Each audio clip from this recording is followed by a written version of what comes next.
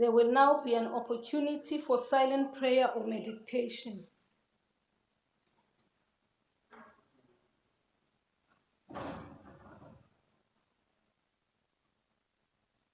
Please be seated.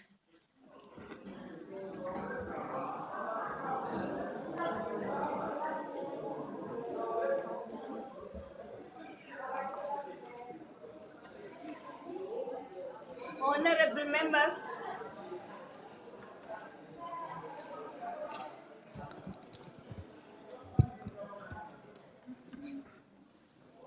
order.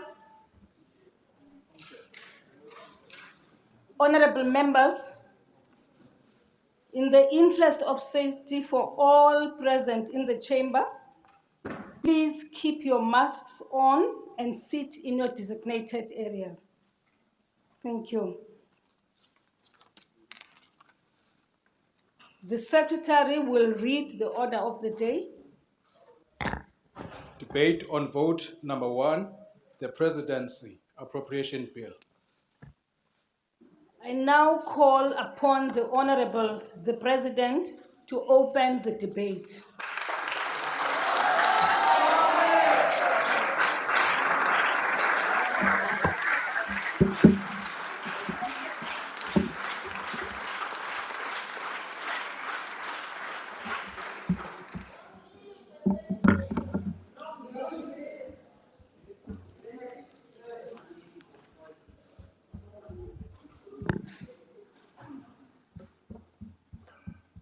Speaker of the National Assembly, Deputy President of the Republic, David Dabede Mabuza, Ministers and Deputy Ministers, and honorable members, and fellow South Africans. Order, Chair. Yes. Point of order. Honorable members, order. Order from all sides, order. Yes, what's your point of order? No, thanks, Chair. My order is on. Thanks, Speaker. My order is on. Today we can't find ourselves in. What are you saying? Get closer to the mic. Chair. Order, honorable members, please. You may be seated, Mr. President. Yes, honorable member. No, thank you, Chair. My order is on the. No, thank you, Speaker. My order is on the President. He is currently suffering from acquired intellectual intelligence. Take your seat. That is not a point of order. Take your seat. That is not a point of Honorable Mafumba. Honorable Mafumba. That is not a point of order. Take your seat. Speaker, I haven't finished. You are saying I must take my seat. No, but the one who's calling an order is insulting us as the ANC. He cannot insult the president. If he's got something to say, let him say what he wants to say in a respectful manner. Honorable member, there's no point of order. No, but that buffoon must sit down. You are the one who's suffering from whatever that is the president. We're also calling an order on you. Take your seat. Can that suffice sit down also? You must give me, Speaker, you Honorable must Mafumba. You're not given anything, you've already insulted us. You're not given anything, you've already insulted the president. What is he suffering from? Speaker, you make a ruling when I've already addressed you. You don't need to be given a ruling, you are unruly. Making a ruling on Honorable Dakute, you have the floor. Thank you very much, Honorable Speaker. The program of Parliament is very clear. Today we are dealing with vote 1, the budget vote on the Presidency. The program was adopted by the programming committee this morning. So nothing has changed and we will not allow anything to be done other than the budget vote on the Presidency. I thank you. I thank you, Honorable Dakute. Mr. President, you may proceed with your budget speech. Order, Chair.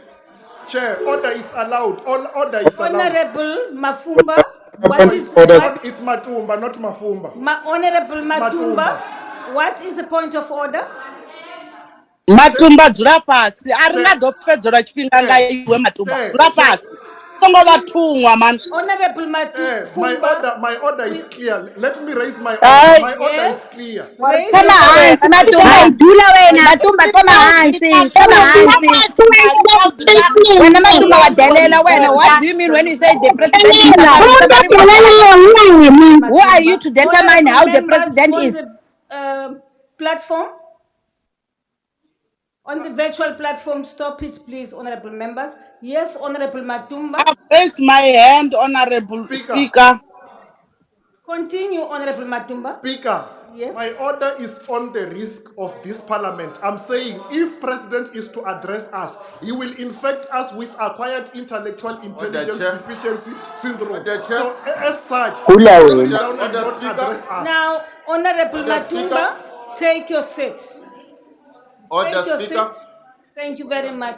I've raised my hand, Honorable Speaker. Thank you, Honorable Speaker. Yes. I'm rising on the rule of point of order that we have already took a decision around this matter. So I request that your decision be respected and then we continue. On a point of order, Speaker. Yes, Honorable Malema. I don't think we are going to run this parliament like that, because you don't give a speaker an opportunity to express himself and then give you the points within which is rising on. He gets interrupted and then you allow that. Can you allow the speaker to make his point and make a ruling? His point. No, You are not the speaker. It must be removed. On which point? Honorable Machueni Rosina, please, will you please mute your microphones?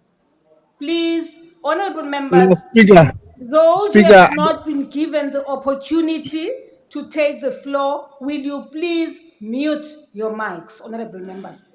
We want to call order, Speaker. Can we be recognized on the visual platform? Yes, we've raised our hand. How can I sit down when I'm not feeling? No, Speaker. Honorable member, will you please take a seat? No, Speaker. We've raised our hands on the platform. Honorable Malema just rises and you recognize him. You don't recognize us, and we have raised our hands on the platform. Honorable Speaker, there is a person on the floor. Honorable member, I am sorry. Honorable Matumba had his hand up in the chamber here.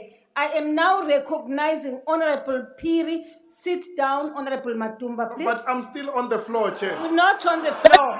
I'm still on the floor. Chair, we can't have a person.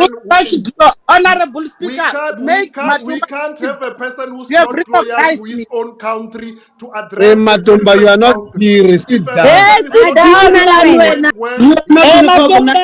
Matumba, can you sit down, please? Who are you? Who are you, Matumba? You are not loyal. It can't be possible. What do you know about reality? Can you rule on that? Honorable members, not loyal to his sit down. What do you know about Honorable Speaker, Matumba is high, must be taken off the platform. We can't have people who have smoked on the platform. We don't know what that person has smoked. That person must be taken off the platform. Yeah, but we must test these people. They can't come high here. My order. You can't have a Honorable Matumba sounds high. Those who are on the virtual platform. Country. A man who can even take money to the bank. A man who fire his own employees claiming that he do not have money while hiding 16 million under the mattress. You can't have such a man addressing the country. Yes, Honorable Pando. You're worried about the economy, you're hiding 16 million under the mattress. It can't be. Honorable members, will you please allow me, Honorable Matumba, and I trust that you are listening. Rule 9.2 provides, amongst others, that a member may raise a point of order at any time during the proceedings of the House in terms of the procedure prescribed in Rule 6.6. A point of order is only Speaker, we allowed are muted if it here. We calls don't hear attention anything. Eh? to a transgression Mara of Julius Ikete, man, a Remshe rule Matswa, and or we are an recognized here. No, accepted but parliamentary we're practice. muted. For now, there is no transgression because this Hey man, we are muted. That's what we're saying. Can we be Yeah, we want to be recognized on the heard. visual That's what platform? we're We saying. cannot have. Stop being a last stupid. programming meeting was this morning. So this We is are an muted. item on the agenda for today. For now, there is no transgression whatsoever. I rest my case. Honorable Point of Pando. order. Point of order. No, Honorable Malema. There are people whose hands are up from the virtual platform. That is Mafanya. That is No. Mafanya. That is Mafanya, not Mr. Malema. I'm not talking about Speaker, you. we are muted. We can't hear nothing. Yes, Honorable Pando. Thank you, Madam Speaker. You've addressed the matter in terms of the rules. However, the rules also indicate that if honorable members keep standing up and raising irrelevant points of order, the presiding officer must take the necessary action. I put it to you, Madam Speaker, that this honorable member is infringing the rules and has raised a number of irrelevant points which have no place in the debate at this moment. I thank you, Speaker. Thank you very much, Honorable Pando. At this point, honorable members, I think I have really tried my best. Speaker, And I am. we are completely out of the Raise house. your hand. We can't hear anything Raise and we your are hand muted on the for system. You can't hear? Yeah, can ICT people assist us also? We can't hear Yeah, anything. for Parliament here. Can we be allowed to speak here? We're muted here. In fact, they must go back and start from scratch because we can't hear anything. Yeah, we never had anything, Speaker. Can you protect us? They can't hear you. If I see an opportunity to run a Malema, I want to be great to the city. Thank you, honorable members. They can't even hear President you. Malema, can you recognize us on the President visual platform, Malema, stop Speaker? just speaking. No, who's from IT? It can't be. Who's from IT on the platform? It's them who must assist us. Because the EFF is just few people. They Thank do you as very they much, wish in the house. We honorable must all members. come back to the house. Honorable members, can we take a break for 2 minutes whilst the ICT people are sorting out the problem? This debate will continue today. ICT, will you please sort out the problem? For now, we have 2 minutes within which to sort out the problem so that those who are on the virtual platform are able to follow the proceedings.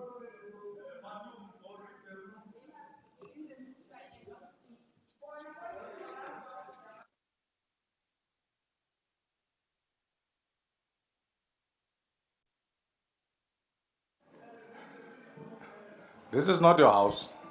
This is not your house. You'll speak anyhow at your house. This is not your house.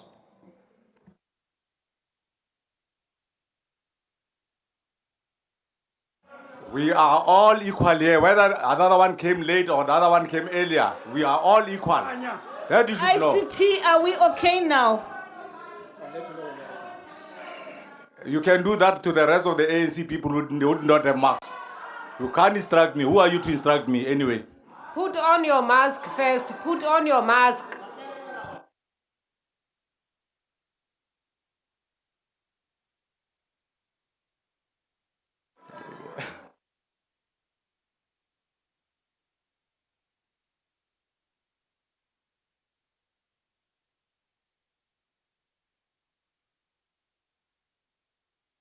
I'm told the system is still being tested, honorable members. Patience, please.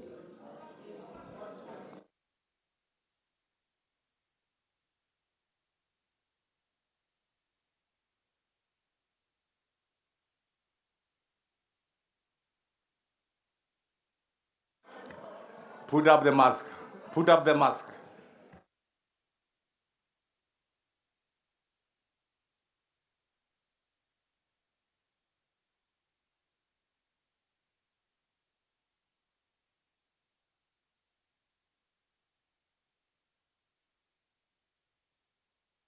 Thank you very much, honorable members.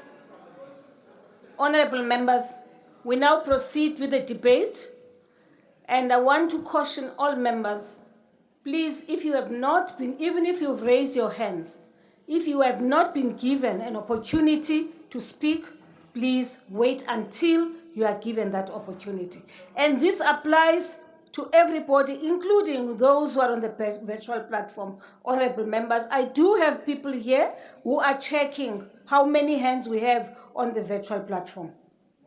May I now allow Mr. President to continue with his vote speech. I was on the floor.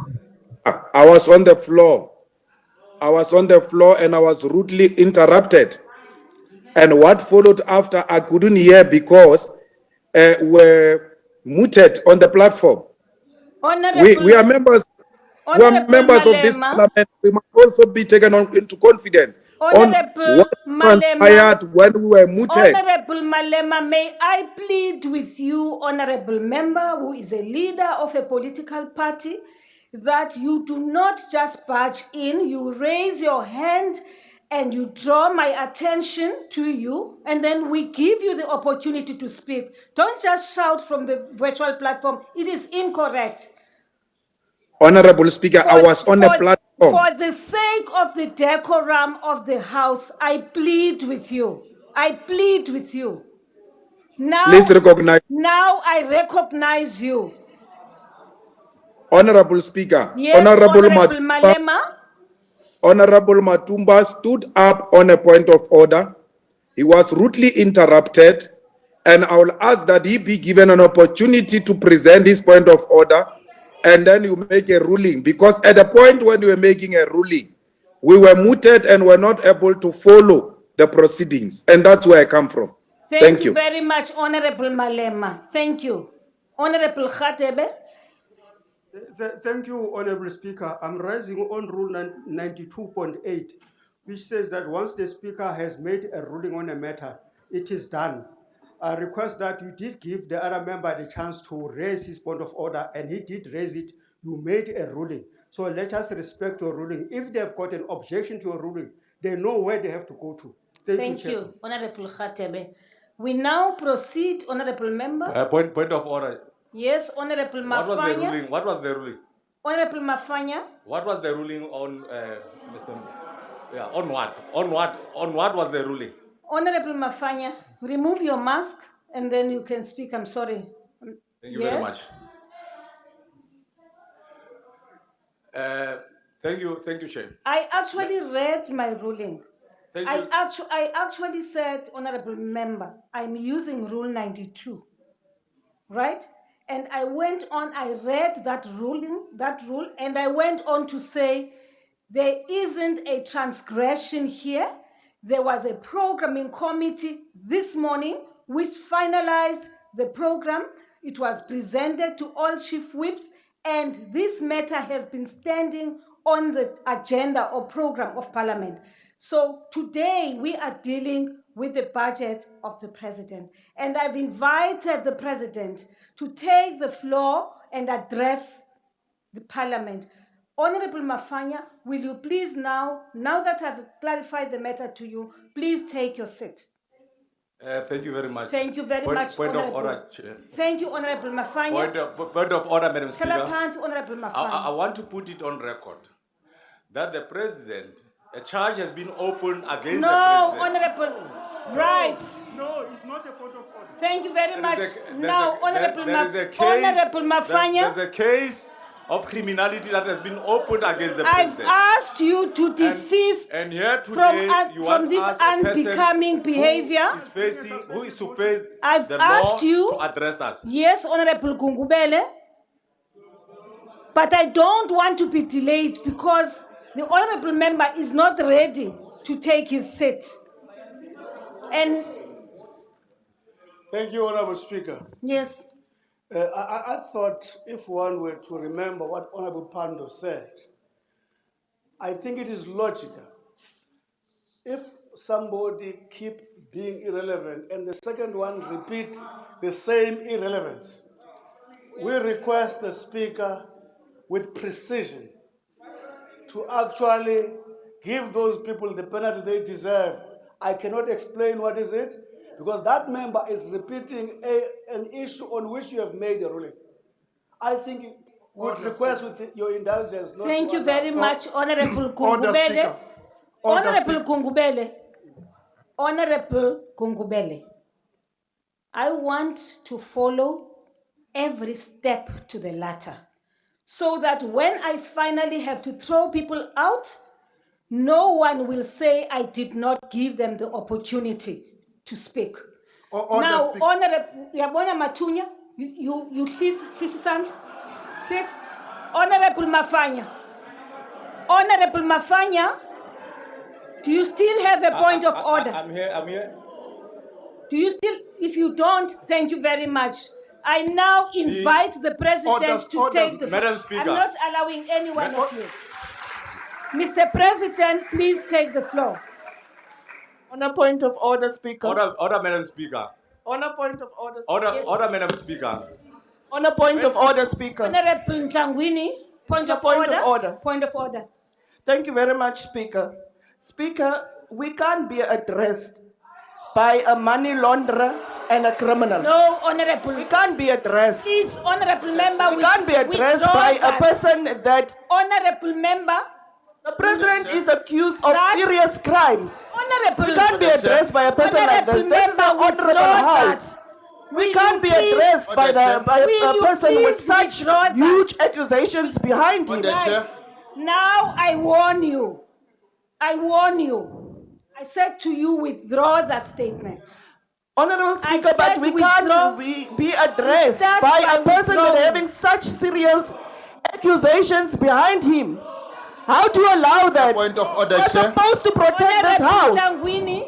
You are supposed to protect us and protect this house. I have warned you. Will you please desist from this behavior? Now, Honorable Ntlangwini, I've requested you to withdraw. Honorable Speaker, on the visual platform, the Deputy President of the EFF want to speak. And you are not On a noting point him of order. because you are not noting him. You have been On a calling point of for order, for the Speaker. longest Withdraw time. that statement. You have been calling On a point of order, Speaker. Yes, point of order. Point of order is that there's not going to be any withdrawal for referring to Cyril Ramaphosa as a money launderer. Now, That is a fact which has not yet disapproved. Honorable So there is Ntlangwini, no withdrawal that is going to take place because Honorable he's Ntlangwini. accused of serious crimes and we cannot be intimidated by you, by anyone. We've got a right here in Parliament to raise an issue of a president who is accused of serious crimes. So we can never just withdraw things that are true. Will you please mute What are we if we're just going to be made to withdraw Please things that are mute true? Honorable Shivambu. Please mute Honorable Shivambu. Honorable Ntlangwini, I've requested you to withdraw the statement you made. And you are refusing. I've requested Order, Chair. you Order, Chair. twice to Order, to it's a withdraw, political and you are statement. She refusing can't to withdraw withdraw. a political statement. Now, I am warning you now, Honorable Member. Chair, Please. she can't withdraw a Sit. political statement. We are here, we are politicians and we Honorable must make members. political statements. Now, So it's a political Honorable- statement that Honorable president Ntlangwini. is a money launderer. you are He refusing laundered to withdraw. 16 million in his Will you farm. please leave the It's clear, chamber? it's a money launderer. Will you please leave President the is chamber? here. Let him answer for Point of himself. order. President, Point of order. did you Must I launder withdraw? You money? didn't Let say him what must I answer. He's withdraw. there, That he's which seated. you have What must I said. withdraw? President Cyril Ramaphosa, Honorable did you launder Ntlangwini. 16 million Speaker. in your farm? Honorable Speaker, can you recognize us? Go ahead, Zahab, on the visual platform. Floyd, Your name is also mentioned on the matter of Gadi's child. Why are you speaking there in Parliament? If the president Go is ahead not to that nonsense of Our hands are up. we must just leave. Please leave the chamber. Repeat it We're outside. not going anywhere. We're leaving. Speaker, Why do you say we must just leave? must We're leave. not going anywhere. Must leave. We're not going anywhere. Must be taking We're not going chances. to go No anywhere. one is going to leave the house. Here. We are going to church. We're not going anywhere. Leave the house. No one There. is going anywhere. Someone Ramaphosa must leave the podium. Ramaphosa must leave. Yes, No, there are a lot of charges against you. Why are you speaking there?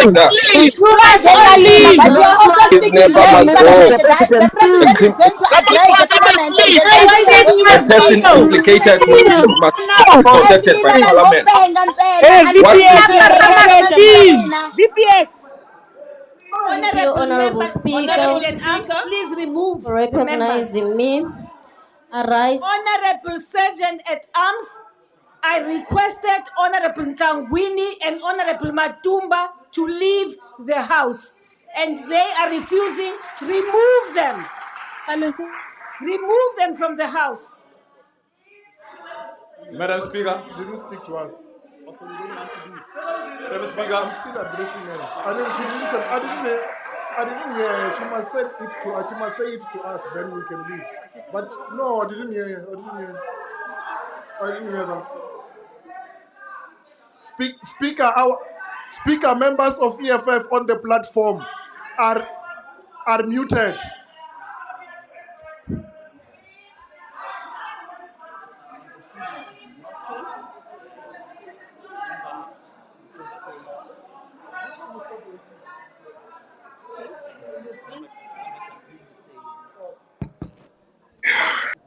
On a point of order. On a point of order, Speaker. On a point of order. We have raised our hands on the platform, Speaker. Can you be recognized, please? On a point of order. I was not given a chance to speak. You won't be recognized. Just get out. Will you please give me an opportunity to get these members out first? No, it doesn't work. It's Ramaphosa who must get out. Honorable Speaker, It's you're Ramaphosa. rejecting the wrong people. The name of Floyd Shibambe has been placed on the matter of Gladys Card. Why is he in parliament today? Why is he speaking?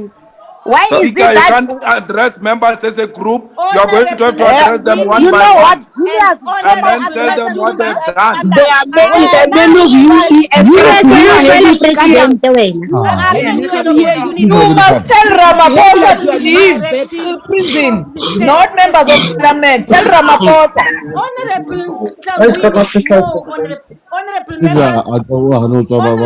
Speaker? Mr. Buffalo must leave the house. Mr. Buffalo. Ramaphosa must also leave the house. Speaker, on a point of you yourself must leave the house. You don't even have. You must leave the house. Come on, give us the camera. I will see you if you are like Balega now. What members of parliament Now, take them out, all of them. Speaker, you can't remove members as a group. On you. Speaker, you have to explain every member what is your affair. To comply with We the can't even directives explain. of the chair. We are like Balega now. We want the members of parliament to be beaten. Your hands are dating like Balega. The ability of the house. You are the one whose hands are the one who are doing it. What you are doing is a serious crime. We've been listening to you. Joseph, you are listening that's on members of parliament. Prospected thief cannot That's on members of parliament. Your name is out there. They saying you're involved Those are small in the matter boys, of man, that child. Speaker, on a point of order. But you come here and act clean. Point of order. Speaker, can you recognize me? Speaker, can you recognize me? On a point of order. Honorable members. Speaker, the deputy president is calling Can you a point recognize of me, order, please? Speaker. Sponsors have no right to touch our members. They have no right to touch our members. Natasha, murder those idiots. They have no right. Not to feel you have unleashed cards on the computer. Protection of a money launderer. You never touch our members. You are murderers. You are removing the wrong people. You are supposed to remove the kidnapper.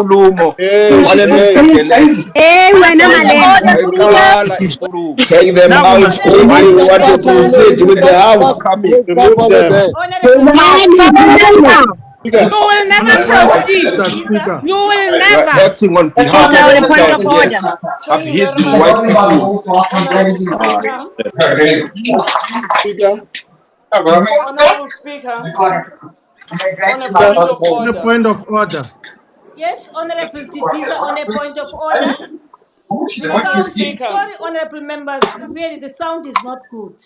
We can hardly hear one another. Waikala speaker in. Speaker, Honorable Speaker, Speaker, please Speaker recognize Waikala me. in. you Speaker. made a ruling that Honorable Tlangwini must Oh, leave yes, the it's house. easier to watch them. As she resisted, she actually made made a statement which is unparliamentary. She said, "We cannot be addressed by a criminal." And Yes. at the time, Yes, we can be addressed by a criminal. There is a criminal. What's the problem? Ramaphosa is a criminal. Because it's mostly the ANC people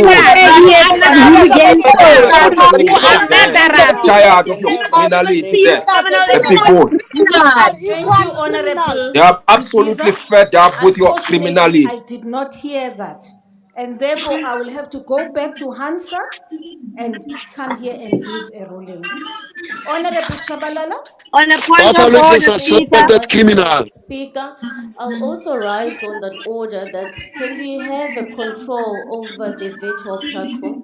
Those are not recognized to speak in the virtual platform clearly because it is distracting the house. Can it be muted? Mrs. Daisy, You please. would have recognized Speaker, what I'm talking about. Let me see, Mrs. Daisy, Mama. This issue, Cosmetics. Cosmetics. any member Cosmetics. on the same matter, the speaker Not should not be cosmetics. allowed a word of order. The very the president is here to Cosmetic shop dead. This is the point of order. On the point of order, Speaker.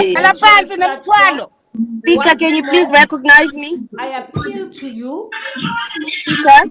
not to just budge. Speaker, can you please recognize me? I really want to make an appeal. Our hands are up, But Speaker. equally, I want to make an appeal Got to all of Speaker. honorable members. Can you recognize us on the platform, Speaker? Because it is difficult. Our hands are up here on the Hear my platform. instruction. Thank you very much, honorable members. Our hands are up on the virtual Katshele platform. lezi gebengu nisifuyele zona. Ngantshela. Honorable Speaker, it is unacceptable for you to call security Julius, you are on not members. recognized. You are not special. But I'm recognized. What do you mean? The Speaker said, Honorable Malema.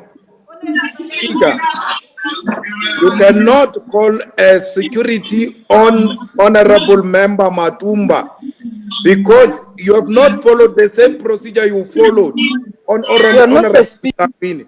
You cannot treat them as a group. Julius, listen on the speaker. Both of them and both of them. Listen, Honorable Julius.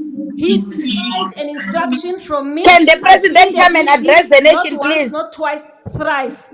And I have now issued a directive that he should leave the house. Now, honorable members, I will now mute anyone who conducts himself, herself, in a manner which is unbecoming. I will now mute your But our hands are up, Speaker. My hands are up. Honorable member, Mr. President. Our hands are up. Can we Speaker, my hands are up. No. Point of order, Speaker. Point of order. Malema, you have raised your point and I've responded to you. On the point of order, Speaker. That's not me. I don't know why you are calling my name. I didn't say anything. My hands is up. Can you I recognize don't know me? why you are calling my name. I didn't say anything. Honorable member. The two comrades that we have just told to go out Yes. do not represent themselves. Yes. We have a constituency Yes. that we have to look after. Yes. Number two, Our mandate. But this is not a point of order, Honorable Our Member. mandate is to have clean governance. Tell me what your point of order is. Let her finish, Speaker. Don't panic. Against the president. What is your point of Mlalele akhulume. Mlalele. You are very impatient. Which rule is this? Must listen. You are out of order. On a point of order, Go to Chair. the room and ask which rule is this. Thank you No, very much, Speaker. Chair. Speaker. I'm rising Speaker, please on Rule recognize me. 92, read in line with Rule 66. Any member who rises here, Chair, Madam Speaker, any member who rises here must quote a rule that he wants to present. The common sense that we are presented with here cannot go on. Can you please make a ruling anyone who disrupts Speaker, the house recognize order then go outside that the president will Wait, proceed when with you the think Speaker. On a point of order, Speaker.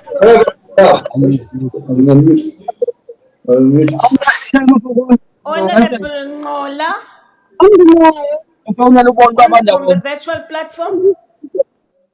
Honorable Thank you Ngola. very much, Honorable Speaker.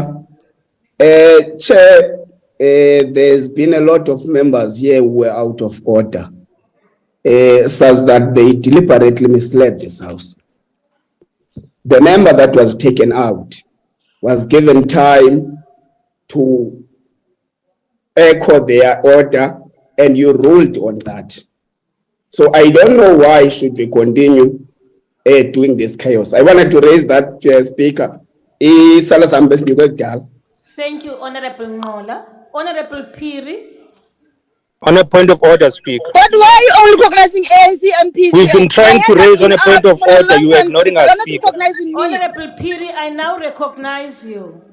Can I be What recognized, about Speaker? me? Nami futhi recognize. Honorable Piri, I now recognize you.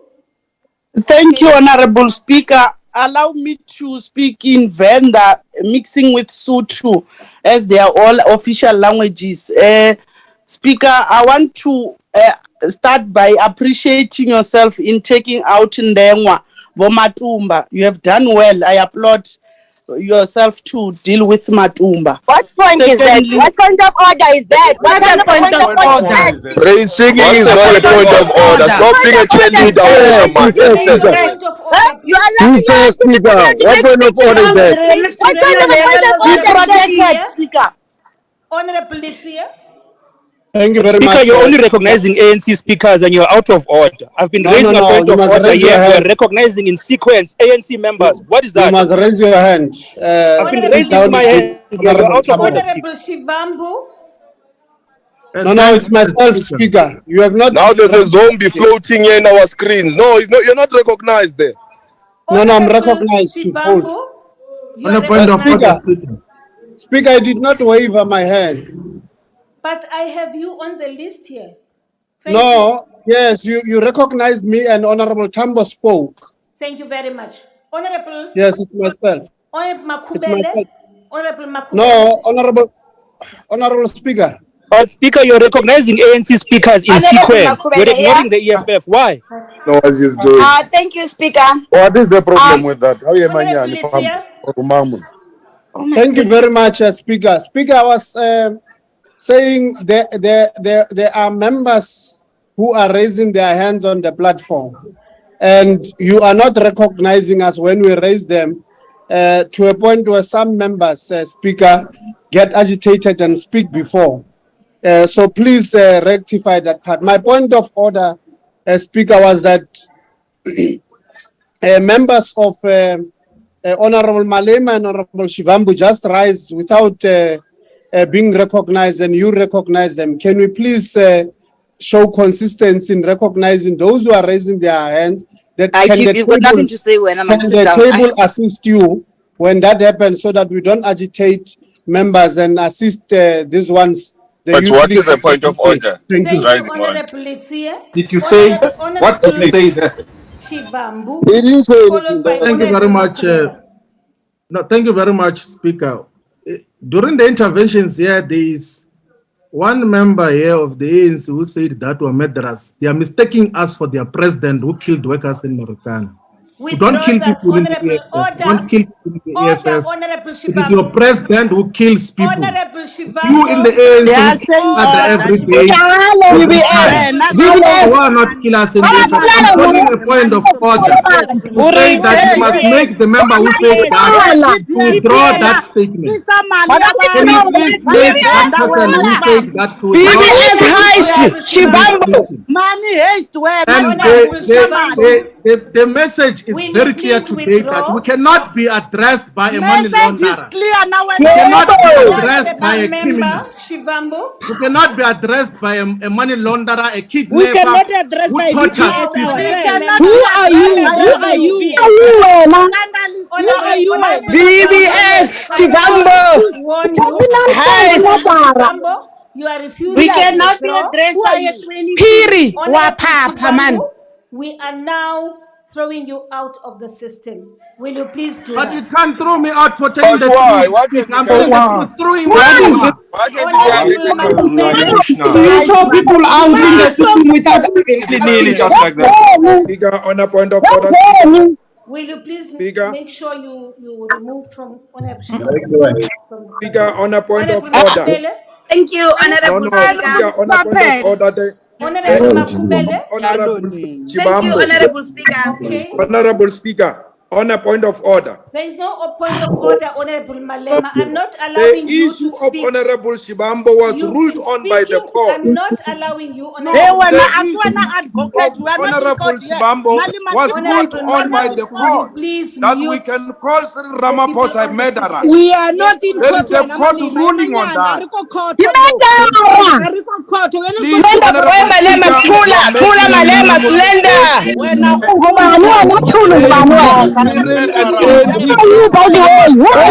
there's a Honorable court members, ruling on that I matter. said, will you please mute the people on the platform, on the virtual platform? Why? What did we do? But you can't mute all of us. We want to Thank you, speak here. We have Honorable raised our Speaker. hands. Yes. I'm rising on a point of procedure.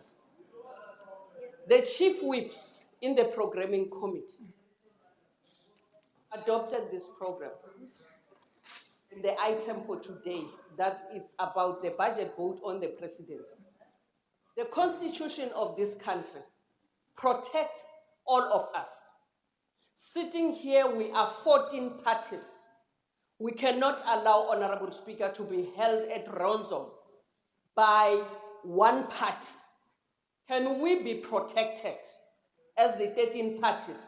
We didn't go anywhere to caucus that we want to disrupt the House. We are here to execute our mandate as members of the ANC, of Parliament. All of us, all 13 parties, can we be protected? The one party that doesn't want to be part of the proceedings must be thrown out. Thank you very much, Honorable Member, Deputy Chief Whip. Now, Honorable Members, may I address you? I have an order, Speaker. I'm now addressing you. Will you wait? The principle that the privilege of freedom of speech I'm speaking. may be limited. Shoo. What's wrong with you?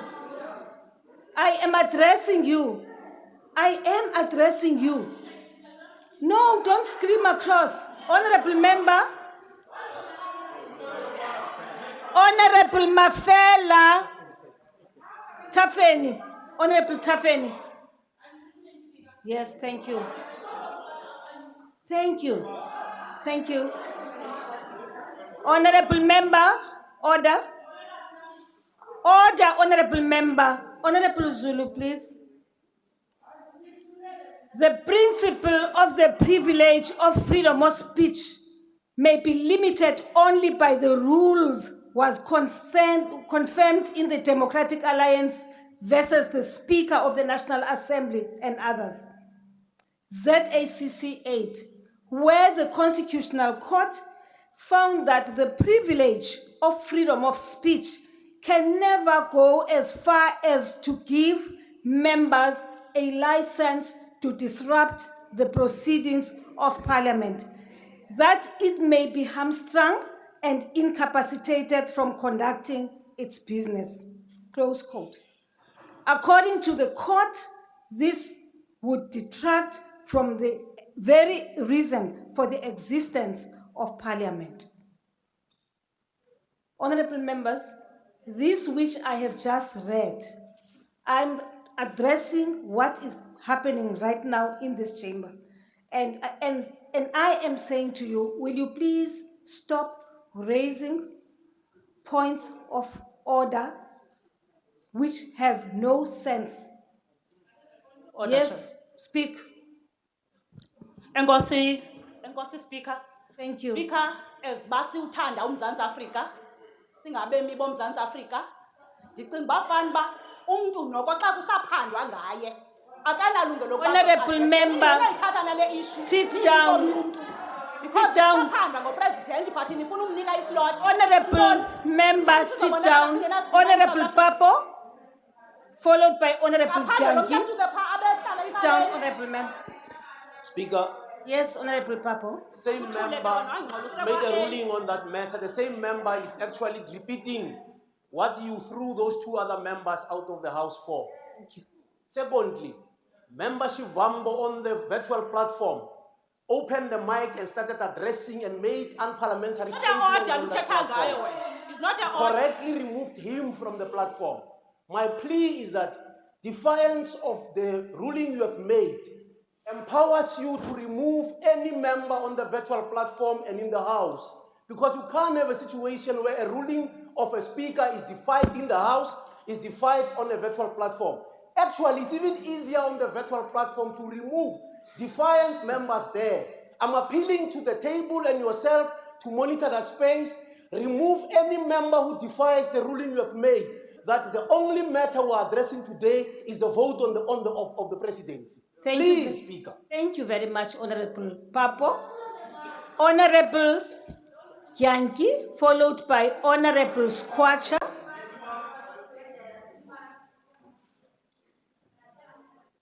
Honorable Yankee. Thank you, Honorable Speaker. Honorable Speaker, I've had my hand up for 40 minutes. You are not recognizing the House. You are treating this House as if it's only physical. You said virtual is part of the House. Table, will Why you are we now please being muted make like sure this? that you mute everybody and Point of order. sensitize me about people. Please. But how are we going to speak when you... But a point of order, you're excluding a majority of the House which is on the virtual platform. How do you do that? Honorable Papo, I want to draw your attention, Honorable Speaker. Our hands are up. Both Rule 92 and 70, because as we have started here, quite a number of rules have been broken. You have read to the House Rule 92. I want to refer you to Rule 92, Section 6 and 9. Because Section 6 says no point of order may be raised in response to a considered ruling which you have made not once. And 9 says members may not disrupt proceedings by raising points of orders that do not comply with this.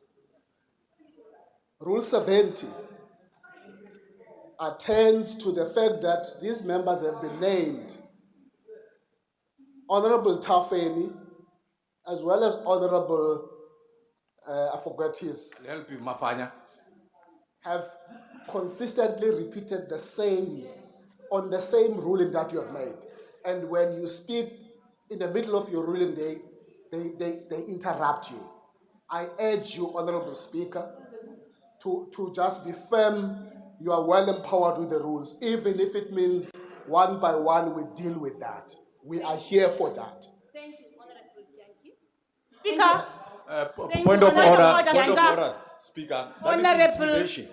What's his name? That is plain intimidation. Whether you say you see, Honorable but it's Tafeni. intimidation. Number 2. And Honorable Mafanya. Yes. May I address you? Please. That is the point of order, Speaker. Honorable Tafeni and Honorable Mafanya. Rule 92 provides, amongst others, I repeat, that a member may raise a point of order at any time during the proceedings of the House in terms of the procedure prescribed in Rule 66. A point of order is only allowed if it calls attention to a transgression of a rule or an accepted parliamentary practice. Now, I want to proceed by saying Constitutional Court ruled that the privilege of freedom of speech can never go as far as to give members a license to disrupt the proceedings. Now, you are disrupting the procedures. Now, Honorable Tafeni and Honorable Mafanya, I did give you an opportunity to speak, and I am now ruling that your points of order are not in line with what I have just read. Thank you very much. Honorable Speaker, Now, there was EFF members in virtual are muted, all of us. So, those Honorable member, Honorable Tafeni, Honorable Tafeni, I warn you. Mr. Speaker, you are unmuted. I warn you, Honorable Tafeni. Sergeant at Arms, will you please proceed to help assist? Unmute those members that are not assist Honorable Tafeni. Point of order, Chair. Madam Speaker. Honorable. It seems you are going to remove all of us. And I want to put this thing on record. Madam Speaker, I want to put this on record. The country, it is where it On a point of order, Speaker. What point are you raising? But Speaker, she's raising a relevant point that you can't mute us on the platform. Why are Which you rule are you raising? You have muted the majority of Parliament on the virtual platform. It's out of order. How do you do that? But you are worse than Balega now. Why are you removing Tafeni by taking to the members of chair? You have muted Parliament. You are out of order. We want You don't even recognize the hands. Kasi why EFF That is why even in white people. That's why you want to speak amongst on yourselves. a point of order, Speaker. We are on the virtual platform. It's not about you. Now I read to you. It's about South Africans. On a point of order, Speaker. And mute us. On a point of order, Speaker. On a point of order, Speaker. On the virtual platform, there's a point of order. Is disregarding Elite. the authority. Point of order, Speaker. Point of orders, yes, Speaker. There's a point of order, Speaker. Point of order, Speaker. There's a point of order on the virtual platform, Speaker. Point of order, Speaker. I have given point you of order. Point of order on the visual platform. Not once, I have warned you twice. Point of order. What is this? We're not in your people out like that. You can't be throwing people out like that. What did they do? Can you bring the bouncers to come and pick me Honorable up? Mafanya, will you please leave the chamber? But you speak. Please, indala ngabantu lapha. Speaker, recognize us here. Will you please recognize us, please? Speaker, on a point of order. Cancelled from the house. Which rule? Speaker. Order. You must not Rule 69. Rule 69. That is not a house. Speaker. You must not go, my fire. It's not this house. It's not a house. Speaker. That speaker is not helpful. Speaker. You are doing exactly what to Zuma. Speaker. That is your modus operandi. When you are protecting the status quo as a dangerous thing. You are dangerous. You are an in-house Negro.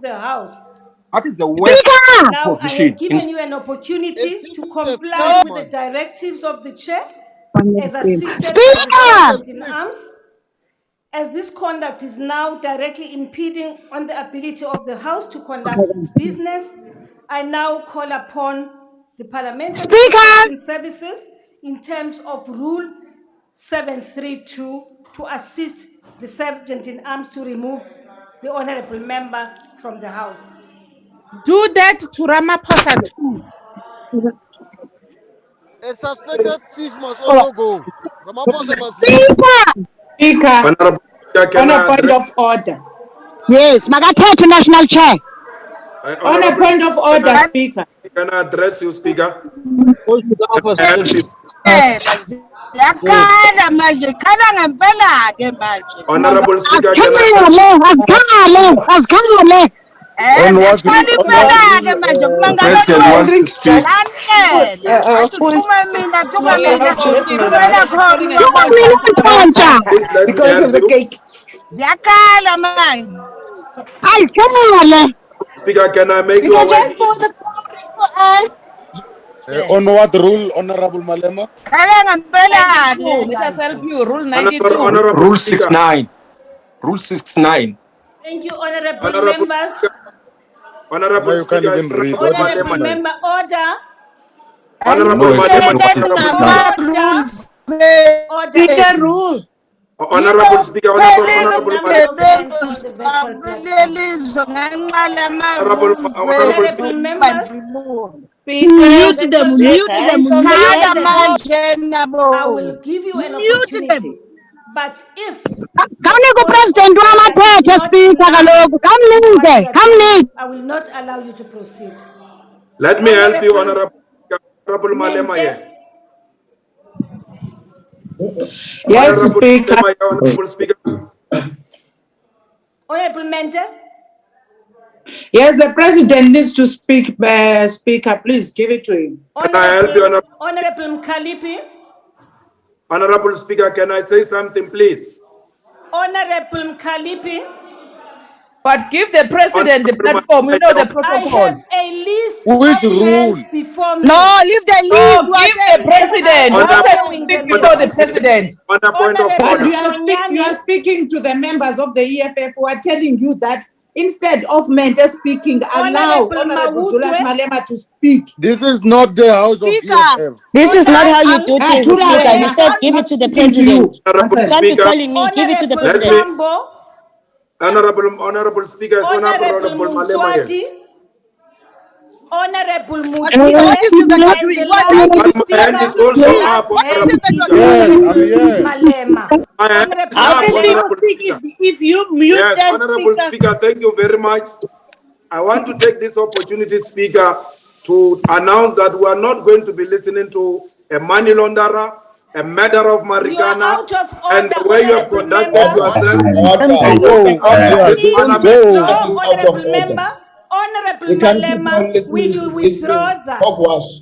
Withdraw what We are you just walking said. out of this parliament. We will not Good, listen to a good. money Will launderer. you- We are going to parliament. You are repeating what you have done with Zuma. Honorable- Go on. You will have yourself to blame for protecting criminals. He's a money launderer. He's a torturer. He's a murderer. He stole money and took money under the mattress.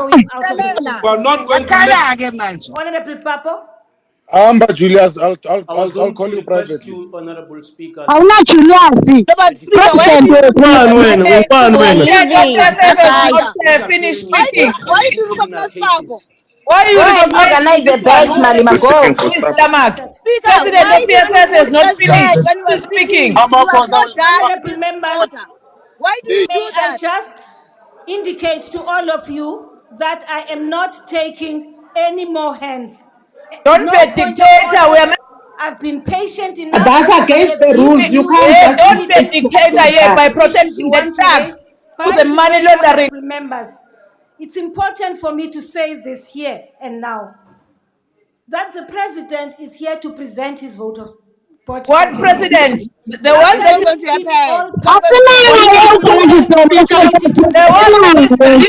Money launderer.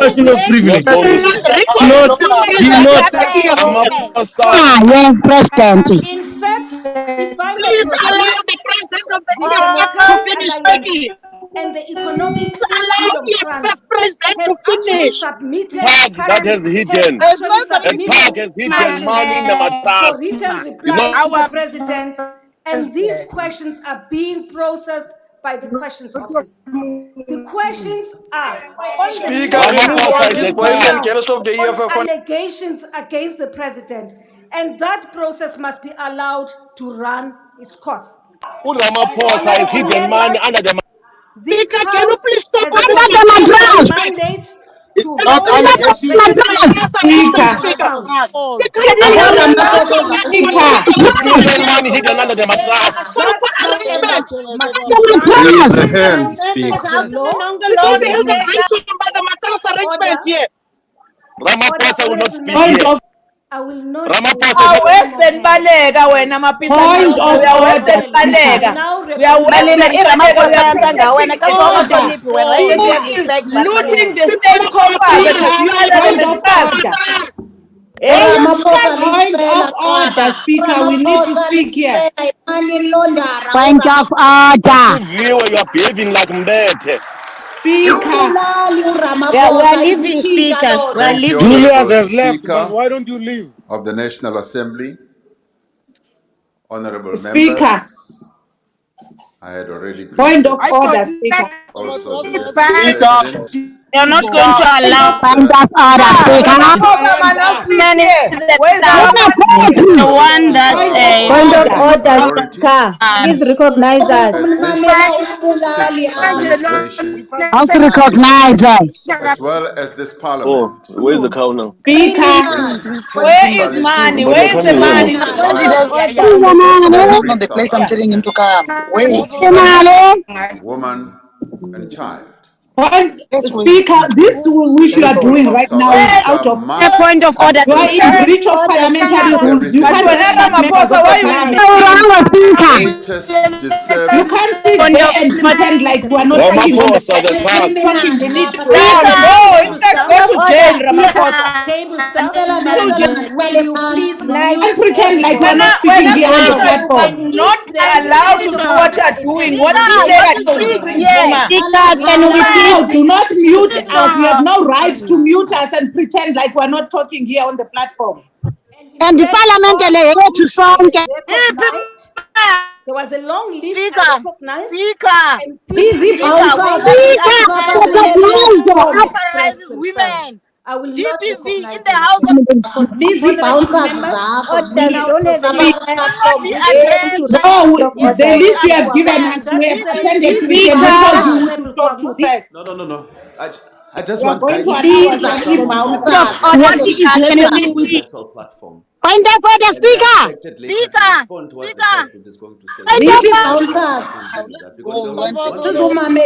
Okay, take a On a point of order, we have not switched. Busy bouncers. They can hear. Ramaphosa, you're not going to on a speak. point of order, Speaker. People will raise their hand on the platform. Please allow us to speak. We have raised hands. Listen to the president and allow him to finish his speech. We'll have an Ramaphosa, open parliament. Speaker, my hand is up. This is not Palafala. Yes, This is Honorable not Mazoni. Palafala. Open parliament, Ramaphosa. Open parliament, we're coming. God. Please allow us to speak. Our hands are up. The hand of Speaker, the head of the National Can we please speak? Honorable Tambo, Please address more than 40 minutes, and you are not allowing the majority of people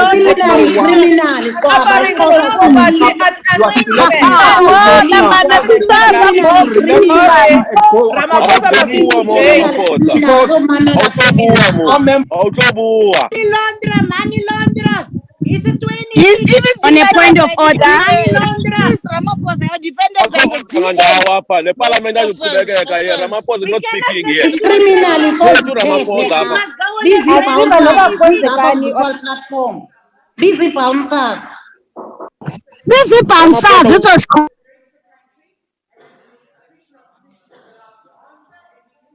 Thank you, Honorable Mazoni. Honorable members, table staff, I have directed you to mute all the people who are on the platform. Only allow them to raise their hands, only, but not to speak when they are not recognized. Now, That does not affect the people who are in the chamber. The people who are in the chamber, there is no way we've muted you. It is not true. But I have pleaded with you as honorable members, as leaders of society, that you now allow for the president to present his budget vote. And if you feel very strongly about raising issues with him, you will have an opportunity this afternoon to raise those issues when you debate his speech. That's what I'm saying. That is my ruling, honorable members. So I will not allow anyone now, from now onwards until the president finishes, I will not allow anyone to raise a point of order because unfortunately the points of order are frivolous. Thank you very much, honorable members. You may proceed, the Honorable Mr. President. I don't know about that. Thank you, Honorable Speaker.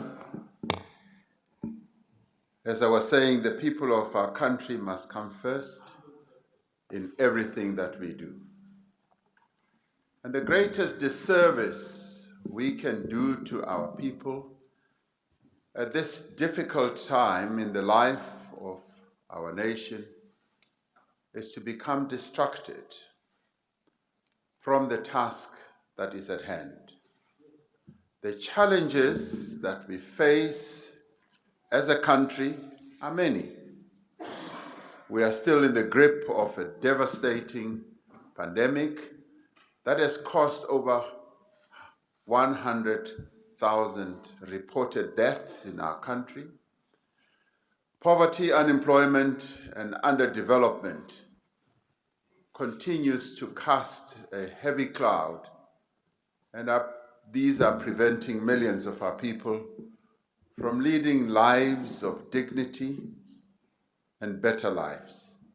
In recent times, we are having to deal with another problem, which is the rising cost of living. Cost of fuel has gone up.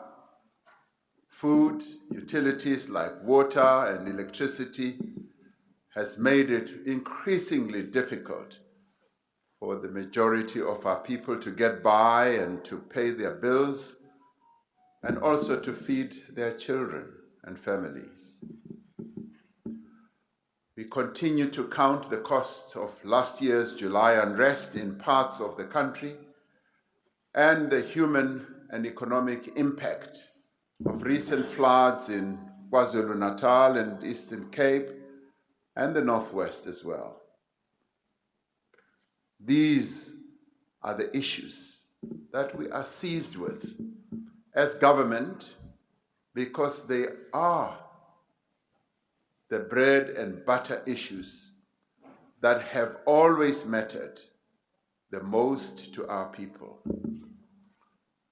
As the great revolutionary Amilcar Cabral once reminded the liberation movements of post-independent Africa, he said, "The people are not fighting for the ideas, for the things in anyone's head.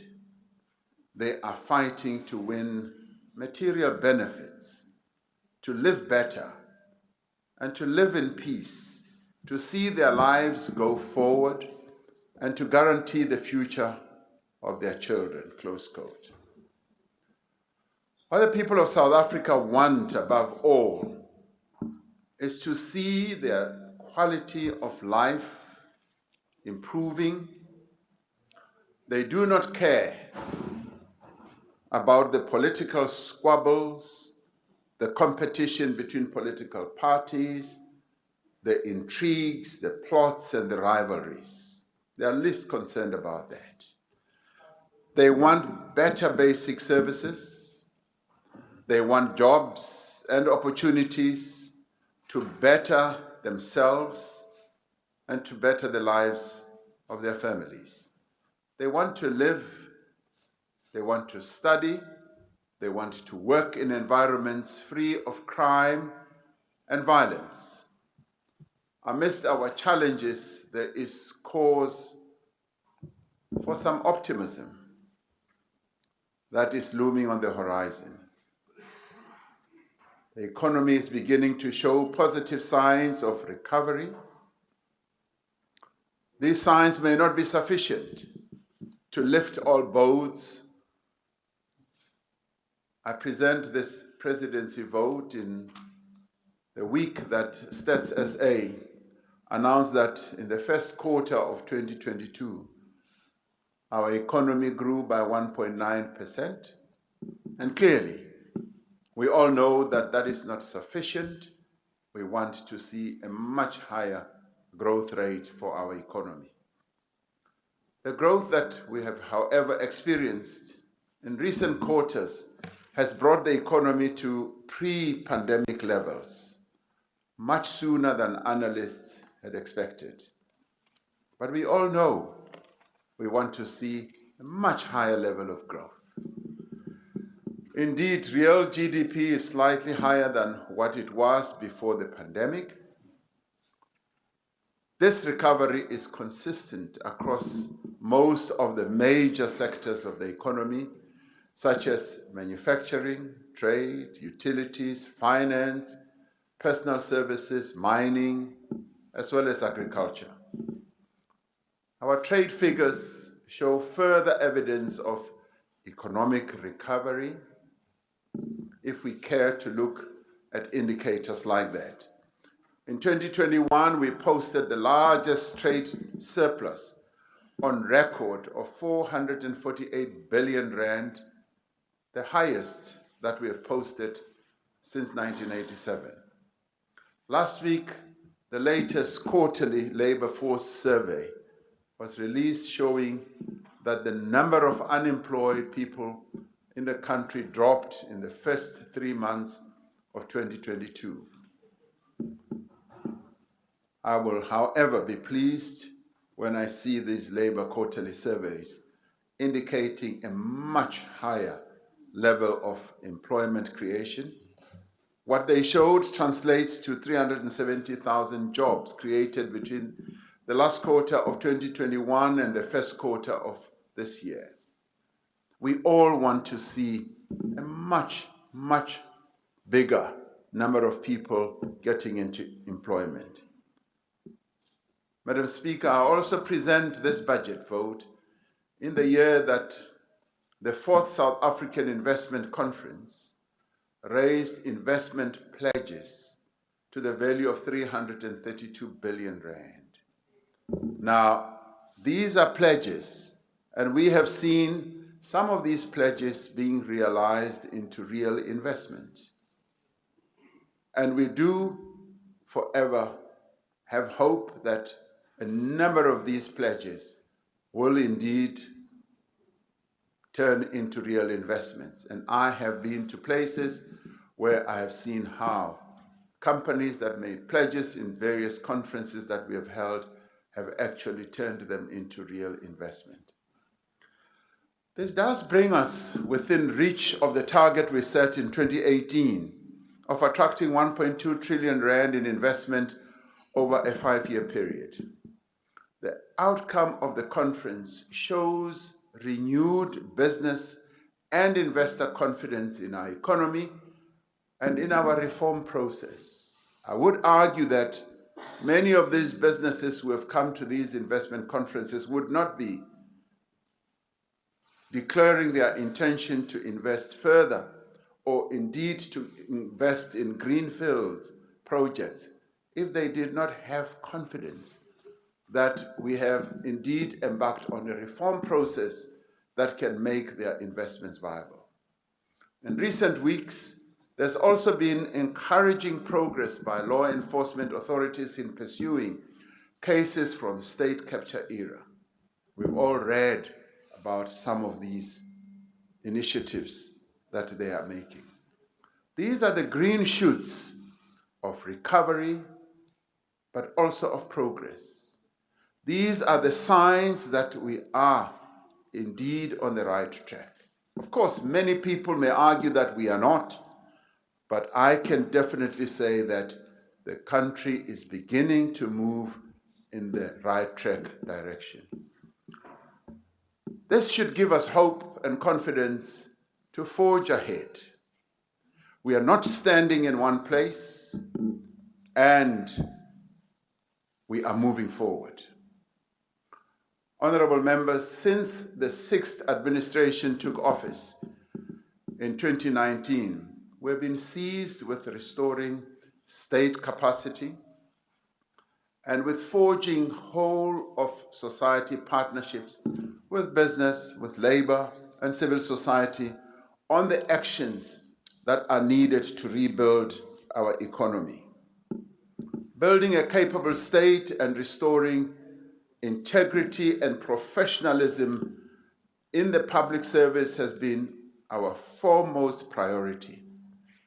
What we have sought to do over the past 4 years is really to locate the presidency at the center of an integrated government, a government working together across all the various structures that are in our state. From this center, we've been leading the drive to reconstruct the nation's economy in a manner that is inclusive, a manner that leaves no one behind. In this year's State of the Nation address, I outlined our key priorities for the year that lies ahead. These priorities are to grow the economy and to create jobs, to fight corruption, make communities safer, build better lives for all our people, and make government work for the people of our country. We've been doing all this while working to ensure a swift recovery from COVID-19 pandemic and mitigating the impact of the recent floods that we have experienced. At the heart of our growth strategy is a bold and far-reaching economic reform agenda. These reforms are being driven by the relevant government departments as well as agencies and supported by Operation Vulindlela, which is an initiative in the Presidency and our Treasury. These reforms aim to achieve an affordable and reliable supply of electricity and efficient freight transport, amongst other things. They aim to achieve long-term water security for our country and our people, cheaper mobile data for all South Africans, and a visa regime that Honourable facilitates Speaker, on a point of order. tourism and investment. Honourable Speaker, on a point of order. Honorable member, you have just stepped in and I have just made a ruling that I will not allow anyone to make a point of order because we've taken an hour. But our members in the platform are muted, Speaker. Everybody's muted. Can you please unmute them? Thank you. Because you unmuted our members. Thank you. They are participating, so unmute them. There's no problem. Your ruling is right, but just unmute them. They're in the platform. Honorable member. Honorable member. Speaker. Honorable member, switch off your microphone. Unmute our members in the platform. Will you please switch off your microphone? Are you going to unmute them? Switch off. Are you going to unmute them? Sergeant at Arms, I'm now warning you. No, Sergeant at Arms for what? I'm now honorable. You're ruling from the air. Just from the air, no ruling like that. Unmute our members, then I will sit here. I will sit here. No Sergeant Arms to come to me. You must never come to me. Just unmute our members in the virtual platform, Honorable Speaker. Will you please? And we are not going to be addressed by a criminal. We are not going to be addressed by a money launderer. We are not going to be addressed by a criminal. Honorable member, will you please withdraw that? And I'm not leaving. Please withdraw that, honorable member. What are you going to do? I'm not leaving. Thank you very much. Sergeant at Arms, will you please remove the member from the House?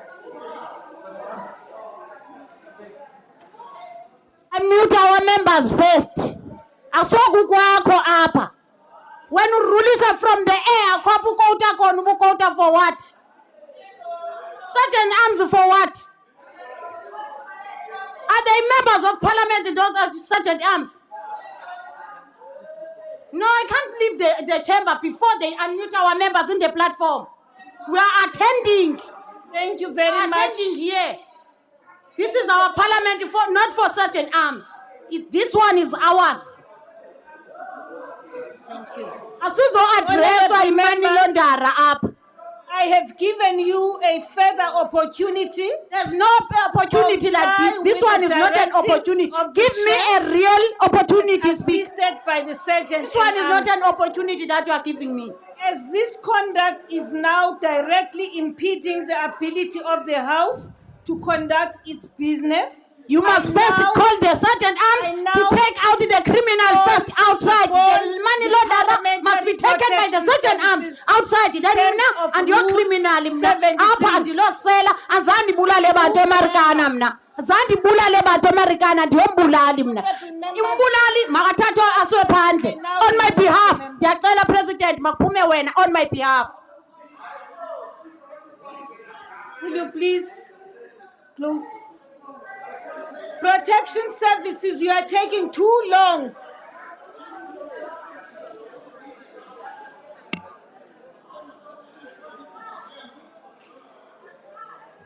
Please remove the member from the House. I have read the rule under which she is being removed. Sorry, for what? I excuse you for what?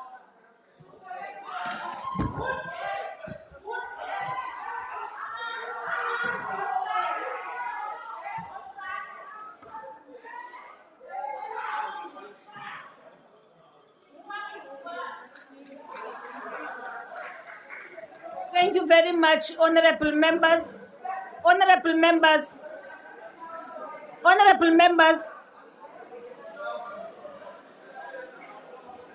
May I just address Sergeant in Arms? Sergeant in Arms, when you have reported to me that they are refusing to leave the House, once I say now you may remove them, the PSS should move, the PPS must move with speed. Because what I've observed now is that they take too long to come in and do what they are expected to do. And in the course of that, they are delaying the House. Honorable Mr. President, you may continue with your speech. Thank you, Honorable Speaker.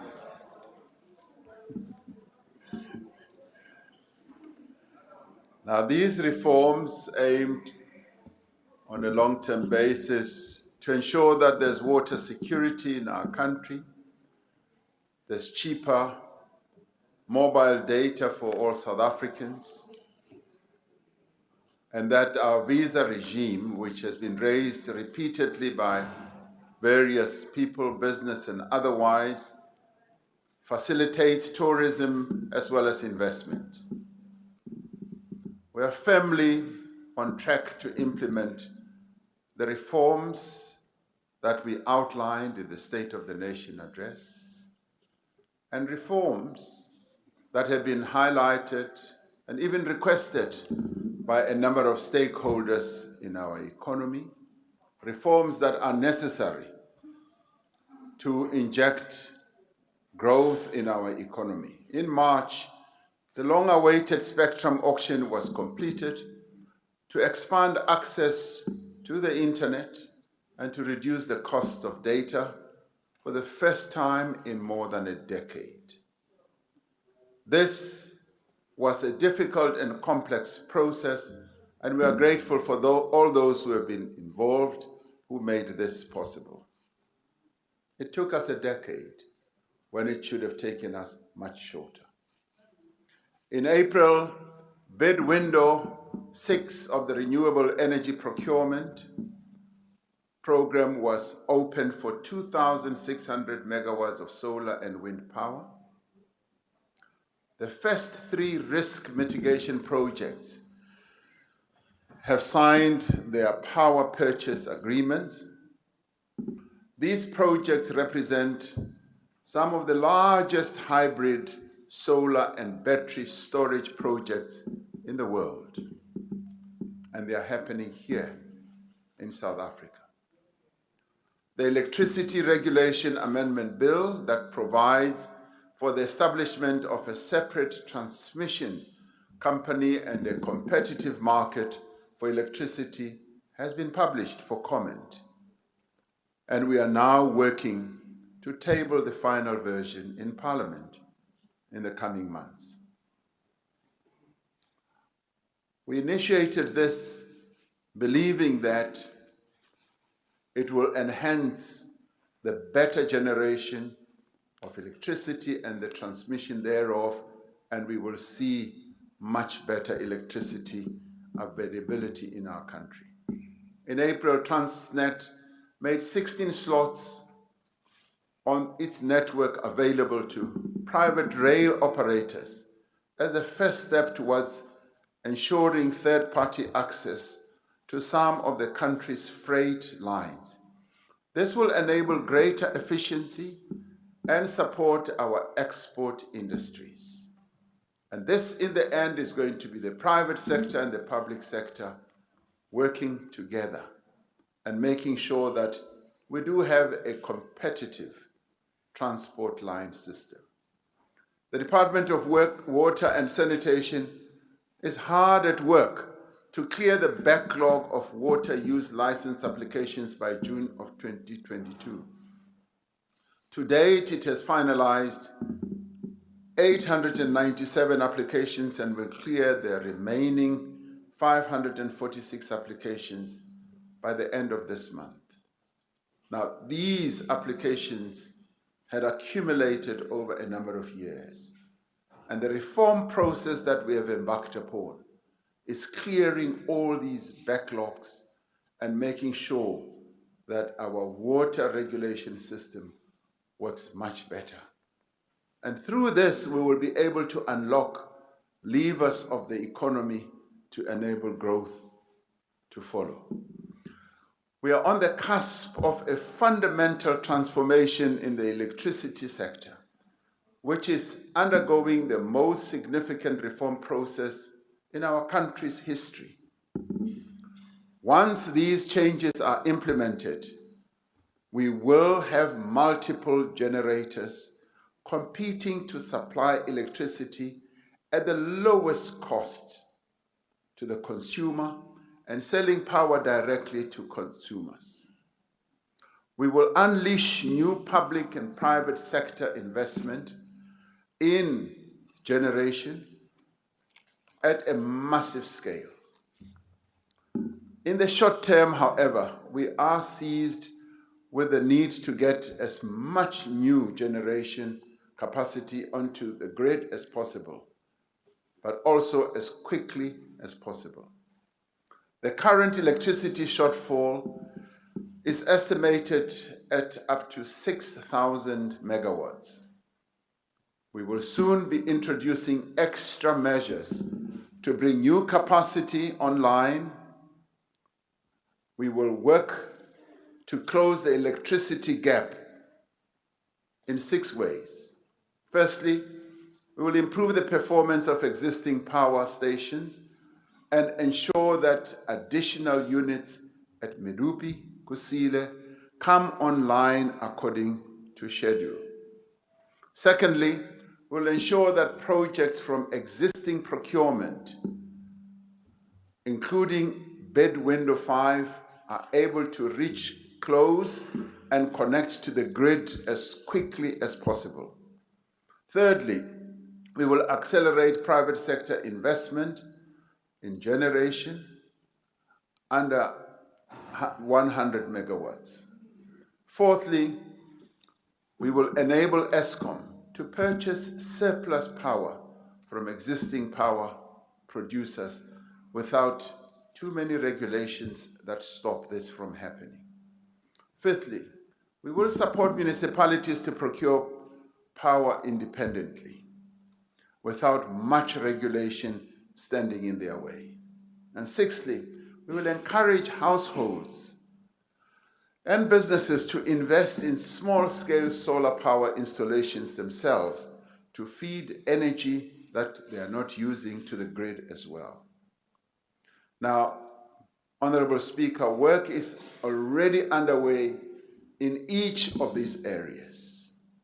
There is coordination with all relevant departments, with ESCOM and the private sector to accelerate embedded generation projects that are already on the way to being implemented. We have already simplified the registration process by removing the requirement of a power purchase agreement for registration. We've also shortened the time frames for environmental authorization and increased ESCOM's capacity to process grid connection applications. And all these impediments were standing in the way of enabling those who want to generate energy to move ahead with their projects. Now, the reform process has taken out all those impediments, and we are now going to move forward with greater speed and greater determination. The first two embedded generation projects under 100 megawatts were successfully registered 2 weeks ago, and a further 16 projects were registered by the regulator this very week. A total of 68 projects are now in development, and a combined capacity of over 5,000 megawatts that will begin to connect to the grid over the next few months is also what we look forward to. Now, alongside these immediate interventions, the Department of Mineral Resources and Energy will drive the process of reviewing and updating our integrated resource plan for 2019 to ensure that it remains relevant in the light of the electricity shortfall and our climate change commitments. Now, this is work that is already underway. When the sixth administration commenced its work, we said that forging social compacts across society would be critical to addressing our developmental challenges. Unless, we said, we consistently strive to achieve broad consensus in the direction in which we want to take the country, we will run the risk of our efforts becoming stalled and even becoming diverted. Since 2018, the Presidency has established a number of processes to forge consensus on the broader economic recovery, the fourth industrial revolution, the reform of our state-owned enterprises, climate change, and as well as corruption. We also sought to engage at the Presidency level with important role players in our country, such as traditional leaders, to address their specific challenges, including the issue of land. We also sought to engage with religious leaders to address the various issues that they've brought to the table. The Deputy President has led this process. We'll report further on the work that he has been doing.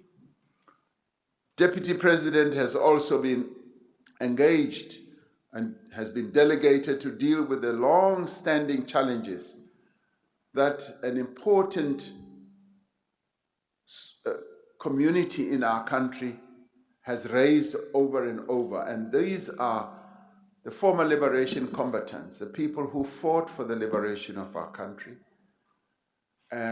regarding the problems that they have continued to experience. And the Deputy President may well touch on this as he speaks. Now, bringing together key stakeholders with varying ranges of expertise ultimately enhances the capacity of the state. This continues to aid the policy-making process in our country. It ensures that all of society is involved in our country's development. It ensures that those who are able to make a contribution also feel part of the process of building our nation. An example of how this is being done effectively is through the Presidential Climate Change Commission, which is currently finalizing a just transition framework that will guide our transition to a low-carbon, inclusive, climate-resilient economy as well as society. Now we've brought a whole range of key role players who are making a contribution on our climate change ambitions. In tandem, the Presidential Climate Finance Task Team that I established earlier this year is working at an expert level on the agreement that will take forward the Just Energy Transition Partnership, which was concluded between South Africa and governments of France, Germany, the United States, and the United Kingdom, as well as the European Union last year. Now, these are important processes that bring together, I would say, the brain power of our nation, collectively, both in government, in the private sector, and labor, and a number of other key role players. This partnership will mobilize climate finance to enable transition to a low-carbon economy while supporting affected workers and communities.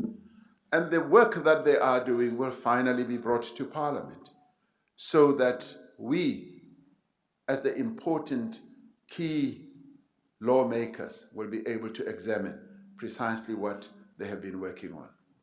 Our focus will be on supporting a just transition in the electricity and automotive sectors, as well as the development of our green hydrogen sector, which in many ways is beckoning. It's calling us to embrace it and to get involved in a much more proactive manner.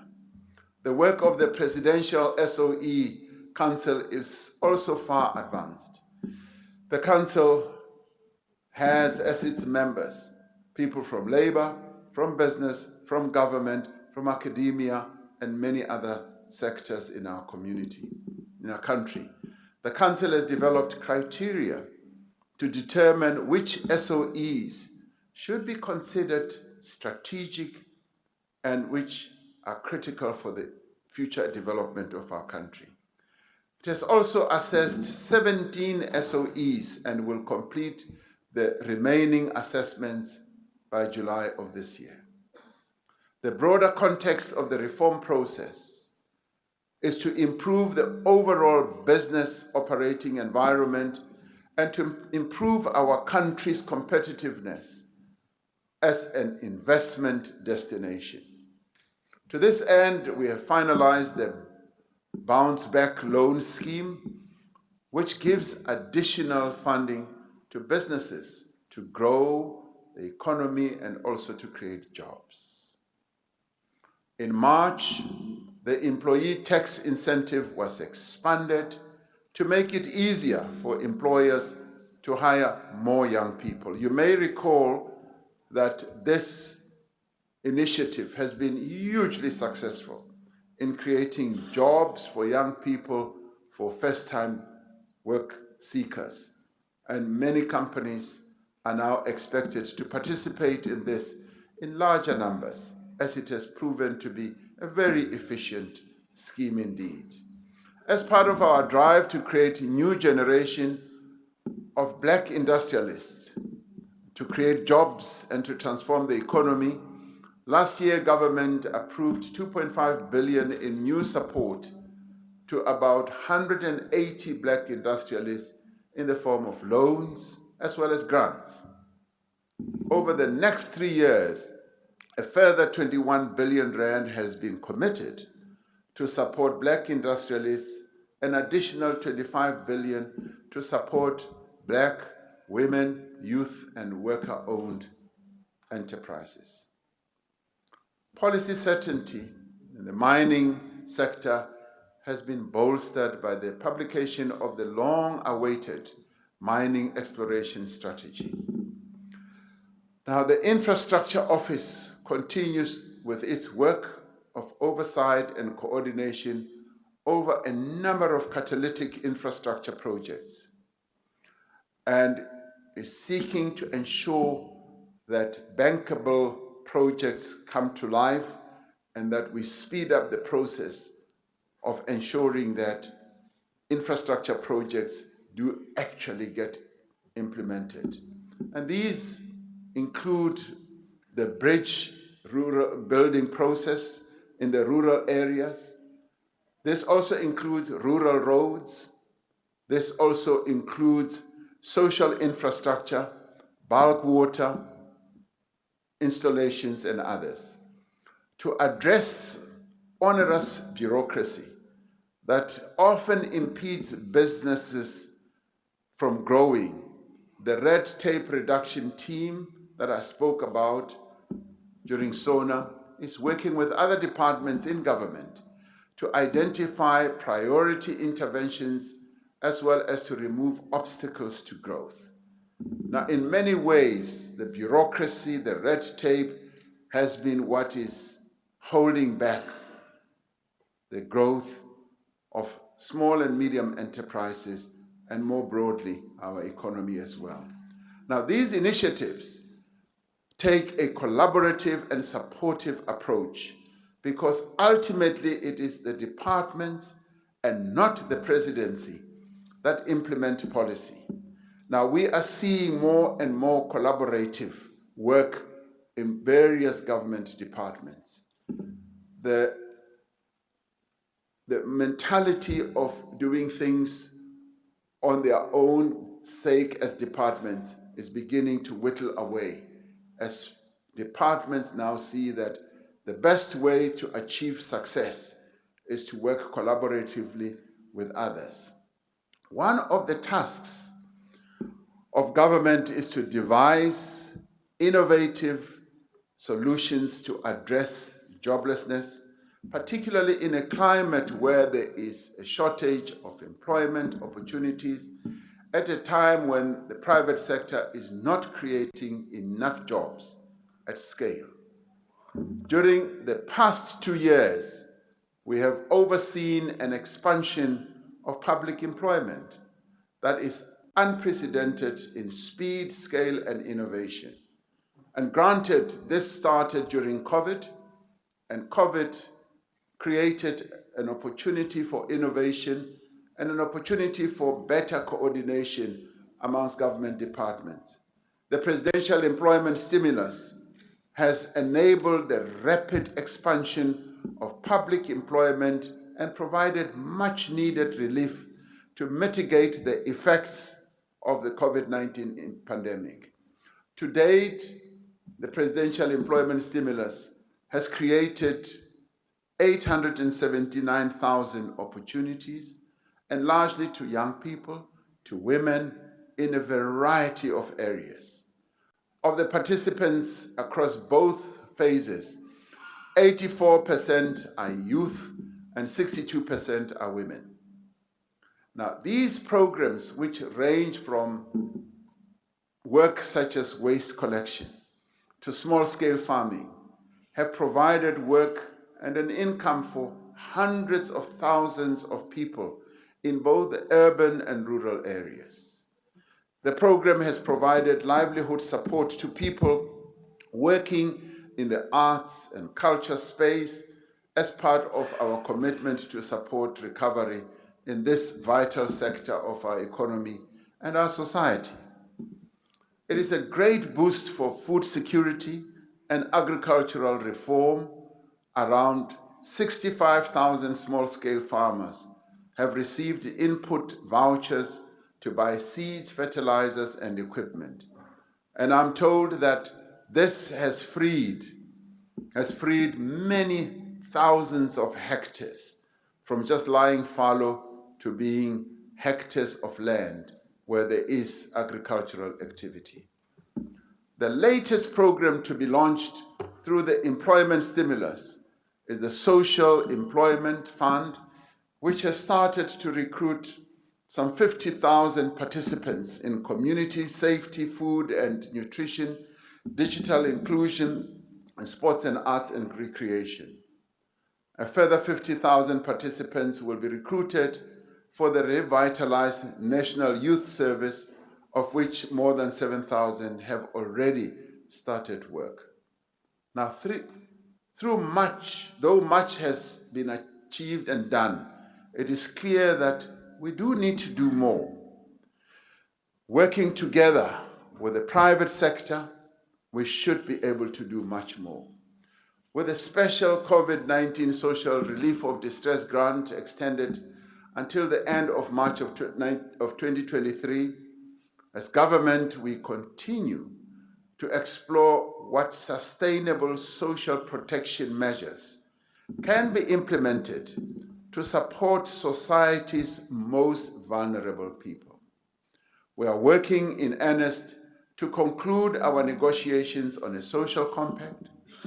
As stated during the State of the Nation address, the discussions that we are having with social partners are dealing with difficult issues that need to be addressed, that have wide-ranging implications for our economy. We are hoping to build a new consensus that pairs economic reform with measures to support employment and expand social protection as well. We are determined that the social compact that we are seeking to build will be substantial as well as meaningful, and that it should make a real and lasting difference in the trajectory of our economy as well. Now, honorable members, our experience with the COVID-19 pandemic has shown how much can be achieved when all of society works together to achieve a common goal. Thanks to this collaborative effort, we were able to mitigate the pandemic's worst effects on human health as well as livelihoods. We are one of those countries that were able to navigate our way through the pandemic rather well. We could have done better, but we do rank amongst those countries that did a lot better than others. To date, approximately half of all adult South Africans have received at least one COVID-19 vaccine dose, and our priority is to increase the rate of vaccination to protect our people against possible new waves in the future. There has been vaccine hesitancy across our country and indeed across our continent. But we remain hopeful that more and more of our people will be willing to get vaccinated. But I do once again want to encourage our people to vaccinate against COVID-19, to wear masks and to follow all the preventative measures. Over the past 3 years, we've been at the forefront of advocacy as a country for developing countries to manufacture their own vaccines in the interest of current and future health security. And when we talk about vaccines, we're not only talking about COVID-19 vaccines, but all types of vaccines. As we know, South Africa, alongside India, has co-sponsored a proposal to the World Trade Organization for a temporary waiver of the TRIPS agreement. We're using our position as African Union COVID-19 champion to encourage developed countries and international agencies who procure vaccines to purchase vaccines from African manufacturers. South Africa has been hard at work within the AU structures to advance the cause of greater pandemic preparedness for our continent. This includes strengthening public health institutions, expanding manufacturing of medical countermeasures on the continent, establishing a fit-for-purpose health workforce on the continent that can sustain universal health coverage, and also driving collaborative partnerships right across the continent. Even as we focus on recovery from the pandemic, We continue to work with the Department of Health and other departments towards strengthening our health systems in preparation for the national health insurance. As a nation, we are making progress in moving this transformative legislation to reduce inequality in access to quality healthcare. Now, as we move forward, we strive to build a capable, ethical, and developmental state. And in this regard, there is no room for engendering corruption. We will continue to support the work of the Investigating Directorate for the National Prosecuting Authority. We already see great progress in the work that they are doing. The Special Investigating Unit and its special tribunal, the Fusion Center, and all state entities involved in the fight against corruption is gaining traction. The SIU is achieving great success in its applications to the SIU Tribunal for the cancellation of contracts and the return of funds. We will be ensuring that the recommendations contained in all SIU reports are specifically and systematically processed and sent to the respective entities to which findings have been made, and urging that they are acted upon and that stolen funds from the state and taxpayers are recovered. The Minister in the Presidency has been reporting on this work to this House on a continuous basis. We will further and speedily consider all requests for issuing of proclamations and appointments to the tribunal where necessary. As we have said before, the Presidency will deliver to Parliament an implementation plan on the recommendations of the Commission of Inquiry into allegations of state capture, 4 months after receipt of the final report.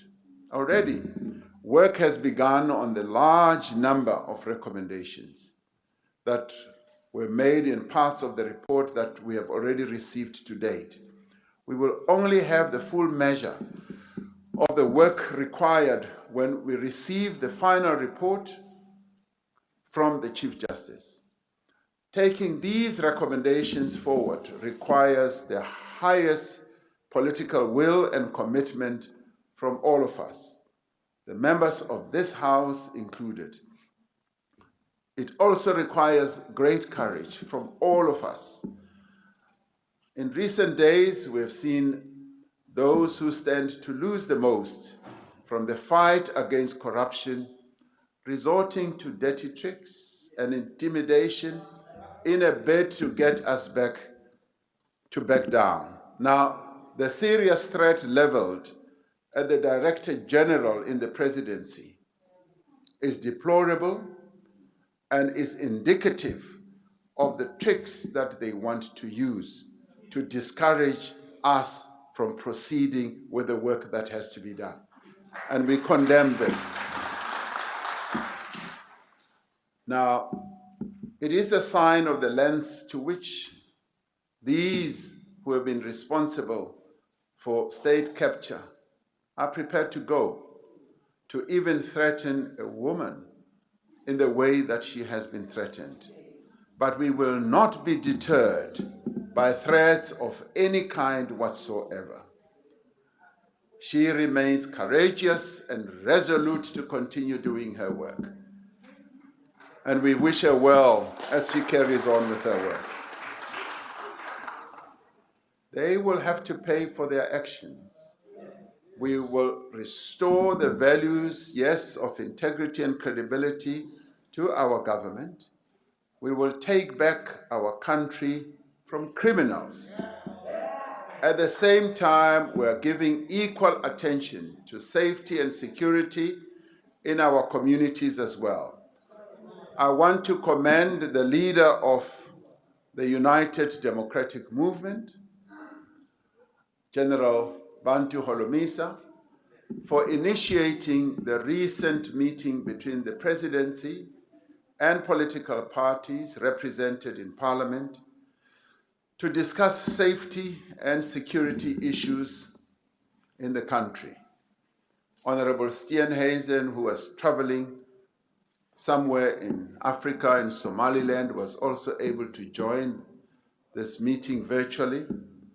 It was a proactive engagement in which we were able to discuss the challenges and possible solutions with leaders of political parties that are represented here. And I'd like to thank them for the various suggestions that they put on the table for us to act on. It is our expectation that as Parliament, you will continue in this collaborative vein when we soon reflect on the draft national security strategy that is being drafted at the moment. I have committed that I'll continue to meet the leaders of political parties on a regular basis to discuss issues of security and indeed a number of other issues that are of common concern to all of us. Progress has been made in building capacity within the law enforcement agencies. The appointment of a new commissioner of police has brought much needed stability in the organization. The first cohort of 12,000 new police personnel is in training at the moment, and that framework has also been developed by the SAPS for the nationwide re-establishment of community policing forums and also the establishment of specialist units that are going to deal with various areas of greater criminal activity. The SAPS has established disciplinary units to address these crimes of economic sabotage and extortion at construction sites by so-called business forums as well. Partnerships between the government and the private sector to address organized crime are beginning to bear fruit. For example, the collaboration between Transnet and the Minerals Council around illegal mining and copper theft has seen an improvement in the security situation at a number of sites. A stronger, better capacitated South African police service is key to combating crimes of violence against women and children that continue to be a real scourge in our country. In January this year, I signed into law 3 bills, as we know, that will strengthen the fight against gender-based violence and afford greater protection for the survivors. Their implementation is scheduled for the 31st of July 2022, once the amended regulations are tabled in Parliament.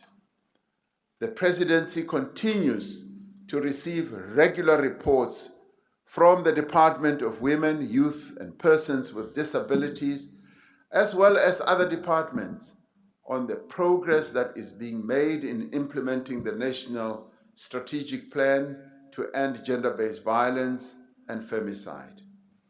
Putting stringent laws in place and enhancing the capacity of the police and prosecutorial services to investigate and prosecute these crimes is not enough, and we need all of society's involvement in preventing gender-based violence.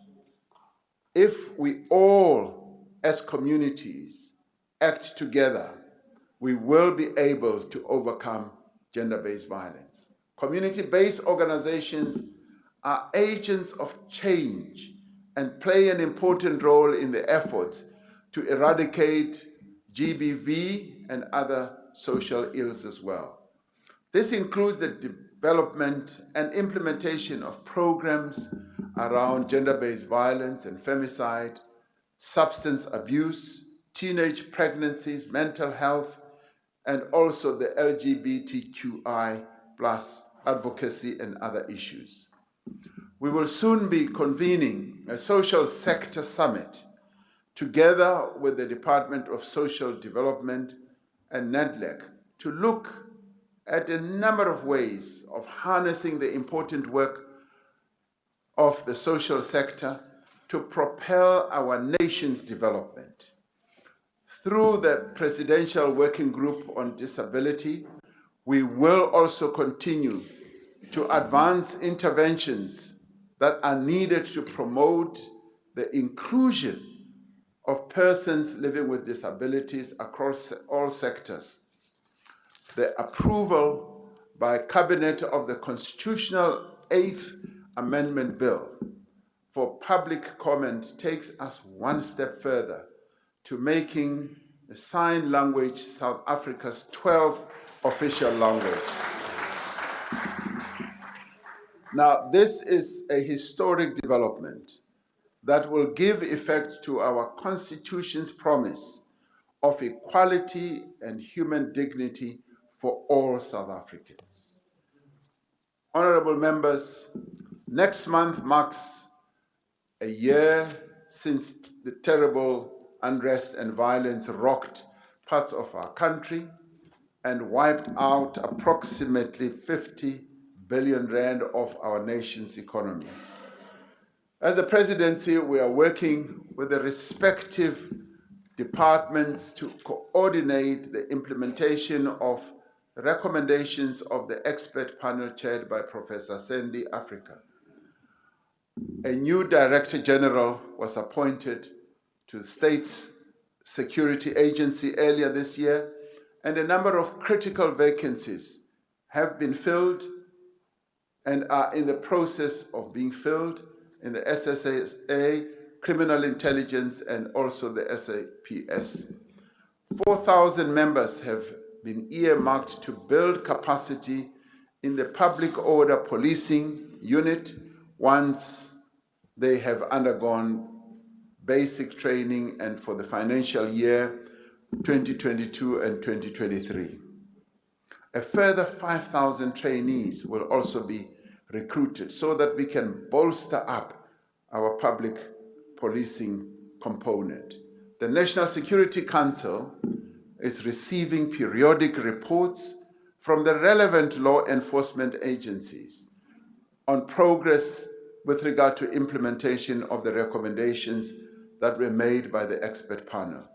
We will be reporting to the nation in due course on this process as we move on, so as to infuse confidence amongst our people that security is being upgraded and so that South Africans can feel safe as well.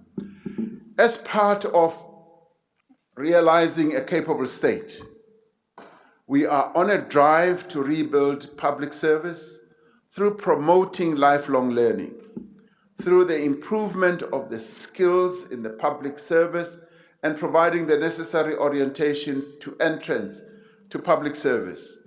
This is happening across government departments in every municipality, in every state-owned enterprise, and every organ of state as well. We are doing this so that we can improve the capacity of the state. We are working to ensure that the Batupili revitalization strategy is fully implemented. We have established a public administration ethics, integrity, and disciplinary technical assistance unit to improve ethical and anti-corruption policy and discipline management within the public service. Public servants are being trained on ethical conduct through the National School of Government in partnership with the Financial Sector Conduct Authority.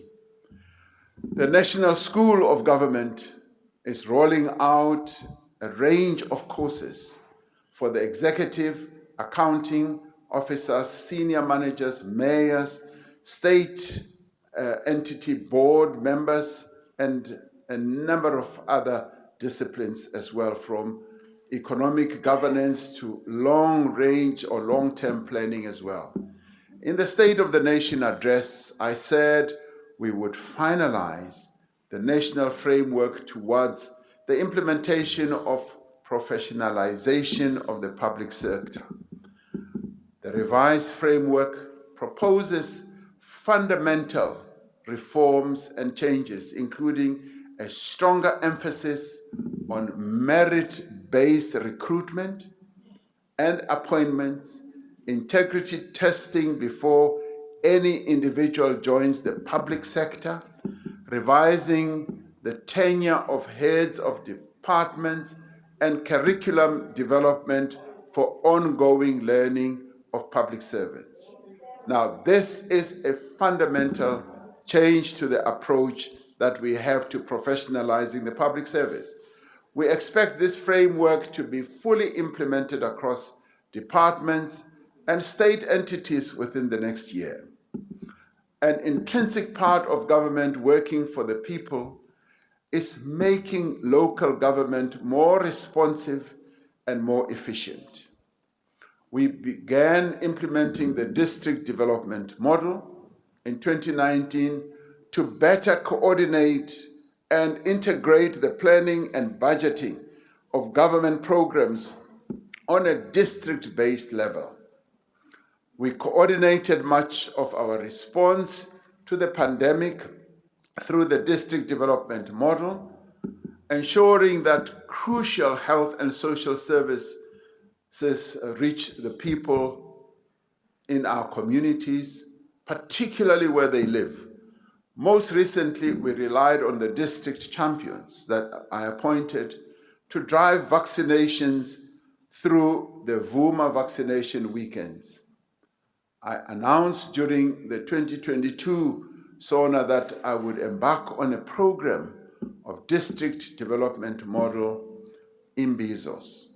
Now, these engagements afford communities the opportunity to raise their most pressing concerns and provides an opportunity for government to give direct updates on service delivery and to hear the complaints and the cries of our people at first hand. To date, the presidential imbizos have been held in Northwest, Free State, and in Mpumalanga, and we intend to visit all the provinces in due course. While we proceed with the imbizo program in the remaining 6 provinces, government officials will be attending to the concerns that have been made by our people, which have been properly documented. And we will be resolving the issues that our people have raised, providing feedback to communities as well. Now, these engagements have further highlighted the extent of the weaknesses of local government and the impact that this has on the provision of basic services. As national government guided by our constitutional responsibilities and powers, we will continue to support municipalities to meet their obligations to the residents of the various towns and local areas so that we are able to enable them to provide services and to help and engender the process of growing the economies at local level. In particular, we will marshal all the resources and capabilities of government departments and entities to intervene in areas such as water provision, road maintenance, waste management. We will work with provincial and local government to ensure that challenges that our people are facing, such as potholes, are fixed. Water is clean and reliable, and that cities and towns are clean and healthy to live in. We have found that many local municipalities do need the support and the assistance from national level, and we will be working to provide precisely this. Now, honorable members and fellow South Africans, when this administration took office 3 years ago, we embarked on a path of renewal to restore the promise of our democracy. And we have come a long way in trying to do precisely that. The economic recovery is beginning to gather momentum, and the GDP growth figures are beginning to speak for themselves, and of course we want them to be much higher than what has been reported so far. And as the steady uptake of domestic and foreign investment takes place, we should begin to see the growth that we all yearn for in our economy to take place. The state is being steadily rebuilt, and credibility is also being restored in the state. The fight against corruption continues apace, and the net is closing on those who for years fed off from the money and resources meant for the benefit of the South African people. It is they who fear the renewal agenda most, and they will do anything to divert the focus from themselves. But we will not waver. We will not blink, and we will finish what has been started. And as we do so, we will not be able to allow being sidetracked from the one objective: to improve the lives of the people of South Africa. Now, the positive impact of programs and policies of this administration is being felt where it matters most. It is being felt in our classrooms, where education assistants are supporting teachers to perform their work, and these assistants are young, they are techno-savvy, they are committed to the work that they've been given, and they know their IT processes, they are assisting young people to read, and the literacy coding and childcare processes are proceeding apace. It is also being felt in the agricultural sector, where thousands of small-scale farmers are looking forward to a good harvest this year, thanks to the support of the Presidential Employment Stimulus, which has enabled them to revive land for food production and to farm their livestock.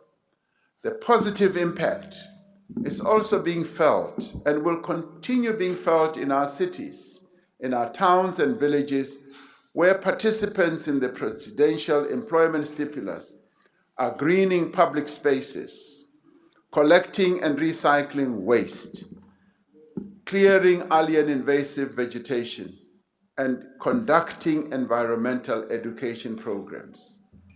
It is also being felt in the tourism sector, where monitors, many of them young people, are helping to keep our foreign and domestic tourists safe at key sites, and SMMEs in the provinces are receiving support to promote local tourist attractions. We are a government that is hard at work to grow our economy and to create jobs, and our hard work is beginning to bear fruit. The presidency will continue to lead the work towards the vision of a better life for all, as well as an economic reconstruction and recovery that leaves no one behind. We are working, and of course, we want to do much more than what is being done, and we will continue to do so. It is therefore a pleasure, Honorable Speaker and honorable members, to hereby commend this budget vote of the presidency to the National Assembly for debate and discussion and proposals on how we can improve our work. Thank you very much. Long live the president. Thank you very much, Mr. President.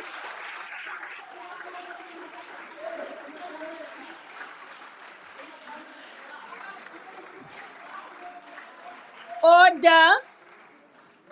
Order.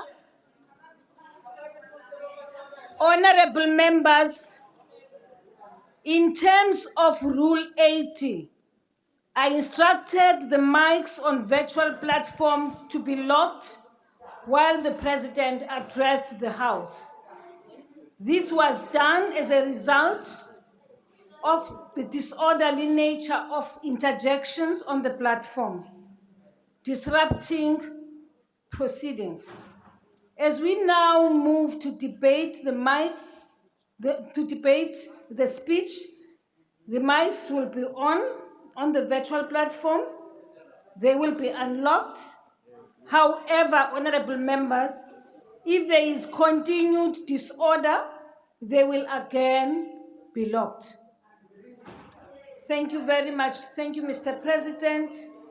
I now proceed, Honorable Papo.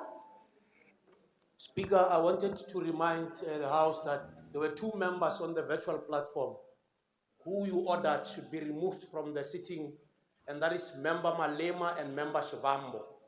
So I'm just reminding the House that if they appear on the platform again, the staff of NA must please remove them.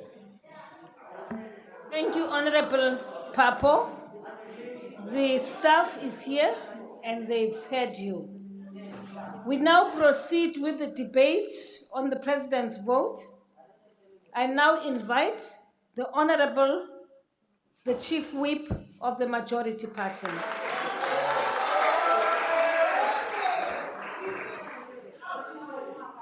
Somlomo, mandithathe elithuba ndibulele kuwe nomonde othe waba nawo ngelixesha besijongane nenhlombe yemfene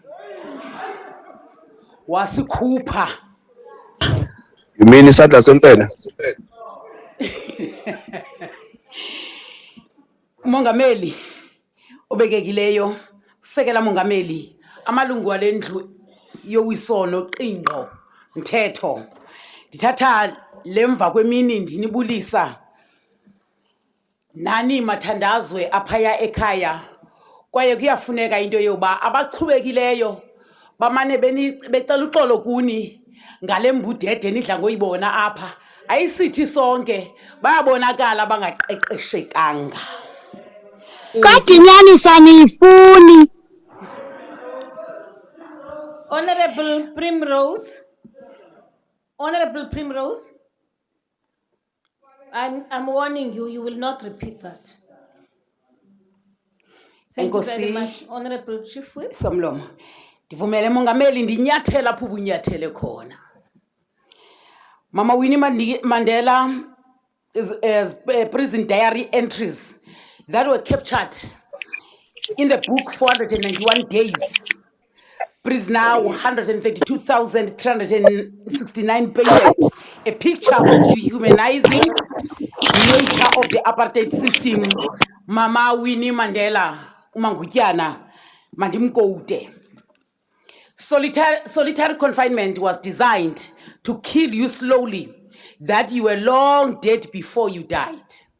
By the time you died, you were nobody. When I was told that most of my torturers were dead, I was also heartbroken. I wanted them to see the dawn of freedom. I wanted them to see how they lost their battle with all they did to us and that we survived. Close quote. Thina bazana nentshutshiso nencindezelo iziva siziphethe ngomzimba wethu. Imivambo izotyiwe kuthi. Those of us who suffered humiliation, colonialism, and white minority domination carry scars deeply hidden within our beings. That is why every act of racism that goes viral on social media and in the news, even if it is committed by one white person, evokes so much pain inside every black person. Ewe saxolela kodwa asinawukwazi ulibala ingakumbi xa kumane kusenzeka ezi zinto. But as Mama Winnie Mandela said in the book, racists have also felt a lot of pain because in 1994,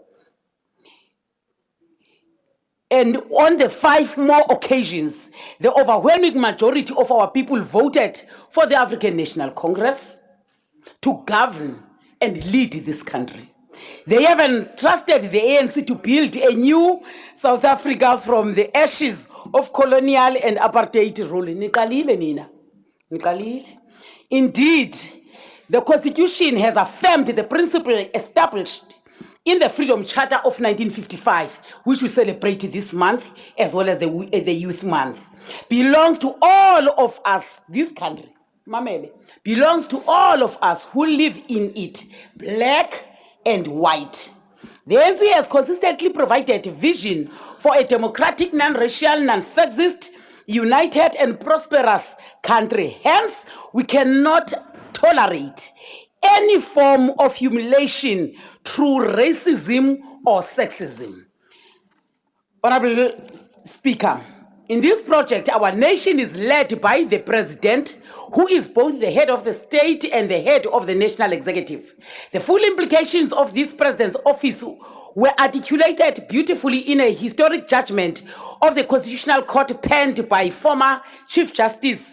The court said, only, I quote, only upon the President that the constitutional obligation to uphold, defend, and respect the Constitution as the supreme law of the Republic have been expressly imposed.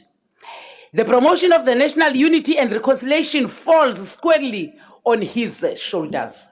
He is a constitutional being by design, a national pathfinder, the consequential commander-in-chief of state affairs and the personification of the nation's constitutional project, I close quote. In light of this budget vote 1, first and foremost, we affirm and provide resources to capacitate the presidency to fulfill its constitutional mission of consolidating national unity and establishing a shared national purpose. In spite of all these difficulties our nation faces, I can confidently say the President has consistently upheld and defended this Constitution. Naxa kukho imicimbi enobuzaza, kodwa uPresident ulikhokhele eli lizwe ukuba malithathe libheke phambili. Ndithetha ngelunda kuba umongameli uyawukhusela lo mgaqo siseko. Unoxanduva ke phezu kwamagxa wakho mongameli wokudibanisa imihlambi eyalanayo khona ukuze imbali yethu icace. The President has performed its coordinating role guided by the Constitution and the Intergovernmental Relations Framework Act of 2005. The national, provincial and local governments, on the other hand, promote and facilitate the intergovernmental relations within the multi-party system of governance. Masizinxe ngalomgaqo siseko esinawo nomgama esesiuhambile ukumanya esisizwe sakowethu. As South Africans, we must treasure the progress we have made to maintain relatively stable and cooperative democratic political system that has minimized mobilization along racial and tribal lines. We have observed the trauma suffered by millions of people in many of our sister countries in the continent and other parts of the world as a result of political party ethnic polarization. Amazwe amaninzi awakafiki kulomgama nalomgangatho esesizibeke kuwo singumzantsi Afrika. Mgaqo siseko kula chapter yesithathu uthetha ngento yoba makudityaniswe urhulumento oluzinzileyo kwaye usekela mongameli unikwe elo xanduva lento yoba xa kuthethwa ngorhulumente bamaphondo nabasemakhaya aze ahambe phambili ezama udibanisa khona ukuze zisengele ethungeni elinye. The presidency must be resourced sufficiently to maintain regular and meaningful dialogues with amakhosi, inkosi, abantwana begazi, within framework of the Constitution. These dialogues are based on 4 pillars: land ownership and tenure rights, economic development and rural communities, social cohesion and nation building, and legislation on powers and function of traditional leaders in the issues of development. Kubalulekile ke into yoba xa sisenza loo nto amakhosi iinkosi zihambe kunye nathi kuba zona ziphethe abantu phaya ekuhlaleni. Make ndinqumame ndithethe kwizityholo ezityabekwa zibekwa lo mongameli wesi sizwe soMzantsi Afrika.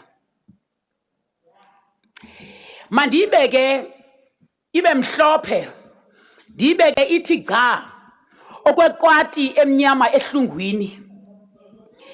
As ANC we have noted allegations okwekati emhlophe ehlungwini.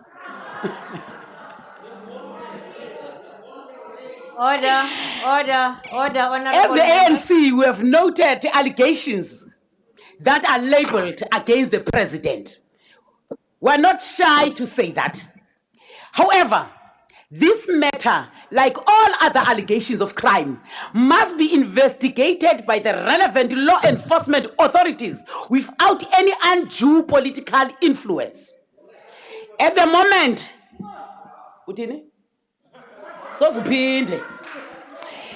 at the moment, there are no changes, and we are happy that the president has committed to support the work of the law enforcement agencies. Akabaleki ungowalapha uhleli apha uzaba mamele.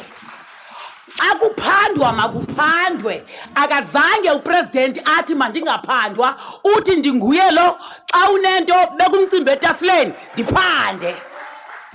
Ayiqhelekanga ke lonto komongameli. Kodwa be-ANC ngento ba bayayazi babamela isizwe kwaye thina siyi-ANC asizukonyanyaniswa nehlazo elisemntwini ngexesha elifanelekileyo. Kukhona izinto ezifanelekileyo zaze zafunyanwa. I-ANC izawuthetha njengoba sisitsho ngoku siyazimisa apha into ba uba kukho ubungqina kwawufuneka ke umthetho uthathe indawo yawo. We also call this year, we celebrate 28 years of our democratic government. Inkonzo ezigundoqo zisiwe mongameli ebantwini kodwa azonelanga. Amanzi, imigaqo, umbane awukafiki kwiimpula zikaLjaca. Kwaye ngenxa yokuhla koqoqosho kwenyuka amaxabiso noko makangenelele umongameli ne-National Cabinet. Kukho izinto ezibizwa i-basic food. Umphokoqo lo umilimili, amasi umngqusho, isonka noko makungenelelo namafutha lawo oqhoza khona ukuze abantu balale betyile. Sicela noko mongameli ngenelela regulate i-prices zingaxhumi kwi-basic food. Abantu bakowethu bahluphekile. Mongameli sicela ugxile kwinkonzo ezisiwa ebantwini. Umbani mawuzinze. Abantu bakuthi bayahlupheka. Uqoqosho linawukhula xa umbane ungucimicimi. Sonele nathi ngulo cimicimi wombane. Sifuna umbane ozawukhanyisa uqhakaze okokoko kweza ndawo zingenambani. Aba masipala okuthiwa mabafake le policy ye-indigent bayifakile kodwa bona ngokuqala ba-indigent kwabona abakwazi ukunikezela into ezi-indigent kubawazi kwabona bayaswele bayafuna ukuncediswa. Ithi ke loo nto mongameli xa beswele be-indigent aba masipala urhulumente omkhulu makangenelele phaya emakhaya. Into esetyenziswayo yirhasi neparafini. Ndithetha ngoba ndiyayazi ndintombi yasezilalini. Esteksprite macacuma yidolophu macacuma yivillage endisuka kuyo ndikhulele phaya. Abantu bakuthi bathi xa sewukwazi ungenelela nge-indigent kwaba bantu ubanika umbane thina bangenambani makankinkishe uparafini. Iparafini mayingene umzi nomzi lo ungenambane khona ukuze nathi sizibone sixhamla kulo Mzantsi Afrika. City President, you are leading the campaign on municipal services that people must pay. And therefore, we support that xa inkonzo ziziswa ebantwini, abantu mababhatalele inkonzo abazifumeneyo, kodwa mazizinze ezo nkonzo. Sisithi ke Mongameli, we believe into yoba xa uthe wangenelela njengoko ababuthi berhafu nabaqoqi berhafu benze kakuhle, siyabulela into yoba uSARS uhambe wancedisa khona ukuze abo bathwaxa linxele likakhetsekile bakwazi uncedeka ngenxa yakho Mongameli nokungenelela kwakho. Si-ANC sima kule ndawo sixhasa into yoba mawunikwe imali eyaneleyo khona ukuze wenze umsebenzi obhalwe kumgaqo siseko, ukhokhele esisizwe ngothando nangwentobeko usise phambili. Abantu belilizwe, they've been very patient with us. Sababona behamba kunye nathi with resilience in the fight against COVID-19 pandemic. Our people are the greatest strength. Together, as this South Africa, we can rise.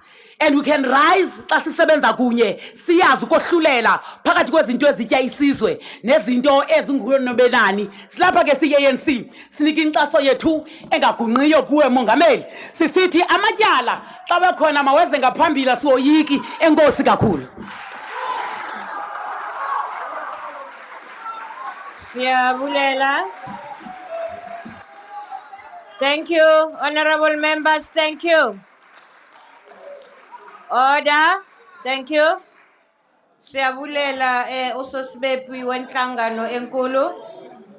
We will now recognize the honorable leader of the opposition.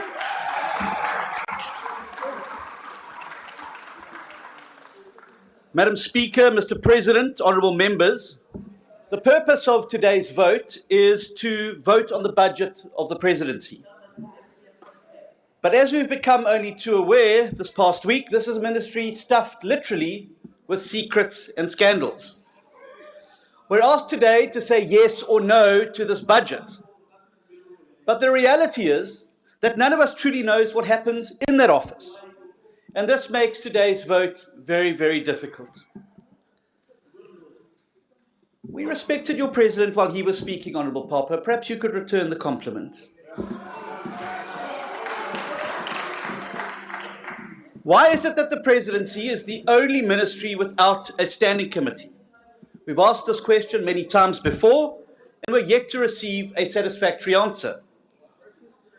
Why should every other ministry be subject to the parliamentary oversight of a standing committee, but not the presidency? And after this week's shocking revelations, it's very clear that the presidency cannot police itself.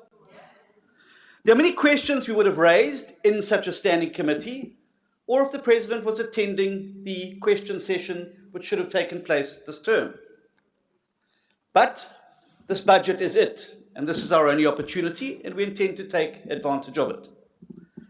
And one of those questions would be around the elephant in the room, and that is around the blurring of the lines between Mr. Ramaphosa, the head of state, and Mr. Ramaphosa, the businessman.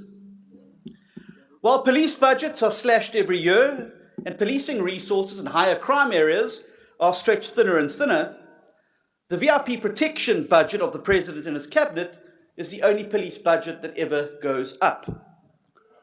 And now we're told that these precious police resources have been put to work serving the private business interests of the president, conducting cross-border investigations, interrogations, and cover-ups. And I'm sure you'll agree, Mr. President, and yes, you may say, Mr. Fraser, but it was your president who deposed an affidavit in court last year telling the court what a good man Mr. Fraser was and why Mr. Fraser should be appointed as head of correctional services. I'm sure you'll agree with Mr. President that the people of South Africa need to know, and they have a right to know, whether the VIP protection unit is being used as a private debt collection agency. Just as they have a right to know what is going on behind the closed doors of the Pala Pala farmhouse. Now, Mr. President, you've deftly avoided this topic today. But I want you to imagine for a moment what this must look like for an ordinary South African.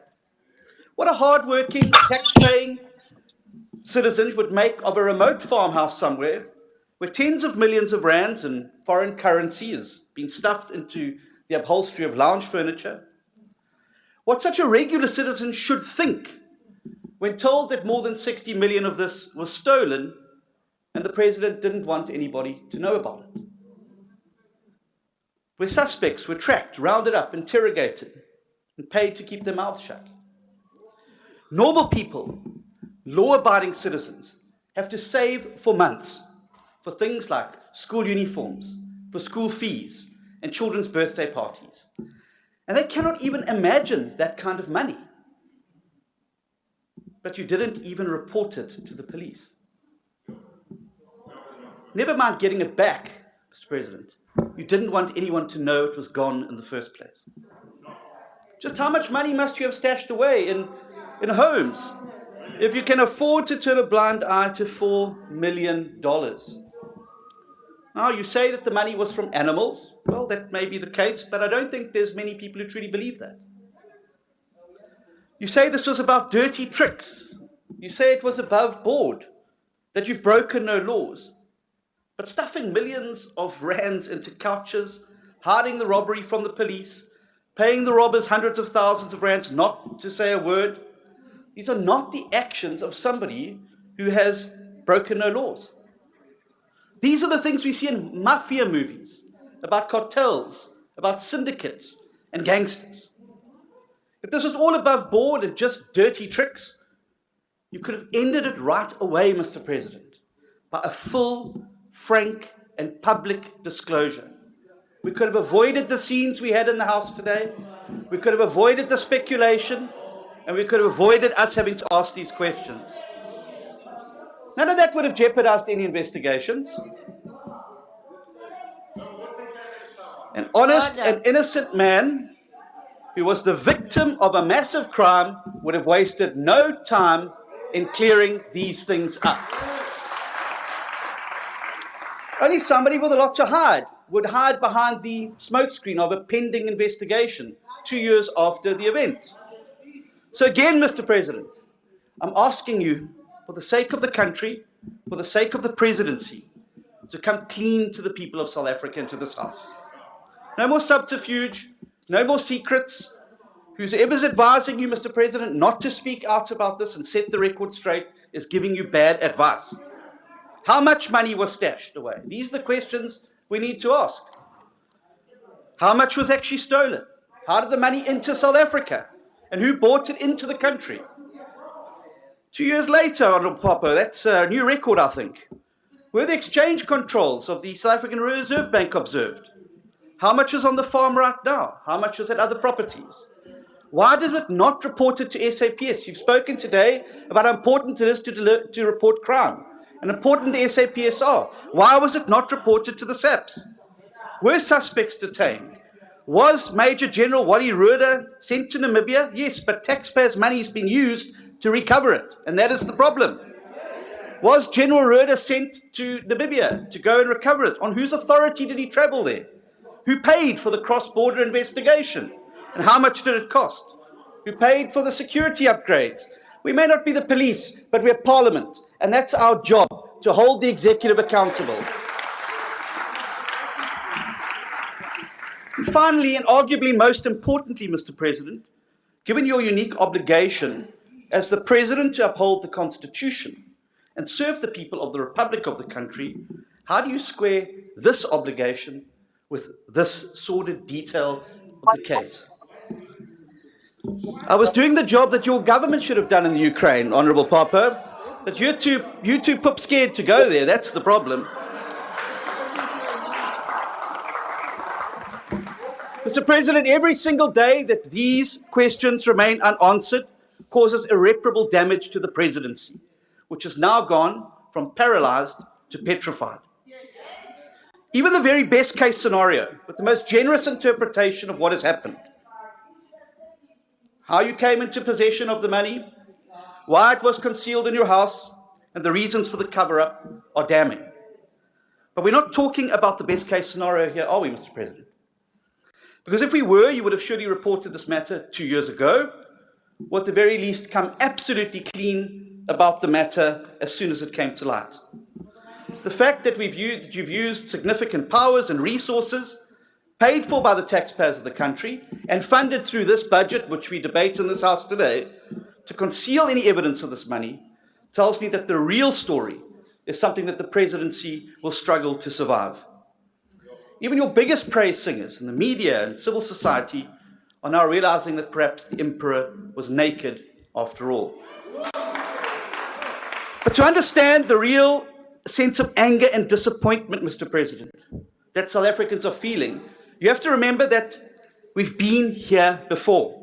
And today's scenes in the House was like Back to the Future. Do you recall the shame of Nkandla and the arrogance of your predecessor? Do you remember the embarrassment of the fire pool video and all the shameless defending being done from the ANC benches? Do you remember the scathing rebuke our Parliament received for failing to hold the president at the time, President Zuma, accountable for Nkandla, and the solemn promises that were made thereafter by many people in this House today, never again? Do you remember the words of then Chief Justice Mogoeng in the 2016 judgment when he spoke of your unique obligations, Mr. President, as a first citizen? And I'm very glad that the Honourable Majudina quoted from that same judgment, but she left out the most important part, which is at the end. And let me remind you, and I quote, "He is required to promise solemnly and sincerely to always connect with the true dictates of his conscience in the execution of his duties. This he is required to do with all of his strengths and all of his talents and to the best of his abilities. And, but for the Deputy President, only his affirmation or oath of office requires a gathering of people, presumably that they may hear and bear witness to his irrevocable commitment to serve them well and with integrity." You see, you have to be beyond reproach. You have to be open, you've got to be transparent, and you've got to serve people well and with integrity. But now there's only suspicion, secrecy, and silence. How exactly are you different, Mr. President, from the predecessor? Pala Pala is fast becoming your Nkandla, and it's forever going to be an ugly stain on this presidency. But here's the thing. The presidency is not yours. It belongs to the Republic of South Africa. And when you drag the presidency down in the gutter, you drag our country down with it. South Africans don't want this. South Africans don't deserve this. They don't want two-bit mob bosses. Honorable Steenhuisen, will you please take your seat? There is a point of order, Honorable Danji. I just want to check, Honorable Presiding Officer, if the Honorable Leader of the Opposition Honorable Danji can take a question about if, okay, thank if this you. is his only thing in the Honorable speech. Danji, okay. Thank you. Honorable Steenhuisen, are you ready to take a question? I hear the good news that Barney's is open again. Perhaps we could meet afterwards for a question. Our people don't want two-bit mob bosses with houses stuffed full of dirty cash for our leaders and presidents.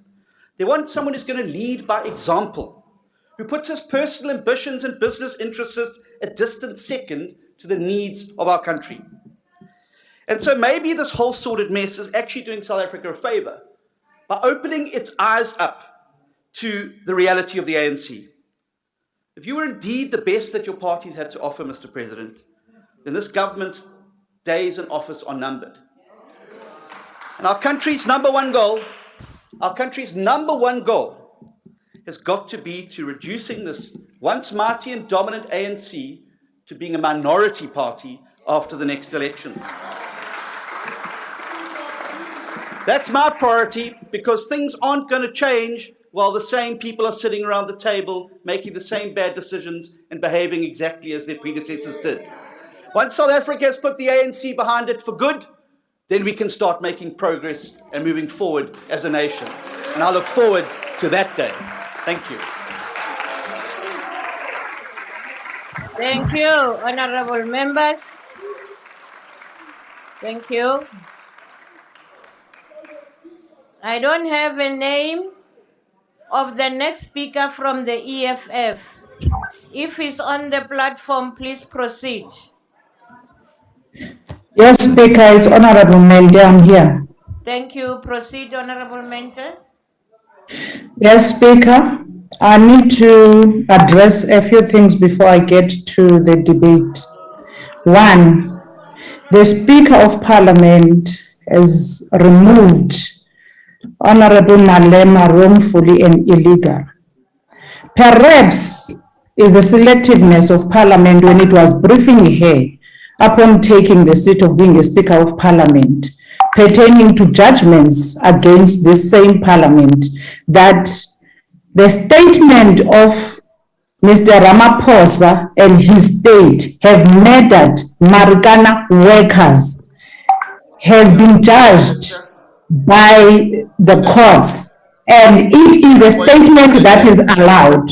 So let there not be a selectiveness in the speech and other judgments that are allowed in the House. Don't know these charlatans of the ANC, what are they talking about? Can you sit down? No, we're not sitting down. We are not there to speak about Marikana. We are there to debate the speech that was the budget vote as presented. Can you mute all the mics like you have done before? Just mute all the mics that are not speaking. I'm the one that is speaking now. Mute all of them. That's why I'm surprised who is speaking. Honorable members, if you touch that mic and start speaking without recognition, I'm going to call out your name. And when I do that, it's a warning.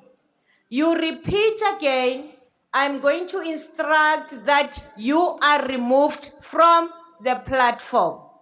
Now, Honorable Mentor, I was calling your name because there is a point of order here which I want addressed.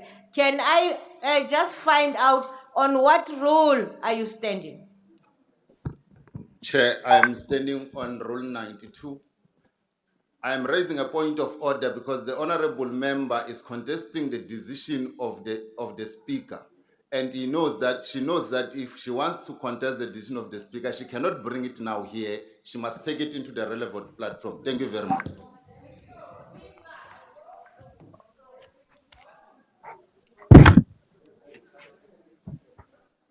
No, it's fine. Can I come here, Speaker? They are wasting my time. Honorable members, we are here on an item that was clearly stated by the honorable, by the table staff, on which order we are here. May I plead with anyone that we are here to debate the vote of the presidency. And if you wish to talk about the issues that you are not happy about in terms of the rulings, you know very well what should happen. And I request everybody who comes to this podium to remember that this parliament has got options for anyone who is not satisfied with a particular ruling to do so, and by writing to the rules committee to look after that, because I won't be saying anything on the rulings that another officer that was presiding has ruled upon. And I'm sorry that I won't be able to help or rule on what you have already started, Honorable Mente. If we understand each other, please, let's proceed. You still have your time. It's Speaker, Chairperson. Chairperson, please, yes. I am not going to be intimidated and neither being shut out by members of parliament who did not avest themselves with the rules of parliament and the judgments thereof that are before this parliament. This parliament has received judgments, and we cannot use this platform and then say retrospectively we are going to deal with matters at a later stage. This platform is a platform of members of parliament to air their views. We cannot therefore be removed from this same platform by using judgments by our courts to say this parliament cannot tell us that a statement that Ramaphosa and the state have killed people in Marikana, that's a fact. It was ruled by the Cape Town High Court. And that is not wrong to be said here in this same parliament. We took it to court because this same parliament chucked people out. We were thrown out by this same parliament, by Speaker Baleka, by saying that. And therefore, we're not going to be told by members of the ANC how to say what we want to say and how to debate in this house. And then the second thing is, you are not going to use whatever judgment to take us out of this parliament because today's matter or item on the order paper is a debate of Mr. Ramaphosa. We can use whatever else we want to use. We don't have monies under our own mattresses, and therefore we don't have money to throw around and be talking to every lawyer out there to defend us. But we will come here and call the matters as they are. The second thing is, you can sit here with your parliament, you can sit here, nizixokise ngobunyoronyoro nobuqhophololo nobusela bukaRamaphosa ukuhlala nemali engeyo yase-South Africa buyisela ukuhlala nemali ebuyiweyo. The only way that a person can sit endlini nemali angayiripoti emapoliseni xa ibuwe sisigebenga. We are not going to sit here and listen to it that can set money in his house. But you are at liberty to go if you don't want to debate what's on the paper. We're not debating about order. It's a vote. It's a vote. Honorable members, please order. Honorable Mente, before I allow the point of order in the House to being raised, I just want to say that there is nowhere where we have a court order that says on President Ramaphosa killed the people in Marikana. And we've got it, you must go and read it. I want you to bring it as a substitute. Now when it suits you, that is the debate.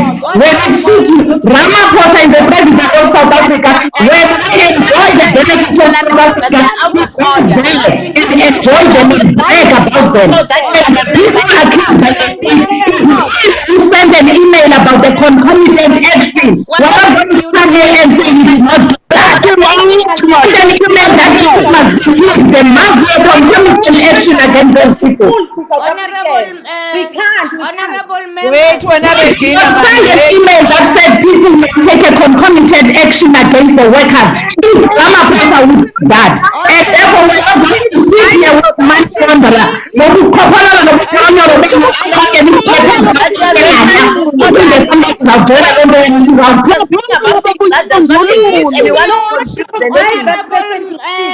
That person is not recognized. But you can't mute the honorable mentor of. You must mute this Regina all the Why do you mute my mic? I'm going to add to She's on the platform. Speaker. Honorable member. Why do you allow her to finish? It's my time. Why do you mute my mic? Honorable mentor, you should be muted. I've been calling for a long time and you kept on insulting. And I'm saying that you should be but my hand is up as well.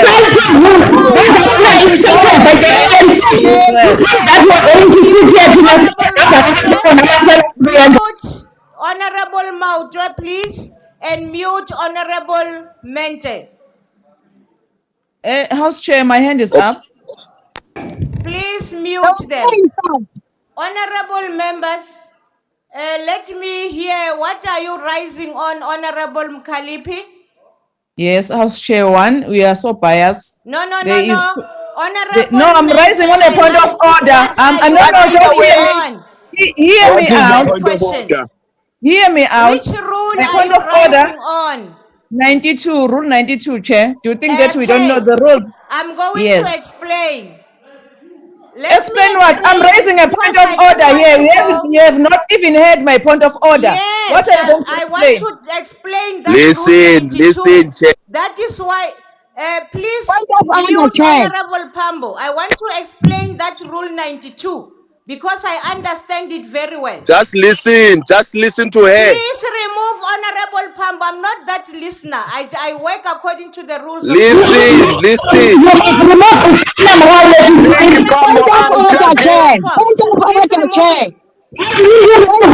Honorable Primrose. On a point of order, Chair. On a point of order, Chair. We can't be Chair, on a point of order. intimidated by point of orders that I'm going to read the names. And I'm going But to I'm read still on the the platform, rules. Chair. You recognize me and then you ask me Honorable what Mkhalipi, there rule. was nothing wrong. I was still going to explain to you why I am asking why you are rising. I recognized you. I asked on what rule you say 92. Now, because I realized that we are abusing 92, I want to clarify it. How can I abuse Rule 92 when I'm speaking for the Listen first to time? me. You see now. But you have not heard what she's saying. You don't have. Why? How I'm abusing Rule 92 while I'm speaking for the first explaining time? why I'm saying that. It's not only you. I'm doing it for all members of this house. I'm doing it for everyone in this But that, house. which rule is that you must I allow also you, tap us because I am together? a presiding officer, I must No, guide but you. there is no rule that says we must deal Yeah, but with don't us bully as us, man. Don't bully Honorable us. you members, deal us as per member. That is what Honorable that's what the rule member, is saying. let me say this. The Rule 92 allows every member to stand up. But Rule 92 has got subsections. That is what I want. Because I realize that everyone can stand up and say a point of order, but not talk to the subsections as prescribed by the rules. That is what I want to say to you, Honorable. Let me just No, help leave the you. Let me subsection. just Talking help about you the out rules there. here. I'm Honorable rising on Mkhalipi, Rule 92, proceed. subsection 1. Yeah, What subsection is 1. it? Let me read Why it did for you not you. say that when it was ANC on the platform? Chairperson, I'm rising on Rule 92, subsection 1, which reads as follows. Yes. A member may raise a point of order at any time during the proceedings of the House in terms of the procedure prescribed in the Rule 66 by stating that he or she is rising on a point of order. Yes. It's simple as that. Maybe you forgot your rule book, Chair. Please read So, number 2 also. no, but you can't tell me which rule must I I will put. I'm read quoting number Rule 2 to 92, you because I subsection think 1. you No. you want to be lectured and this is not the But time. this is out of order, Chair. I mean, No, you're but managing our out of order members. because I'm Listen. telling you which rule I'm rising on is 92 subsection Point of 1. order on you, So why Chair. do you You're want to directing put me us. on my mouth? Which subsection must I rise on? We are biased. That's why I'm saying to you, Chair. Okay. The reason why I'm Honorable rising. member, you are now I'm going still to be No, I'm still on the muted. platform, Chairperson. I'm saying that while the national chairperson was speaking here, there are 2 members who kept on interrupting her, which is member Ponani Makhubela and Yes. the Deputy Minister of Basic Education. But you have never ruled, you never said to them they must leave the Thank platform. you very much, Honorable. But whenever there's a member of EFF, we are very quick to take us out. You were not So, Chairperson, listening. I'm saying to you, please don't be biased. We are equal members here. We're not just stepchildren in this parliament. Stop Thank treating you. us as stepchildren Thank here. you.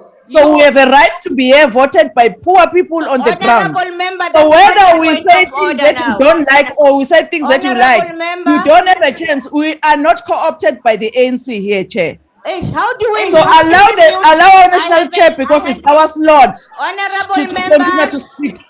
Can you please allow honorable member let to me finish? respond to the order. Honorable Mautwe, I am Yes. now going to ask that they mute you. I have already, you Honorable Mkhalipi, you are talking about Honorable Makhubela. And Honorable Makhubela we have asked IC2 to mute her. Now, anyone whose name I have called, I'm no longer muting you, we are removing you. And I raised those names, all the names. Unfortunately, Honorable, the one that you just talked about, Honorable Regina Mhaule. Yes, Regina Mhaule, I did not hear. All the people that spoke, I asked that they be muted. Please don't say I am biased. Honorable If you members, didn't hear her, check with your table Don't staff. speak. No, I'm speaking on my point. It's my. You are finished, Honorable member, and I've ruled on that. Thank you. I'm not going Now to allow Point of repeat. order, honorable Chair. member. Bias, All now, right. Boroto. We That's how we are. Now Point of allow order, Chair. honorable member to. Who's that? Honorable Pamba is supposed to be muted. No, this is Honorable Honorable Tambo. Point of Pambo, I'm order. not allowing you. You're supposed to be muted. But Pambos, you kicked him out already. Honorable Tambo, you are supposed to be muted. That's the No, instruction I gave. There's an Honorable Pambo. Tambo, I'm saying you are supposed to You be muted muted. Pambo, not Tambo. These are two different members. I You might see have why we said say you're it biased? wrong. I agree, No, but you are muted now. there's a Pambo, there's a Tambo. But No. what did he do to be muted? Does he Honorable never did members, we proceed, and I'm going to Point of ask order, Chair. ICT to mute Point of order, Chair. everybody now on the Point of order, Chair. virtual platform. Chair, I'm there's on a the Pambo and there's a platform. Tambo. How do you On the confuse two virtual members? platform. I am on the platform. You can't just kick me out like that. As we proceed, Point of order, Chair. I'm not taking any point of orders. I'm going to Yes, ask that Speaker. everyone be Chair. muted. Thank you very much. Chair, can you please allow Nation? Everyone must be muted. I'm not proceeding until everyone is muted on the virtual platform.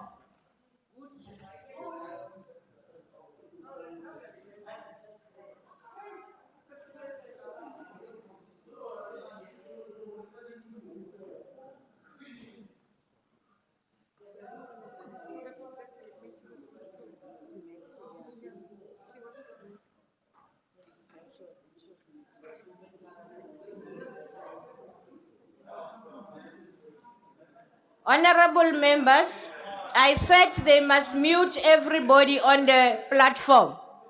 But the person who was given the opportunity to speak, which is Honorable Mente, has actually said things that are unparliamentary. Honorable Mente said that the president is a murderer and that the president is a thief. Now, I'm going to allow you, ICT, to open and let Honorable Mente withdraw. That's the only person who will speak. Honorable Mente, will you please withdraw? No. She must continue. Yes, I am back here. She's not going to be told by you. You think Honorable Mente is your child? Honorable Mente. Honorable Mente. I'm here. No, but Honorable Mkhalifi can't say this. I am not going to withdraw anything. Sihleli ngikhuzesela angizowithdraw. I-EFF izawuhamba asizohlala apha sihlalele into yokubana siqopane ibholo kunye namasela. Mente from the platform. Honorable Mkhalifi, you also responded in an unparliamentary way. Are you going to withdraw? If withdraw what, Chair? Ukuthi Honorable Mente is not your child. you disregard the authority, We're only giving you When Boroto, when thank you very much. you apply for your stomach, Remove you apply for your stomach. You are protecting your stomach. We are not going to tolerate bad stomach politics. Mkhalifi must be removed. Remove him from the platform. We want to proceed. Thank you.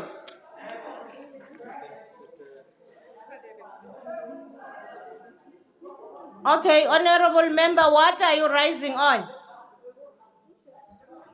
Thank you, Honorable Chairperson. I'm rising on Rule 69. Yes. Gross disorderly conduct. Yes. Subsection C and D. We have had the persistent undermining of the authority of the chair. I think that rule does not allow that. Number two, a lot of insults have been held since 2 o'clock this afternoon. When you look at D, it says that persisting making serious allegations against a member without adequate substantiation. And then we've had that for the entire afternoon. Thank you. Please that when anyone goes to that matter, it must be dealt with. Thank you, Chair. Thank you very much. That is why I don't want to take it as a general thing. That is why I'm calling member by member. And all the members that I have asked to withdraw and that have been doing this particular thing of flouting this rule must be removed from the platform. Thank you very much. We proceed and now invite the Honorable, the Deputy President of the Republic.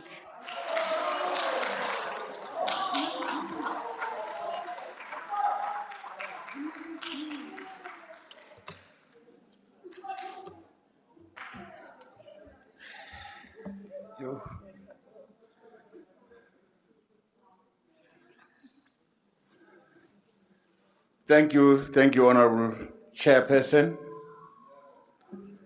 Your Excellency, the President of the Republic, Honorable Ministers, Deputy Ministers, Honorable Members of the National Assembly. This budget vote takes place at a time of many intersecting challenges facing our country and facing the world. From health pandemics, sluggish economic growth,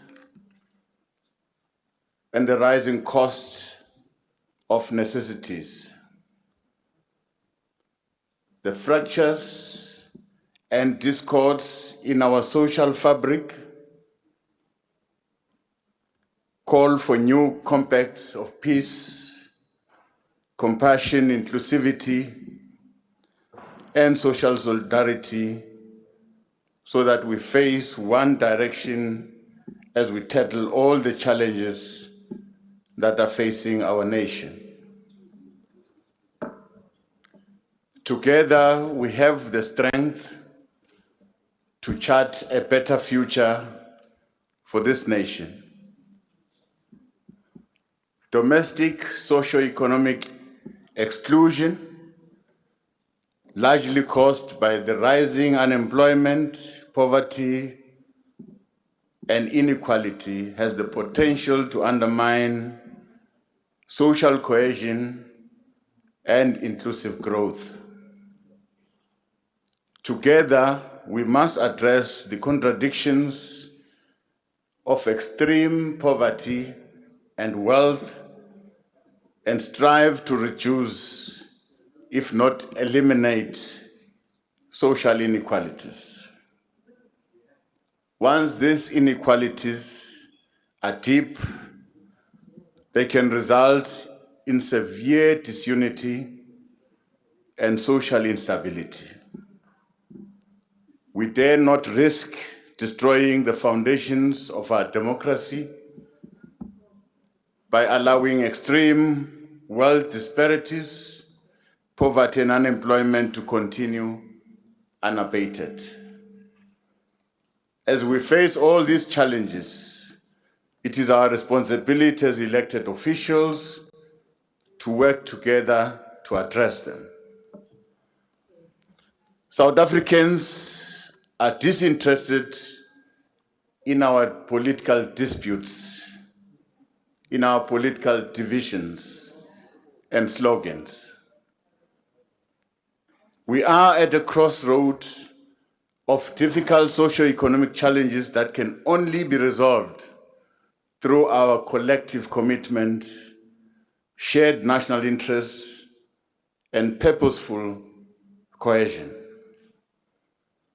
Now is the time for leadership to rise above petty political differences and schisms in order to pave the way for national progress and inclusive development.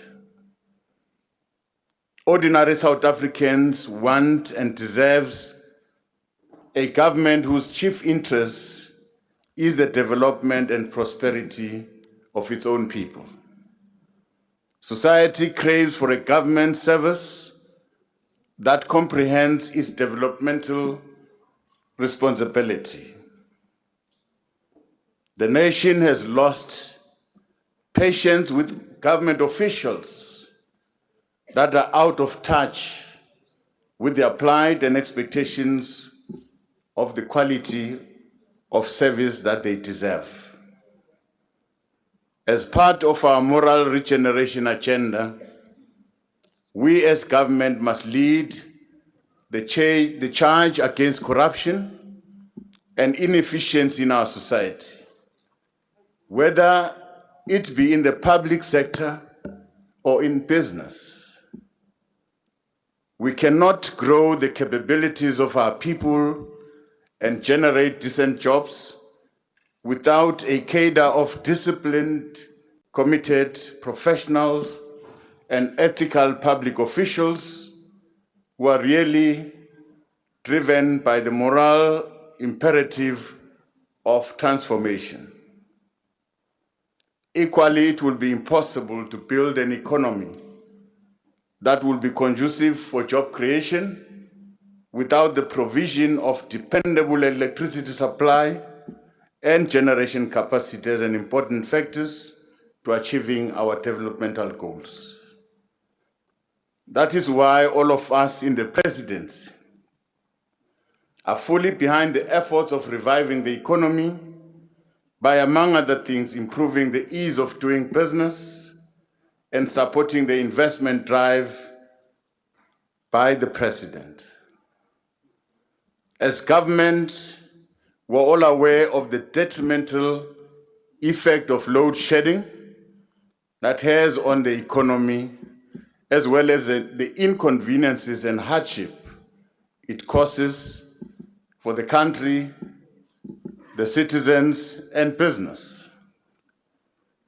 Under the stewardship of the ESCOM political task team, we have begun implementing solutions to ensure energy security and long-term viability of ESCOM, as announced by the President. Government will continue to support ESCOM's implementation of a credible and transparent national maintenance program, which will ensure power generation plants operate at optimal levels to reduce the negative impact of electricity supply interruptions. Alternative energy generation measures are also being explored and implemented within the framework of the 2019 Integrated Resource Plan and augment electricity supply and improve grid stability, as alluded by the President. The primary objective is to enhance the nation's capacity to provide uninterrupted electricity for economic growth and development.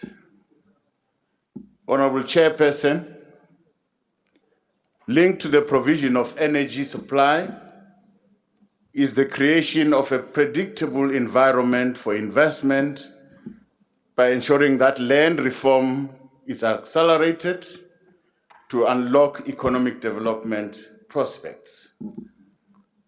This will be accomplished through the redistribution of land for agricultural productions to ensure food security for the country, for human settlement, provision, and industrial development. These efforts are also about resolving historical challenges to achieve spatial justice towards the realization of this right for all our people. The implementation of our land reform program continues along a constitutionally defined path. Hence, the unfolding parliamentary processes of addressing land inequality, displacement, and dispossession. As government will continue to respond to the imperatives of restorative justice, economic inclusion, and social cohesion. We can report that considerable progress is being made in the implementation of the recommendations that were made by the Advisory Panel on Land Reform and Agriculture to address land injustices. We have seen enacted a number of policy interventions, including but not only limited to land allocation and beneficiary selection policy, comprehensive producer support policy, land donation policy, upgrading of tenure rights amendment bill, and the expropriation bill.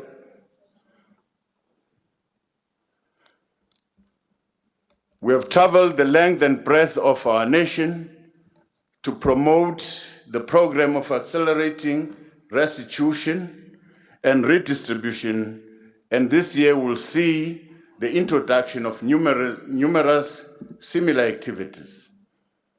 Government will release land parcel in the hands of state-owned companies and municipalities for integrated human settlements and socio-economic development. This work also entails the incorporation of rural areas into the global value chains, thereby ensuring that our people contribute to driving economic growth that we seek to achieve. A prosperous nation can only be realized through the full and active participation of its people. That is why our successful productive capacity requires a healthy population. In this regard, the Office of the Deputy President continues to spearhead national measures to enhance our country's health outcomes. Working with the South African National AIDS Council, we continue to strengthen efforts and campaigns to reduce the negative effects and burden of HIV and TB. To this end, efforts are underway to finalize the drafting of the new strategic plan on HIV and AIDS, TB, and STIs, which will further direct the nation's response to ending these epidemics as public health threats by 2030. In the interim, Honorable Chairperson, catch-up plans have been refined to expedite service delivery and achievement of national and global targets of 90-90-90, where the 90% of all people living with HIV will know their status. 90% of all these people that have been diagnosed will be introduced to treatment, and 90% of all the people receiving treatment will have their viral load suppressed. The strategy serves as a framework for our national effort to mitigate the impact of HIV, TB, and STIs. Our national response to these epidemics requires that we coordinate better, we collaborate better and faster.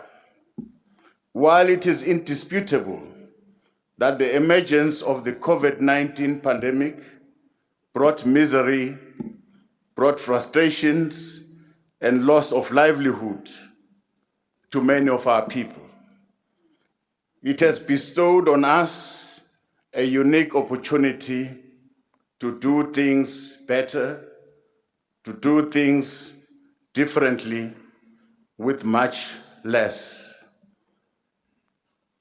We seize the opportunity to leverage SANAC as a platform for consensus building and strengthening social compacts. This is why we interact with and try to rally communities as active partners in the national response to epidemics, non-communicable diseases, and social ills, including gender-based violence and femicide. Through this intervention, Honorable Chair, services are brought directly to the people, thereby improving the access to services and empowering people to be active agents of change. Part of this work includes engagement with various social partners, such as traditional and cohesion leaders, interfaith leaders, and traditional health practitioners, to mobilize them to partner with government in this fight. These social partners have committed themselves to sustainable strategic partnerships with government by signing commitment pledges. This campaign on the partnership strategy, which was successfully launched in December 2020, is progressing very well. In the forthcoming year, the SANAC Private Sector Forum will primarily focus on setting up provincial structures to support the work of provincial and district AIDS councils. Everyone has a vital role to play in combating HIV and TB co-infections so that we have a productive population capable of building an inclusive economy for the benefit of all, especially our youth, women, and people living with disabilities. Our country, Honorable Chairperson, remains a shining example of how a divided past can inspire a people to forge a new collective identity. Even in the context of a history marked by intense conflict and fighting, our nation owes sincere gratitude to tens of thousands of military veterans who submitted themselves to political leadership when we made the decision to resolve our differences through negotiations. Similarly, the peace we enjoy today is as a result of the maturity of our veterans, who are the pillar of our nation. As former soldiers, they place themselves in the service of our country. In the same spirit of trying to maximize the contribution of the people to our democratic system, the Presidential Task Team on Military Veterans has overseen the finalization of the pension policy for military veterans. To fully implement this policy, a process is currently underway to conclude the beneficiary verification, allowing for a quicker turnaround time and aiding the department in managing records of military veterans. We have been interacting with various provincial governments and observed that the lack of profiling of military veterans hinders the implementation of programs that are designed to improve the living conditions of our military veterans. To this end, we'll work together with provincial governments to expedite the profiling of ex-combatants in order to ensure the improvement of their welfare in accordance with the law. We appreciate the veterans' willingness to collaborate with government in addressing these issues so as to contribute to social cohesion and stability in our country. Honorable Chairperson, our progress in building a stable and cohesive communities requires the existence of a strong, efficient, and effective local government system with requisite capabilities to lead development and service delivery. Our municipalities must be able to perform in line with their legislative mandates and ensure that communities have uninterrupted access to basic services such as water and sanitation, waste removal, electricity, and roads. We are concerned that some of our municipalities are struggling to maintain existing key infrastructure for water and sanitation, resulting in sewer spillages and interrupted water supply to communities. In some cases, some of our municipalities have limited capacity to develop new infrastructure and expand access to service to cater for growing human settlements and demand for services. As part of enhancing the capacity of local government, the Presidency will continue to work closely with the Department of Cooperative Governance and Traditional Affairs, National Treasury, to provide the targeted support to municipalities to build the necessary capacities, among others, to support. The support includes the strengthening of their governance system, improving their audit outcomes, development and maintenance of key infrastructure for water and sanitation, and supporting local economic development initiatives.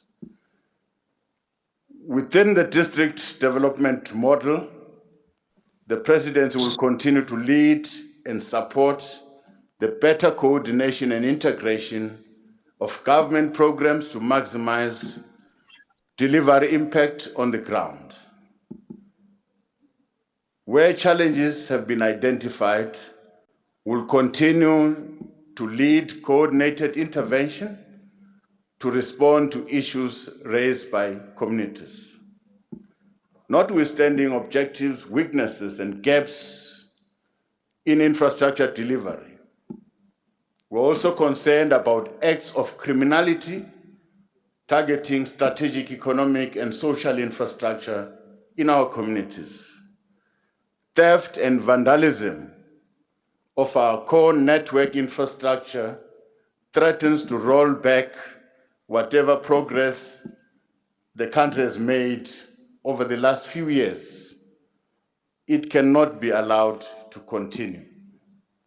We call upon our communities to work with government and the police to guard and protect economic and public infrastructure from theft and destruction. As we address development and service delivery challenges, we are cognizant of the critical role of traditional leaders in our local government system. Our governance framework makes provision for the meaningful participation of traditional leaders in advancing socio-economic development in traditional communities. Our partnership with the Institution of Traditional Leadership creates an effective platform for a joined-up effort to advance the goals of rural development to benefit traditional communities under the jurisdiction of traditional leaders. The President has appointed an interministerial task team to address all issues raised by traditional leaders. Already, this task team has managed to convene a communal land tenure summit where all the resolutions that were taken in that summit will be able to be taken forward so that finally we resolve the challenge of communal land in communal communities. Targeted infrastructure investment in rural areas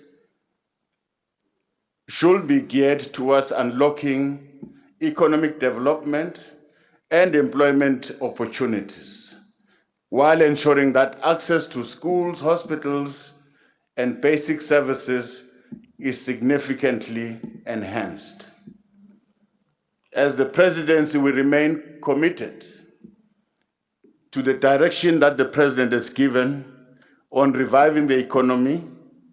This includes the implementation of commitments that emanates from this year's State of the Nation address. We recommit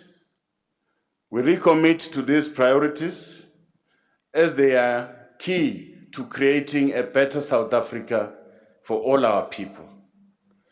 Collectively, we'll seize the opportunity to fight for and safeguard our cherished vision of a united, non-racial, non-sexist, just, and prosperous South Africa. Thank you, Honorable Chairperson.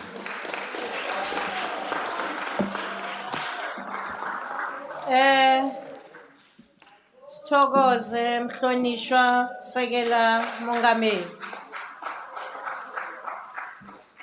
Sirakela phambili sibiza manje from the IFP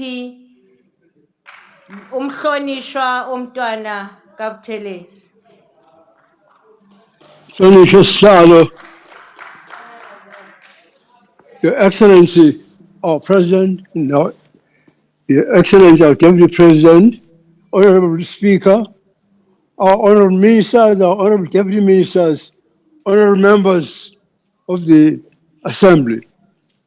Before I speak, Madam Chair, to this budget, I will ask His Excellency the President to tell me whether he understands me. Am I speaking clearly enough, Your Excellency? Or is my speech an impediment causing difficulties? I ask because, Madam Chair, your Premier, Your Excellency in KwaZulu-Natal, the Honorable Mr. C. Zigalala, has publicly ridiculed me, telling the Children's Parliament in KZN that the traditional Prime Minister to the Zulu monarchian nation, myself, is incomprehensible because he stammers. He even did a lively impersonation of me to the amusement of the audience, encouraging even the children of the Zulu kingdom to mock me as the King's Prime Minister. And he did this in the presence of my eldest daughter. I ask, Your Excellency, what kind of leader is that? A leader who gets into a drunken brawl in public, embarrassing his party, embarrassing our province, his office in our country. I can assure him that I'm not an intellectual midget in any sense, nor by physique. So I cannot be pulled down by any midget of any shape and kind to the level of midgets. It pains me, Your Excellency, personally, that the oldest liberation movement in our continent is discredited by leaders of the Premier Zigalala's ilk.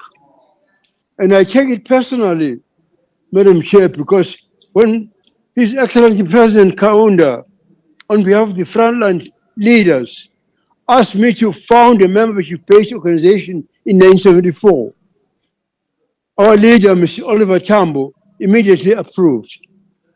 Thus, from the start, I stated that Inkatha was rooted in the ideals of the African National Congress as laid down by its founding fathers in 1912. Now, the credibility of the ANC and of the government is continually being compromised as leaders are implicated in scandals, in corruption, abuse of power, and behavior that tears apart the moral fabric of South Africa. When leaders show no respect and act like hooligans, how can we be surprised when anarchy, such as we saw in July last year, erupts? Today, the IFP is called upon to debate the budget of the presidency, a budget that, yet again, has undergone no scrutiny of any kind by Parliament, no oversight process, and no interrogation by the people who are charged with protecting our country from abuse of power and abuse of state funds. So for the sake of enabling the President to perform its work, the IFP has always, every year, supported this budget because none of our questions being answered. We have done this, Your Excellency, on the assumption that the highest office in our land, the Presidency, would not act contrary to what is just and right. We assume.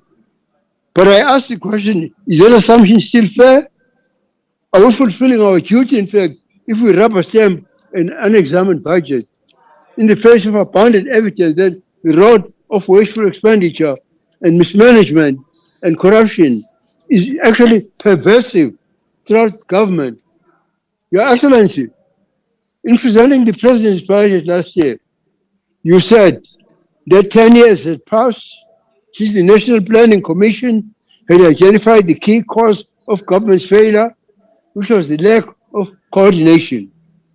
You then declared that now, a decade later, we have a capable state which is, and I quote, Your Excellency, you said, well run and well managed with clear lines of responsibility and accountability, unquote. And that was June 2021. And then after that, July 2021 happened. In the aftermath of the worst civil unrest since the dawn of democracy, the investigative report of the expert panel described a government entirely lacking coordination, with duplicated reporting lines, overlapping roles, and a plethora of structures that fail to communicate. It seems essential then that this budget should provide the audited performance history of programs of the presidency. Yet the budget before us simply states that no historical data is available. Targets for future performance are happily given, but performance is omitted. For instance, now our Deputy President has just mentioned that there is a task force looking at the role of traditional leadership, which although recognized in the Constitution, has no role in any legislative framework. Despite concern being expressed, compensation of employees still consumes close to 62% of the president's entire budget.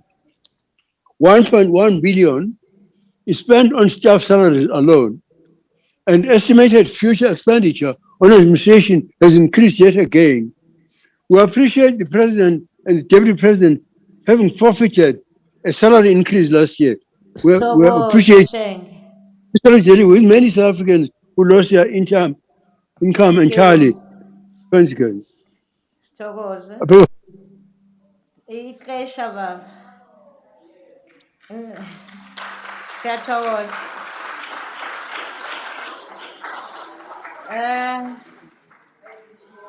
Volgens van die FF Plus is achtbare lid Groenewald. Geachte voorzitter, through you to the Honourable President. Honourable President, in common law, there is a crime which I call compounding. Now, if the people see what is in newspapers about the whole incident about your money, it has all the elements of compounding. Therefore, you cannot blame the people of South Africa if they have certain questions. Now, Honourable President, when you started here, you said the people of South Africa comes first. And I agree with you. Now, what the people of South Africa does not understand is you declare that you are willing to appear in front of the Ethics Committee of the ANC. But you don't tell the people of South Africa what the real facts are. And I want to appeal to you. If you say you put the people of South Africa first, tell them the truth. Because truth will always win in the end of the day. Honourable Chairperson, I also want to say that the honourable speech of the Honourable President is actually a picture of South Africa in this house, which is totally different from the picture of South Africa outside of this house. Let me give you one example. You referred, for instance, to the Special Investigating Unit, but earlier in this week, and you said you will vigorously implement the recommendations from the SIU. In this week, in front of the SCOPA committee, SIU declared that 463 cases, the recommendations had not been implemented. Disciplinary steps against civil servants. So it doesn't make sense what you say. If we look at crime in South Africa, Honourable President, the murder rate in South Africa is more than 6,000 for the first 3 months of this year. 157,907 victims of violent crime. Now, if we say violent crime, you must understand that they are traumatized after that crime. So we have more than 52,000 people per month who are traumatized in South Africa because of crime. And the leading causative reason or factor for that is, of course, arguments, misunderstandings, which refers to a social problem. But, Honourable President, the second leading causative factor is mob justice. And that is worrying. Because if you look at mob justice, it says that the community, the people, don't have trust in the police. They don't have trust in our criminal justice system. You will remember about 3 or 4 years ago, we had a meeting with US President and leaders, and I specifically referred to our criminal justice system. And what is the statistics actually revealing? The increase in murder rate of women, 17.5%. Of children, a disturbing 37.2% increase in murders for the 3 months 2022. Honourable President, in an internal survey by the police itself, it revealed that 53% of the members of the police are actually said that the police service is dishonest. Police members are dishonest. Now, I urge you, there should be a priority number 1 on the criminal justice system. Honourable Chairperson, I want to ask the Honourable President, do you have a problem with Afrikaans? Afrikaans is an official language acknowledged in the Constitution of South Africa.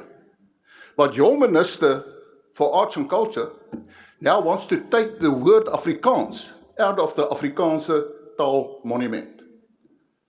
There's no other way to think that he's got it against Afrikaans. But, Honourable President, if there is ever a monument in South Africa who is inclusive, that reflects the Nguni languages, the Khoi and the San, it is that Taal Monument. And I want to ask you, you didn't say anything on that. En ek wil vir die agbare president vra. Agbare president, as dit moontlik is, kom ek en u begin besoek daardie monument, dat u die simboliek daar kan verstaan. En ek wil graag vir u vra, u wys my is reg, dan gaan ons hom besoek, dankie. En ek wil ook vir u vra, sê vir die mense van Suid-Afrika, waar staan u met Afrikaans? Lastly, Honourable President, and I don't have time, you referred to the economic measures you've taken. The fact of the matter is as follows. Are you aware of the fact that in Matikwa, north of Durban, there's a report that children eat sand? You hear me? They eat sand to fill their stomach. Now, with great respect, Honourable President, you can say many words here, but 199 children below 5 years died the last 2 months because of malnutrition. That is the reality of South Africa. I thank you. Thank you.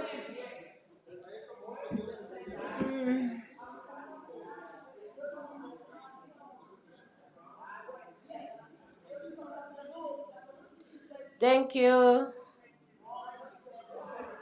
Seboledi se se latelang go tswa go ACDP ke Motlhomphegi Moruti Mešwa. Honorable members, as we always say, this room is too small. Once a person speaks from that side or that side, we can't hear the one on the podium. Please.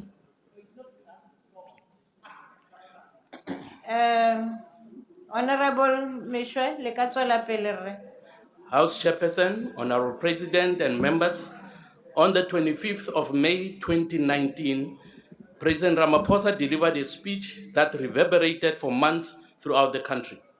He said, and I quote, "I am humbled by the trust you have bestowed upon me, aware of the challenges our country faces, but also alive to the fact that our people are filled with hope for a better tomorrow.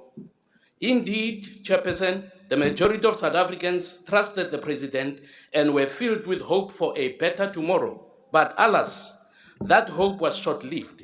The allegations of corruption, money laundering, racketeering, defeating the ends of justice against the president have left many devastated and deeply disappointed. Rather than taking responsibility for breaking the law of this country, the president maintains that his hands are clean and his integrity is intact. Chairperson, the president cannot continue evading critical questions that have resulted from what happened at this Pala game farm. These questions that demand answers include the following. Firstly, why did the president keep foreign currency to the value of $4 million at his farm while knowing that it is illegal to do so? Secondly, who brought the foreign currency on the farm and was it cleared with customs when it was brought onto the farm? And thirdly, why was the break-in and theft of that foreign currency that was found hidden in the furniture not reported to the police? Fourthly, if that money came from sales of animals of the farm, as some have alleged, has tax been paid on those sales? And fifthly, is it true, Mr. President, that a domestic worker who worked there was bribed, allegedly tortured even, to ensure that she does not talk about what has happened on the farm? We want to know. While I know that justice must take its course and a full independent inquiry has to investigate these serious allegations, much will have to be done to restore the nation's trust and confidence in the president.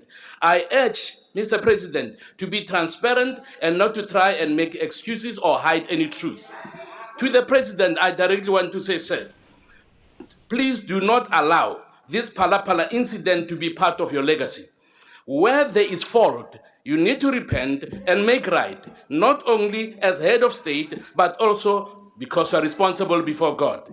I want to remind you further, Mr. President, that King Solomon once said, whoever conceals his transgressions will not prosper, but whoever confesses and forsakes them will obtain mercy. I wish you do that. Thank you, sir. Thank you.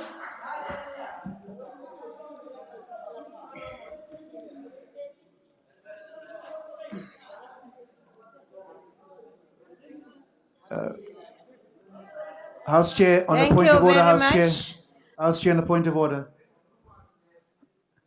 Where is It's Honorable Thring, House Chair. Oh, Honorable Thring, yes. House Chair, when we... Can you please state what rule you are standing on, Honorable Thring? The rule that I'm standing on is the rule that when a speaker is at the podium, all of the negative comments that come through unnecessarily. That's the ACDP respected the president. Honorable member. We expect that they do the same when our president speaks. Thank you. Honorable member, I want to read to you Rule 92, subsection 3. A member raising the point of order must commence by quoting the exact rule or a standing order, or at least the principle of the subject matter upon which the point of order is based. Please, let's do that. It will help us a lot as we proceed. Thank you. Because we really can't have a debate within a debate. Honorable Speaker, Thank you. Honorable Chair, if that applies to every single member on Yes, this it side will. and that side of the House, Yes. then that's fine. We accept it. Thank you. House Thank Chair. you. House Chair. House Chair. Yes, Honorable Swart. Rise on Rule 66.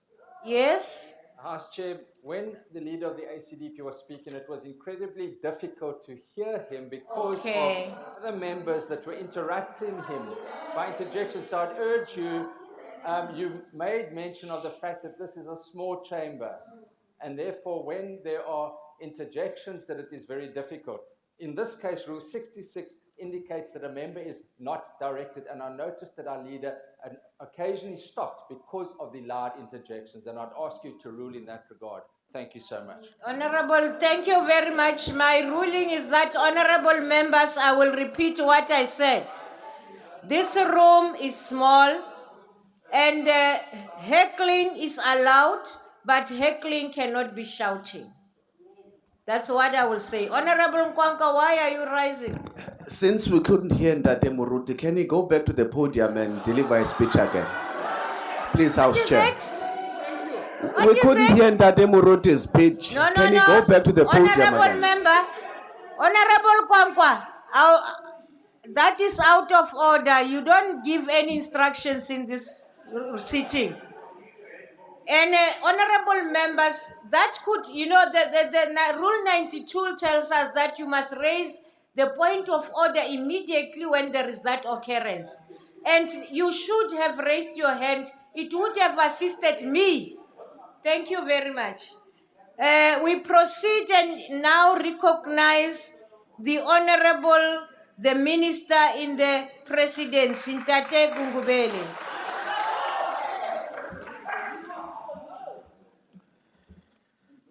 Mango Chuku.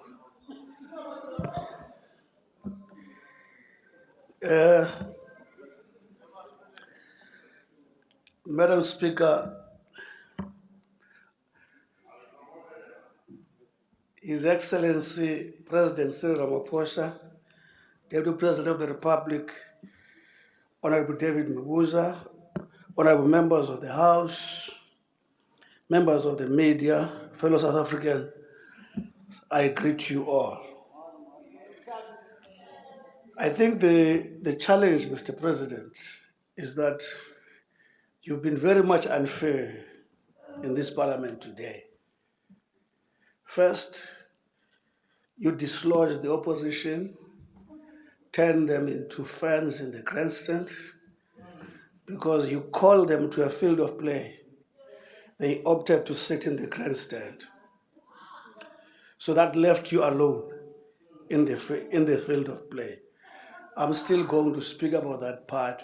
And secondly, unfortunately, Mr. President, you also imposed reorganization of my speech. Because of the meticulous presentation you've just put across. We present this presidency budget vote halfway through this sixth administration of government, which was ushered in after 2019 national and provincial elections, where the governing party, the African National Congress, pledged to grow South Africa together.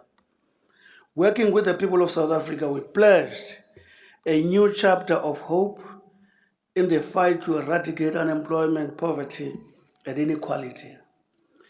A chapter to pursue the dream of our forebears of a non-racial, non-sexist, united, democratic, and prosperous South Africa.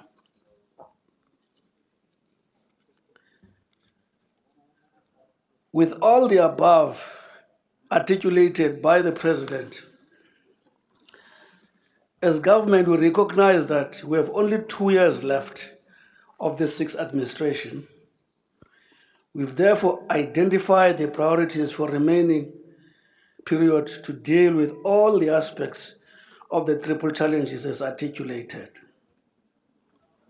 As the center of government, the President will continue to play a leading role, as the President said, that we should build a nation that eradicates unemployment, poverty, and inequality.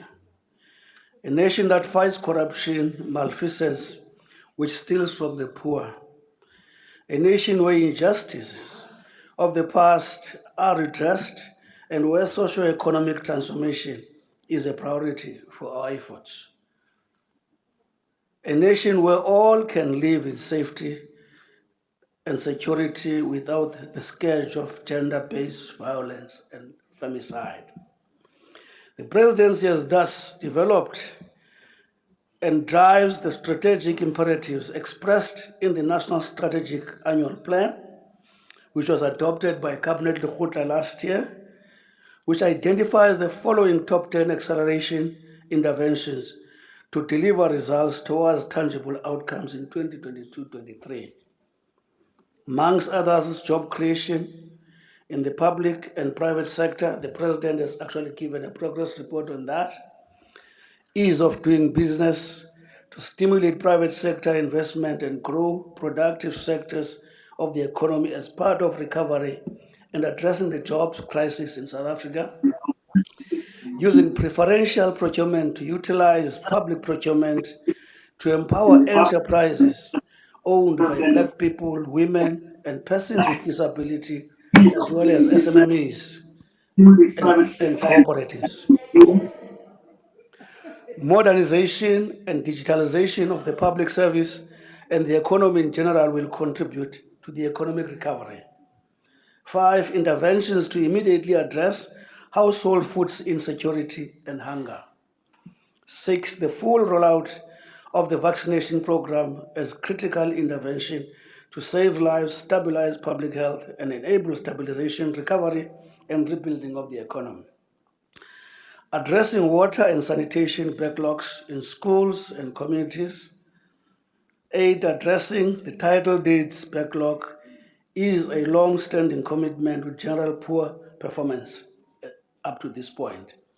Interventions to reduce violent crimes, including GBV.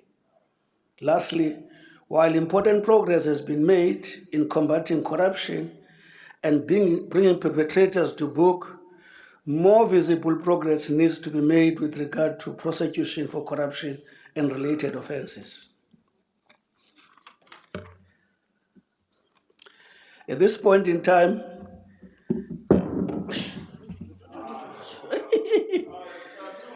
in March 2022, the Cabinet approved the country investment strategy, which is currently out for public commentary and consultation. South Africa's inaugural country investment strategy aims to position South Africa as a key preferred African investment destination by attracting and facilitating quality foreign and domestic direct investment into the country.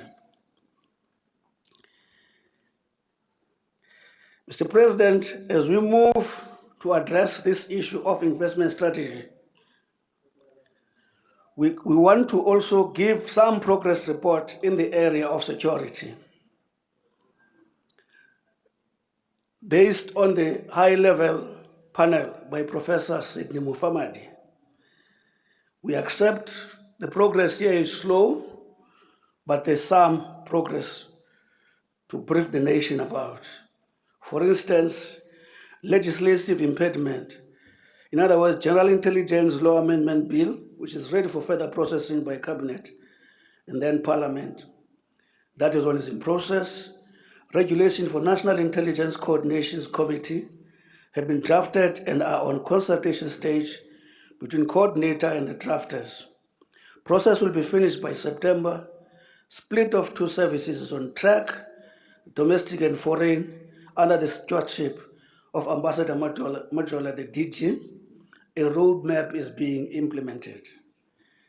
Legal advisory services is hard at work with forensic investigation to uncover the extent of malfeasance and refer cases to ID and the Hawks. The matter of doctrinal shift from state security to national security is being addressed. Soon we will be consulting the public on the national security strategy. Madam Chair, the matter of vacancy rate is continuously being addressed in tandem with achievement of stability at the management level. There are some of the critical matters on implementation of high-level panel matters in this regard. In fighting crime and corruption, building an ethical and capable developmental state, the President has established a system for coordinating the implementation of all SIU recommendations across the multiple departments, spheres, and agencies responsible for implementation. This will overcome gaps in accountability and allow us to monitor and detect where there's inadequate progress in implementation. Honorable members, as we promised in February, this week we tabled the SIU reports implementation plan to the Standing Committee on Public Accounts. While various investigation by law authorities on SIU recommendations are ensuing on daily basis.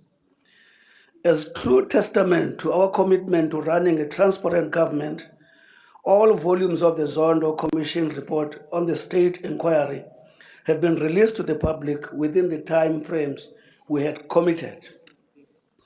We have, through the Office of the Director General in the Presidency, established a team to work through recommendations before the deadline to Parliament, which is the 15th of October. We can promise the country that we will be as transparent as we have been throughout this process of implementing the recommendations of the report. As the Minister of Finance said during the budget speech, resources have been allocated for the quick implementation of this report. As we have previously stated, law enforcement agencies are already working to ensure that those who are found to have been implicated in the state capture are brought to book. We have in this regard seen examples of serious arrests being made in the recent weeks. That is the progress so far, Chair. Now, if one is to go quickly on what the DPMA is going to do regarding this matter, Honorable President, Honorable Chair, Honorable Members, thank you again. As we know, we are at a very critical point in our term of office, with less than 2 years before the country goes to the polls. The work that we do now and in the period to April 2024 will determine whether we're able to regain lost grounds and reverse the setbacks caused by multiple shocks, including the pandemic, the July unrest, and the April and May flood disasters, all of which compounded poor growth levels, poverty and hunger have worsened. We are behind. We are behind in our 2030 and MTSF targets regarding growth, employment, gross fixed capital formation, inequality, and poverty. While there are signs of economic recovery for many South Africans, sustained and growing economic inequality has reduced the meaning and the value.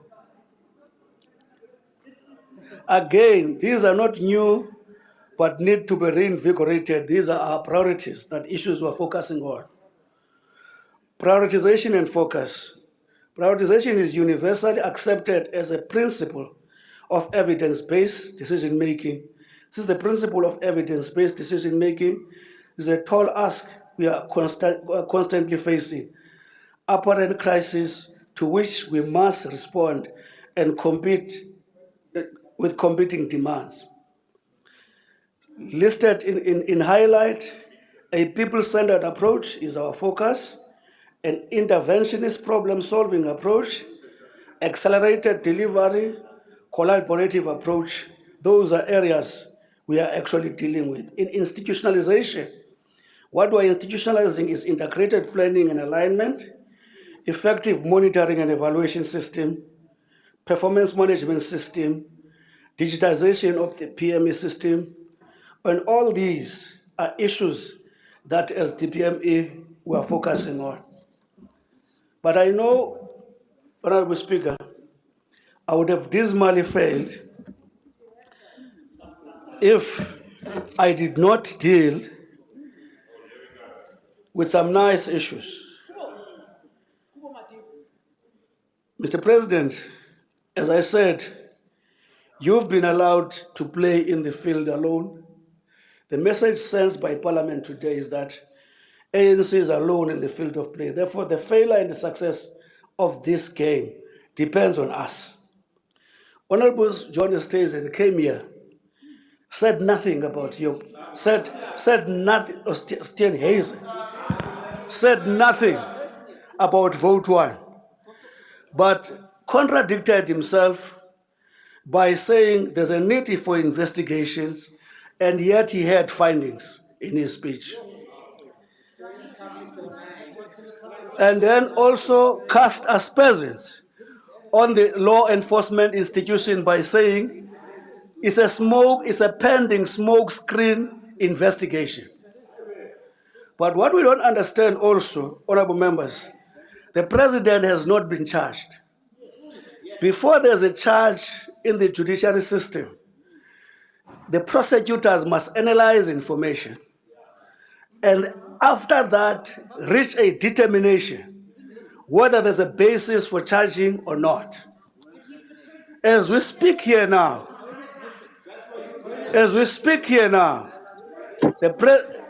what has occurred in Palapala, key institutions are analyzing that and they are going to reach a determination.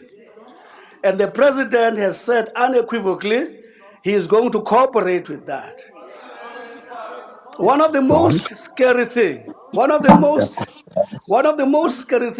citizen, there's not a single one. There are very few people in this narrative who are worried about the access in the precinct or the residence of the president, which threatened his security. Not a single one is speaking about that. And there's an access which still has to be investigated. And secondly, he is robbed. And then thirdly, he must be the one who is put in the in the adjudication spot. Now, none of you have said that. Honorable Minister, ndiyaxolisa. Ixesha liphelile. Sithokoze malunga ahloniphekileko. Amalunga ahloniphekileko. Order. Okay. Ngiyabona ukuthi nifuna ukuhlala la tot kusasa. Ngoba nisafuni nokungipha ichance ukuthi ngikhulume. Honorable members, nangabe kuyangami bengizathi hlalani ngoba kade nithola ama-break. Kodwa umuntu ofanele aphendule kusasa ngumongameli, fanele alalele wonke umuntu. Manje ke asinipheni le 15 minutes ke niphume niza kubuya. Sithokoze.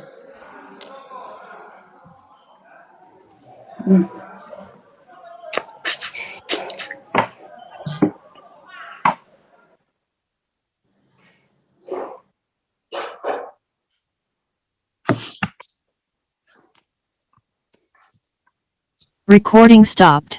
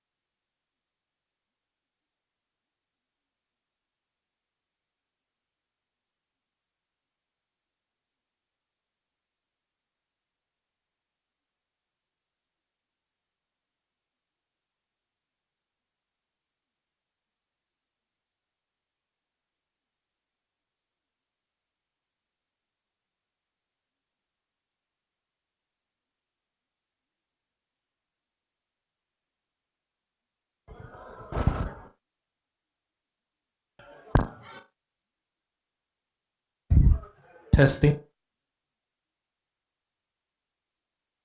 Recording in progress.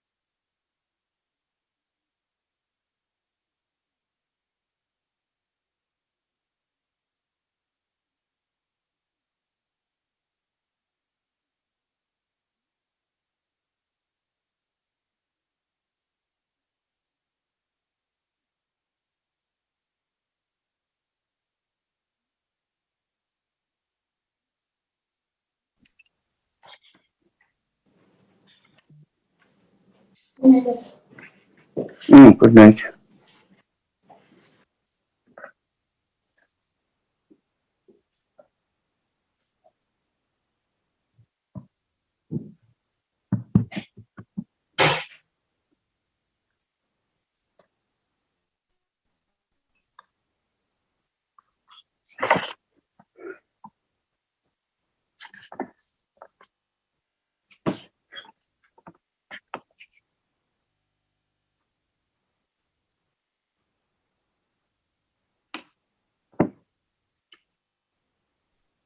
Can we clobber people quickly, man? Please.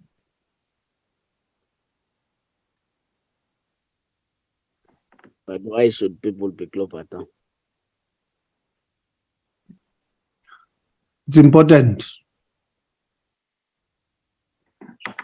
The national question.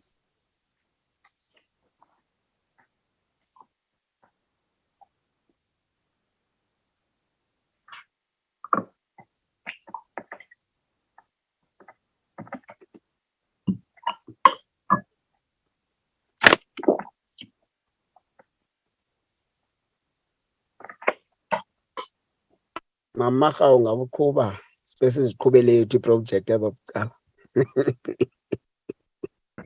Maha ungakhohlwa ukuvota kahle.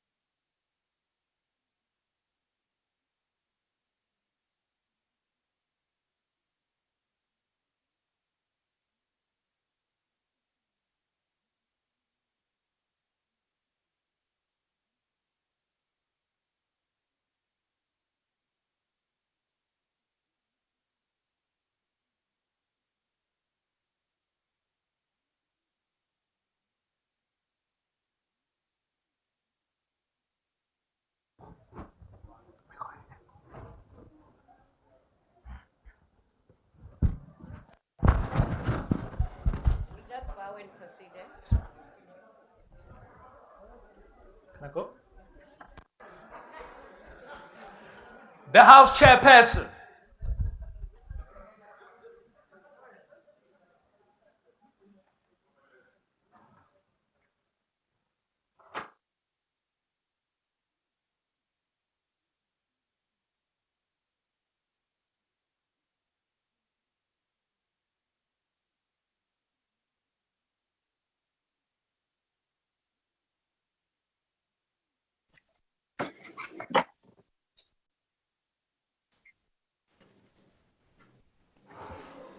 Honorable members, thank you. We shall now resume with the debate on the presidency budget vote. As I now recognize from the ANC the Honorable Mahlaule.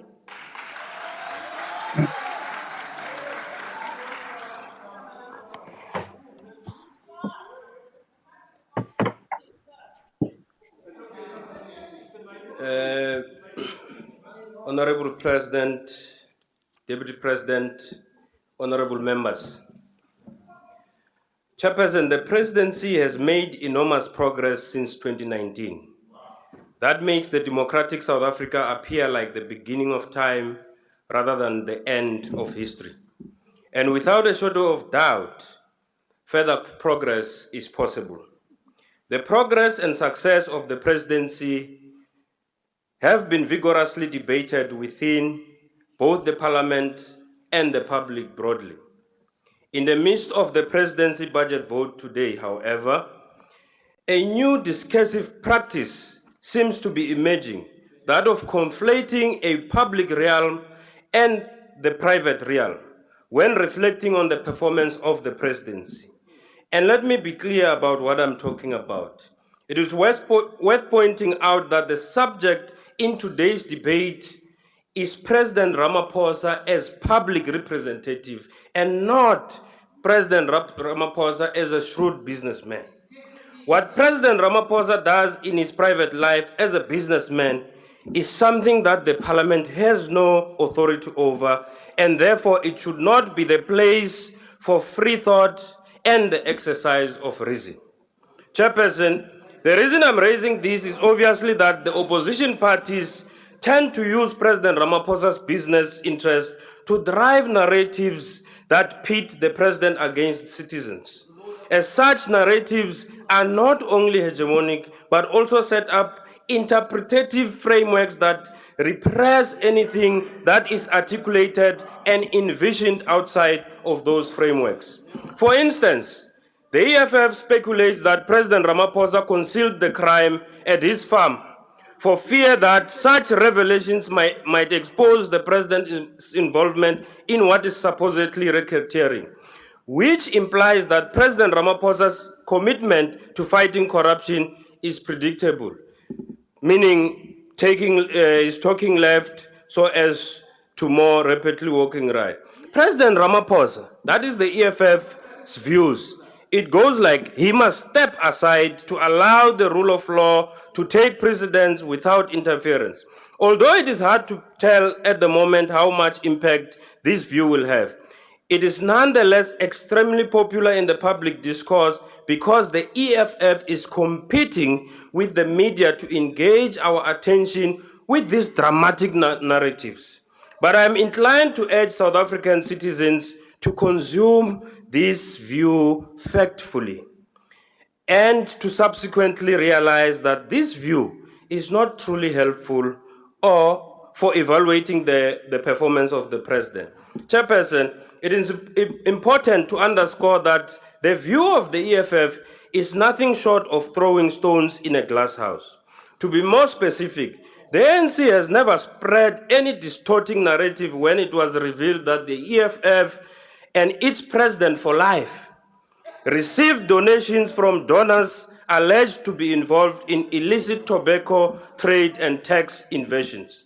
Moreover, the ANC has never conveyed a dramatic representative picture of the DA when one of its provincial executives in the Western Cape province was at the center of a serious allegation of sexual assault.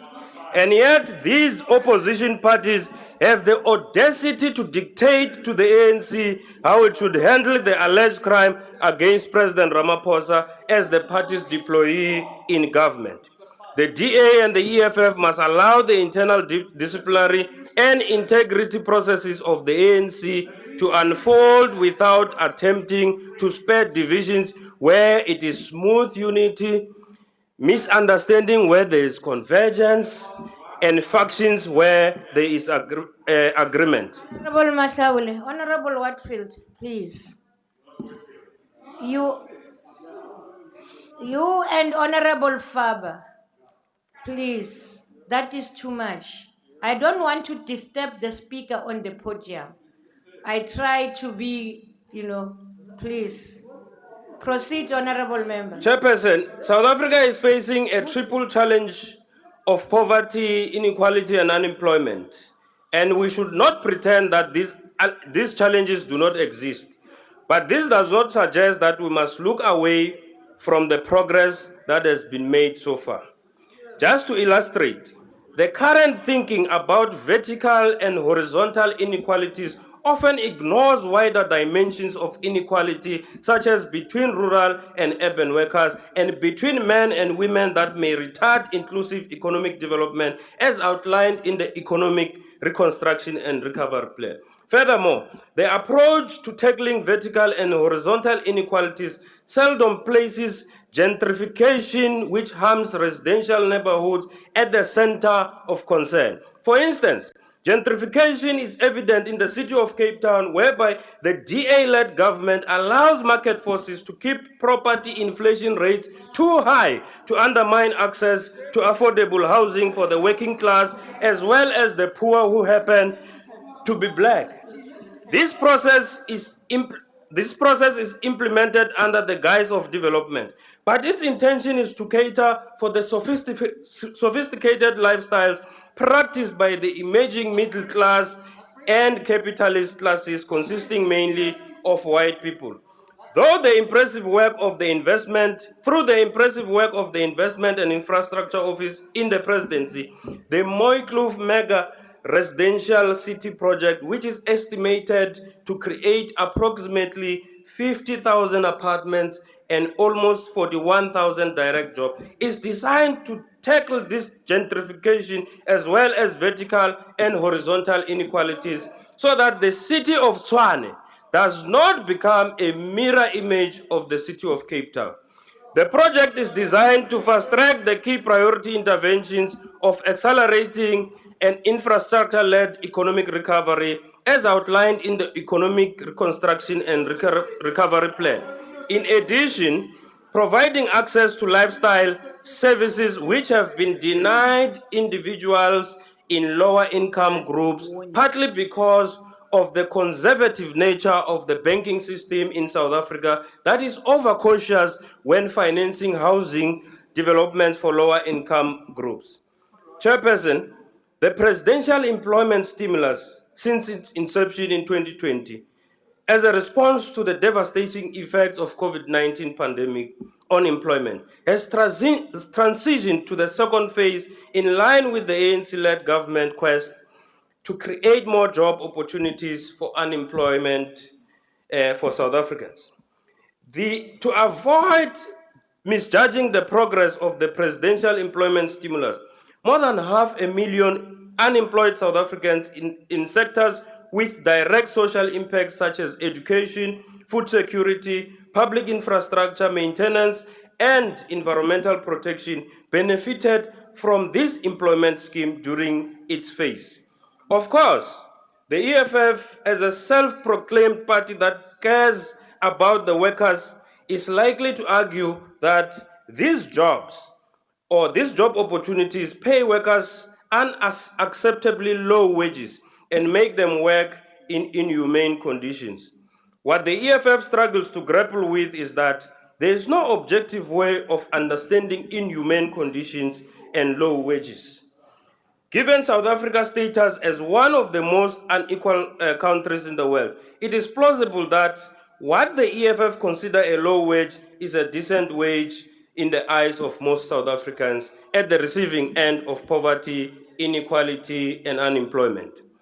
Chairperson, opposition parties, particularly the DA and the EFF, tend to depict President Ramaphosa as a leviathan that always gets what it wants, as it is assumed that he has centralized power in the presidency through consultative advisory councils such as the Climate Change Commission and the Presidential Climate Finance Task Team.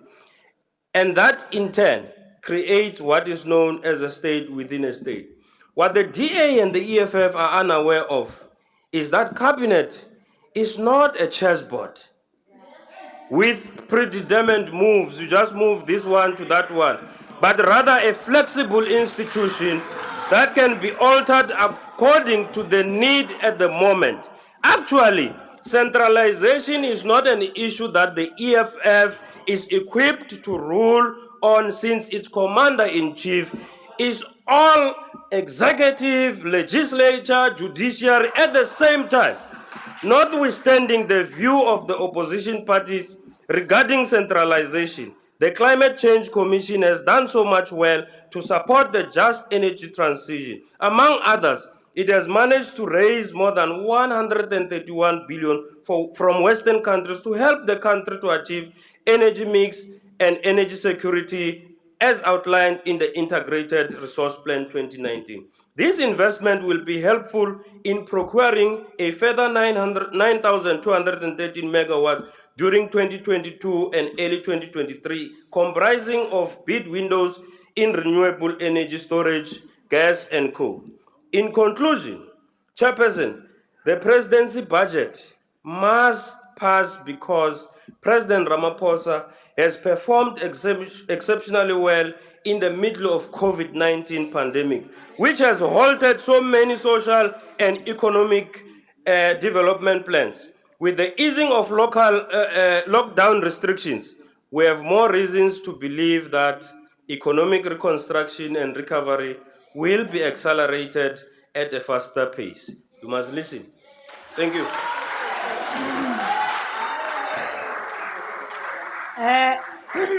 Raleboha. The next speaker, honorable members, Honorable Cuthbert, your voice is so strong, you know. So please just try to slow it down, lower, please. You are Cuthbert. Honorable members, the next speaker is the Honorable Member General Holomisa. Chairperson, Mr. President, and honorable members. Mr. President, you have made various promises during your State of the Nation addresses. For instance, the project of Mzimvubu Dam, the N2 project doing along the Wild Coast, and many other projects, as well as the mega cities. I would suggest that there be an audit of your promises and a checkup of what progress have been made and the reasons for any failures. Regarding the much talked about break-in at your farm, many opinions have been given by all political parties in the House, and the onus rests on you to consider the suggested courses of action for the sake of your family, the country, and yourself. Last Friday, the public protector was asked by one of the political parties in Parliament, ATM, and asked you to clarify the break-in at your house, in your farm. But today, Mr. President, you suspended her, that is the public protector. Who will investigate you, sir? The police who bungled you this investigation, I doubt if they qualify. Furthermore, Mr. President, We have also been alerted that the judgment for Order, the order, public protest, honorable members. I can't hear. Proceed. the judgment for the challenge which was mounted by some of us, where we said you don't have the leg on to suspend the public protector. That judgment is due to be delivered tomorrow. Why would you do this on the eve of the judgment? What kind of message are you sending? Perhaps has somebody whispered from the judiciary in the same manner as we witnessed under Abamji? Furthermore, Mr. President, we have heard via the Zondo Commission how the ruling party and some of its leaders have benefited from state resources. Even your own words have echoed this sentiment. Siyaxolisa, the Honorable Holomisa, ixesha lakho Nikhathe limukile. ngebomu. Nivile message kamasela la. Okay. Honorable members, the way you are making noise is not right, because somebody will say something and you will come and say, this is the point of order, when I have heard nothing. So please, let's respect this house. We know you can heckle, but limit your voices. Don't over-drown the speakers. We now proceed and call from the ANC, the Honorable, the Minister of Social Development, Mamzul.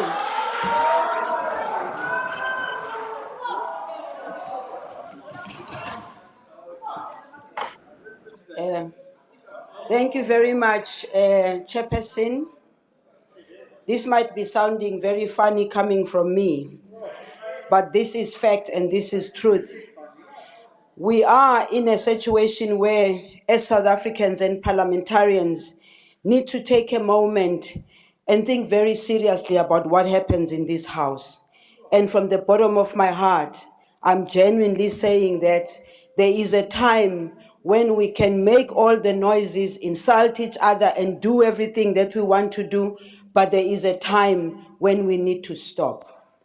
And I personally believe, Honorable Chair, having been in this house, having been one of those that also makes those noises, having been one of those that heckles beyond imagination, I'm now saying, Chair, the people of South Africa are calling upon us now to re-look and rethink and think very hard about what comes out of this house. And this, Honorable Chair, President, Deputy President, I say it genuinely as a representative of the South African people, who, many of whom fought to be here and never got a chance to be here. It is my time, Mr. President, Deputy President, to say to the honorable members here, it is the time now for us to pull back. It is a time for us now to really do a complete overhaul in the manner in which we conduct ourselves in this house. And I want to say today, I'm going to be number one in that.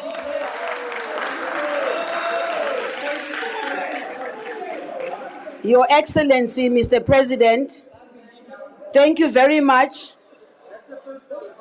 Thank you very much, Mr. President. I do want to say to those who do not believe, abafuna ukukhola njengoThomas, ngizocela ukuthi bangibheke from now on, bangitshene ukuthi bayangithemba noma bangithembi.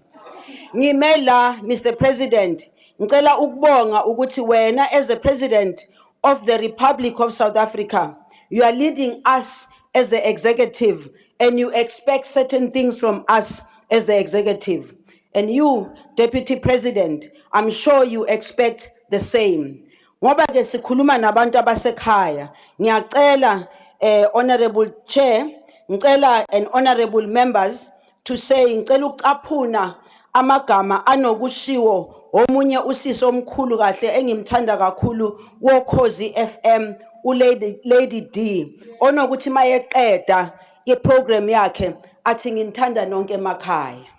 Ngicela ukusho ke ukuthi thina sehama member we-African National Congress ngiyethemba nabo laba bangapha bazovuma mangithi sinthanda nonke emakhaya. I am here, Mr. President and Deputy President, being very thankful also of the fact that, Mr. President, you referred to a very challenging situation which we have been in as a nation with regard to the military veterans. Mr. President, Deputy President, members of this House, any nation that does not respect, that forgets about the people who sacrificed for their freedom and takes them for granted, does not deserve a future, because every nation all over the world, they always remember the future. They remember their heroes and heroines who made it possible. I wish to thank you, Mr. President and Deputy President, that you have taken this issue very seriously because it has been going on for too long. I do want to say to yourselves in this House and to the nation, those military veterans deserve a better life. Those military veterans and their children and their grandchildren deserve better, and it is possible for us to give them that better that they deserve. Mr. President, while we're continuing to provide solid leadership to all of government in the service of society and all our people, Your Excellency, your office, your Deputy President, and all the ministers and everyone who works in your office. And I thank you also for raising the issue of the DG in your office. Nothing is as painful, and especially being a woman, to find yourself being threatened in the manner in which she is being threatened. I'm hoping, Mr. President, that those thugs, those angazi ukuthi ngibabizeni, ngicela ukuthi bamiyeke aqhubeke enze umsebenzi wakhe. Mr. President, you are steering the ship that you are steering and commandeering, for one, to effectively carry out executive oversight on coherent policy and integrated program implementation pursuant of an inclusive, transformed, and prosperous South Africa. Mr. President, we talk of prosperity. Prosperity cannot be only for us who are in this House. Prosperity has to be for all citizens of this country. Number two, provide responsive technical competencies by which accountability is necessarily engendered in the quest to realize government strategic agenda. Number three, continuously improve governance, state capacity, and program implementation with a view to qualitatively better the state of our people. Yes, your constituencies, honorable members. When I talk about the state of the people, I'm not only just talking about the members of the African National Congress, I'm talking about your own constituencies too. And through social and economic reconstruction and recovery, we have to get South Africa working. We just came back from a very serious strategic planning meeting where the president told us in no uncertain terms that we must fill the potholes. He told us in no uncertain terms that everything that is a challenge that depends on us, we must be able to deal with it. So within the three programs that I have just spoken to of the Presidency's Budget Vote 1 for the 2022-23 financial year, the Presidency will continue to lead and coordinate process that formulate and implement comprehensive, sustainable solutions relative to the legacy of poverty, unemployment, as well as the novelty of climate change. And Mr. President, when we talk about climate change, we want to say to our people, the issue of climate change is not just a government issue. When we were crisscrossing KwaZulu-Natal, Mr. President, we were telling them that when they wake up in the morning and they watch the news and they see the weather, they must not think about what am I going to wear. They must think about what's going to happen. Is it gonna rain? Is it gonna be heavy rain? Is it gonna be light rain? Will I still find my house when I come back? or not. And so, Mr. President, all the areas that yourself, together with the Deputy President, as well as the Minister Gungubele spoke to, are the issues of great importance to us as a Department of Social Development. But of course, Mr. President, we are not just about the Department of Social Development. We are about the overall performance of our government, where government creates a conducive environment for our people. Our social protection framework constitutes part of our comprehensive approach to inequalities, unemployment, and poverty. Not only do we provide targeted social assistance to cover 18 million South Africans who cannot provide for themselves and their families every month, excluding over 10 million who are receiving the SRD 350. And I know that there are those who are going to say, yeah, they're still waiting for that 350. Yes, Mr. President, they will get that 350. But fact is, in order for us to be able to pay that 350, we've got to make sure that we've got proper systems that make sure that the money is paid to the right people, number one. Number two, we spend a lot of money also, Mr. President, honorable members, in paying that money. So we have to negotiate with banks. Unfortunately for us, we have to negotiate with the banks. Maybe one day SASSA might be able to do its own payment so that it doesn't have to go through the pain that we are going through. And so, Mr. President, that 350 will be played. And now turning into international area, Mr. President, South Africa is part and parcel of the greater world. And therefore, it is important for us as a country and as a nation to continue calling for peace across the world. We call for peace in North Africa, in the Sahel, in the Horn of Africa, in the Middle East, in Asia, and of course, we call for peace even in Europe. So the issue of the conflict or the war between Russia and Ukraine is of importance to us, and we want to make sure that our efforts, which we have been putting as a nation, as a country, from the time that we started in 1994 as a nation, we have been respected, Mr. President and Deputy President, by the world for being able to participate in peacekeeping missions. We have been able to participate in bringing peace through negotiations. I stand here, Mr. President, at the time when we were trying to bring peace in the DRC. I crisscrossed the country together with Minister Nkosazana Dlamini Zuma. At that time, I can tell you every step of what is happening in the DRC. Nothing pains me, Mr. President, than to see African people throughout this time, women and children running away with their miserable possessions, carrying on their heads, running away from mortars, from all kinds of weapons. And I ask myself the question, who is selling those weapons? May those who sell the weapons stop. Just like we have seen the ones who are selling and buying weapons from the West, now sending them to the Ukraine, and very soon they'll be trying to find out how do we remove these weapons, and yet they know. In fact, Mr. President, I think some of them are making money because their industries are going while our industries are not going.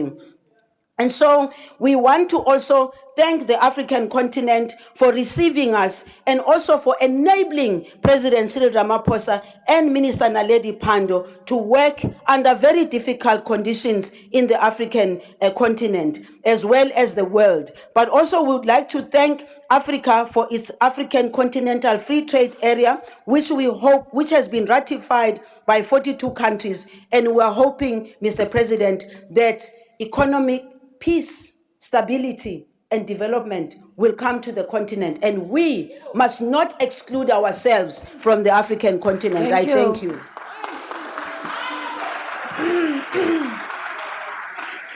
Thank you very much, Honorable Minister.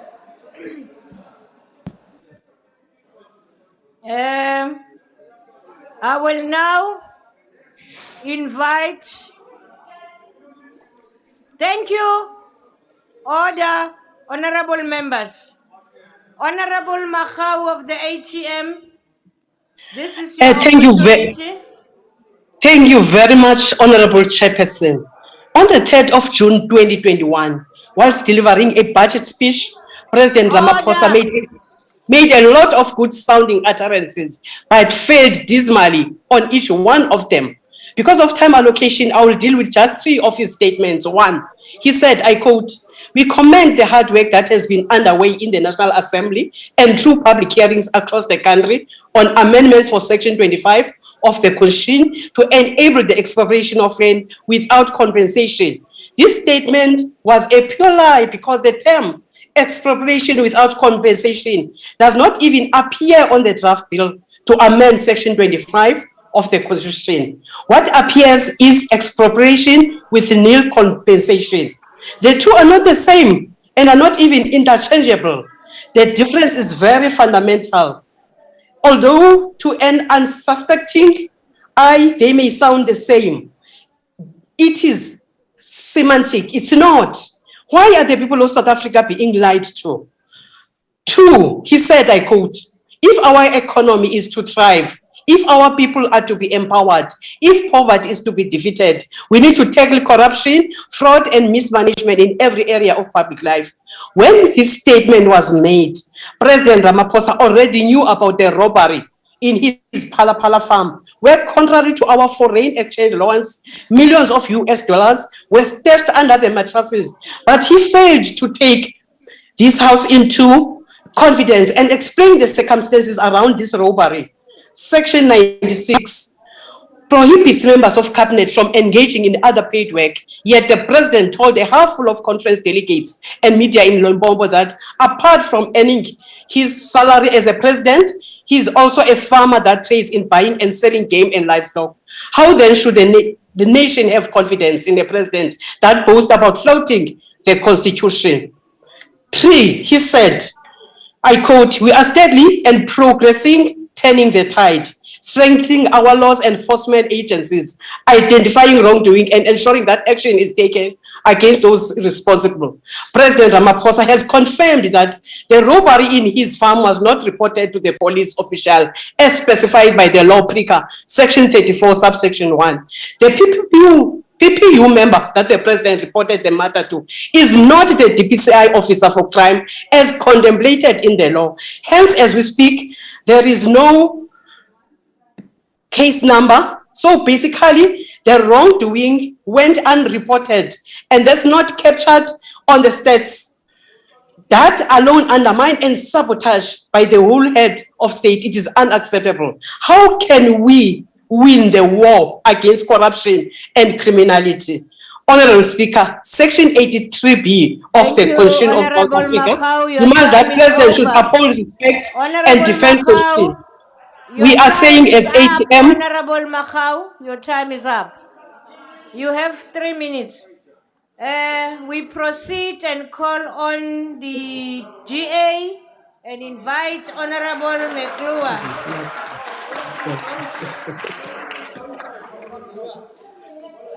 House Chairperson, South Africans face the first ever remix performed live by President Ramaphosa. This remix is not made in the studio. Beneath all these classic hits are the echoes of an entire political structure who is in total tatters. The emperor finally is without clothes. Mr. President, it is time to read between the lines. The recent developments is no doubt a consequence of your inability to act against counter-revolutionary forces within your own party. You cannot claim to be shocked again.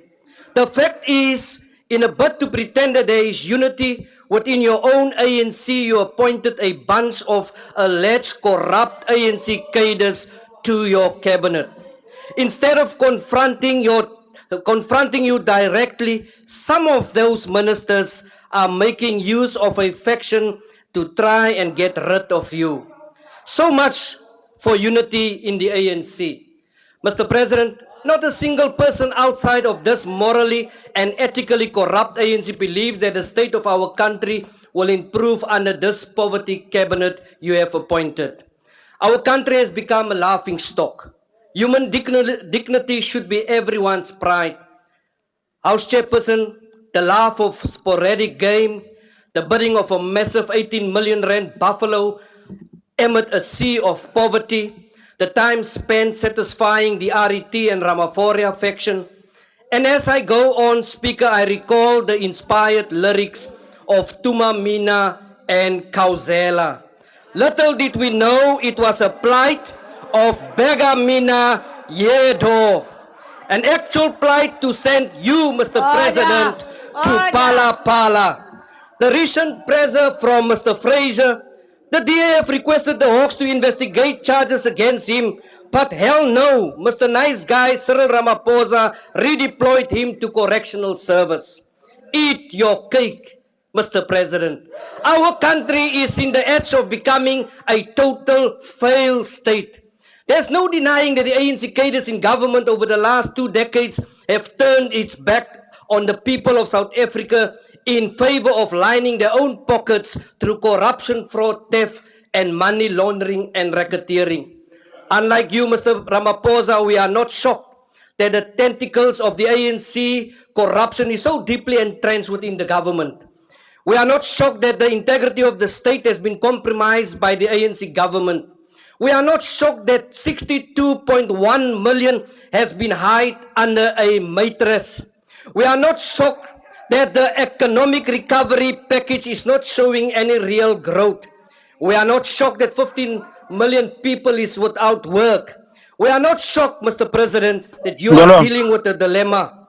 We are not shocked that you prefer to speak to the Integrity Committee instead to this country. We are not shocked that we have learned that someone won the first prize being the Mampara of the week. Wena uwe tsang wena mtate President. We are not shocked because for at least the last 20 years it was the DA who honed the ANC. Our state of decay and misery and despair today has been forewarned. Speaker, it feels like forever. We are therefore entitled to ask questions. Where was the president when the Guptas took control of the important SOEs such as Transnet, Eskom and the NEL? Waar was jy, meneer die president? I know the president itself was deployed by the ANC to make these appointments. So we are putting the blame at your doorstep, Mr. President. Mr. President, the worst is to come. Please allow me to rewind a little bit and dwell on the counter-revolutionaries and those who once being your praise singers. Let me remind you that the deputy president is a paid-up member of the Premier League. It has once been said that the leopard cannot change its spots. Tigers don't cry, Minister Mantasha, and buffaloes have a smooth tongue. One wonders if the deputy is worth the deputy of a deputy because he is always absent without leave. All the time coming to Parliament, the same old story and same old answers to members of this House. The Minister of Police, he wears a hat, House Chairperson, hot-headed, always in a hat, always with a hat, but he is currently kept under a hat for a big surprise. Ayanda Dlodo claims she was warned about the riots in KZN, yet we face a parliament up in flames. Former Health Minister William Kize, who was his name surfaced in the SIU investigation, probing on how KZN provincial tender ballooned from 3.5 million to 114 million. Who will forget the 10 million glorified wheelbarrow scooters bought to serve as an ambulance? Then there is the digital bribes with COVID-19 corruption that hits the 5 billion. But this ANC government is quiet. To date, not a single word by the president on DECO's whereabouts when asked. She swindled the public purse with PPE contracts. She was found guilty, failing to disclose her interest and only receive a written warning. She seems to be the untouchable and is nowhere to be found. Paul Mashatela's attempt to amend the step-aside resolution should be an eye-opener to you, Mr. President. Former Defense Minister, very confused at the lack of police in KZN. Some food for thought, Mr. President. Mr. President, hasn't my good friend, Minister Patricia de Lille told you that they wash your dirty linen in public. Wake up and smell the coffee. Your washing is all over the show from Cape to Cairo and from Cairo to Bay Bridge. Mr. President, it is the end of your washing line. Finally, Mr. President, allow me to put my hands over your eyes. It is a surprise, Mr. President, a big surprise. Your palace is falling apart. Happy New Year, Mr. President.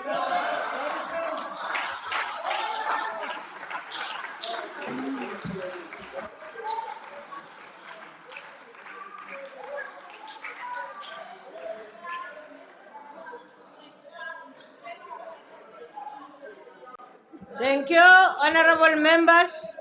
We proceed and invite from the ANC the Honorable Shabalal.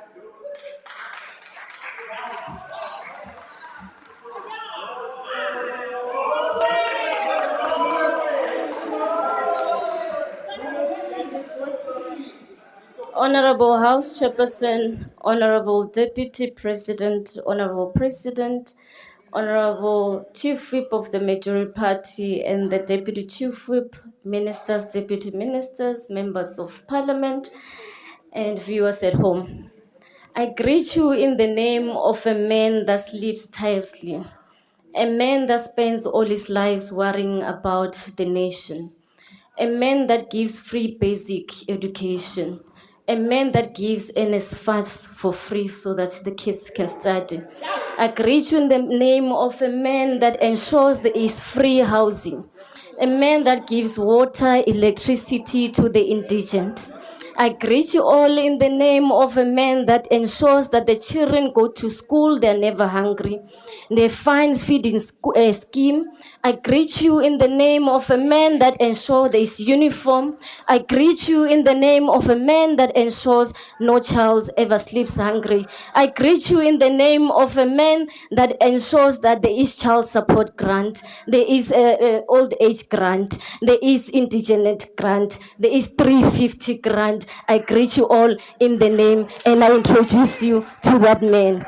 In the name of the man, Ufi, Ndibu Matamera, Fondo, Njiba, Loatamera, Nababurai, Ndiri, Muraro, Awe Nabatu, Narazabatu, Ndir Ahe, Bumatamera.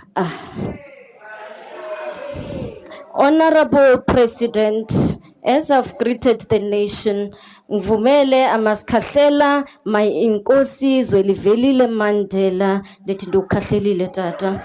I greet you also in the name of the former mayor of Johannesburg, Jeff Makubo, Jolly D. Matongo, Mpumerana. I say may their soul rest in peace and rise in glory.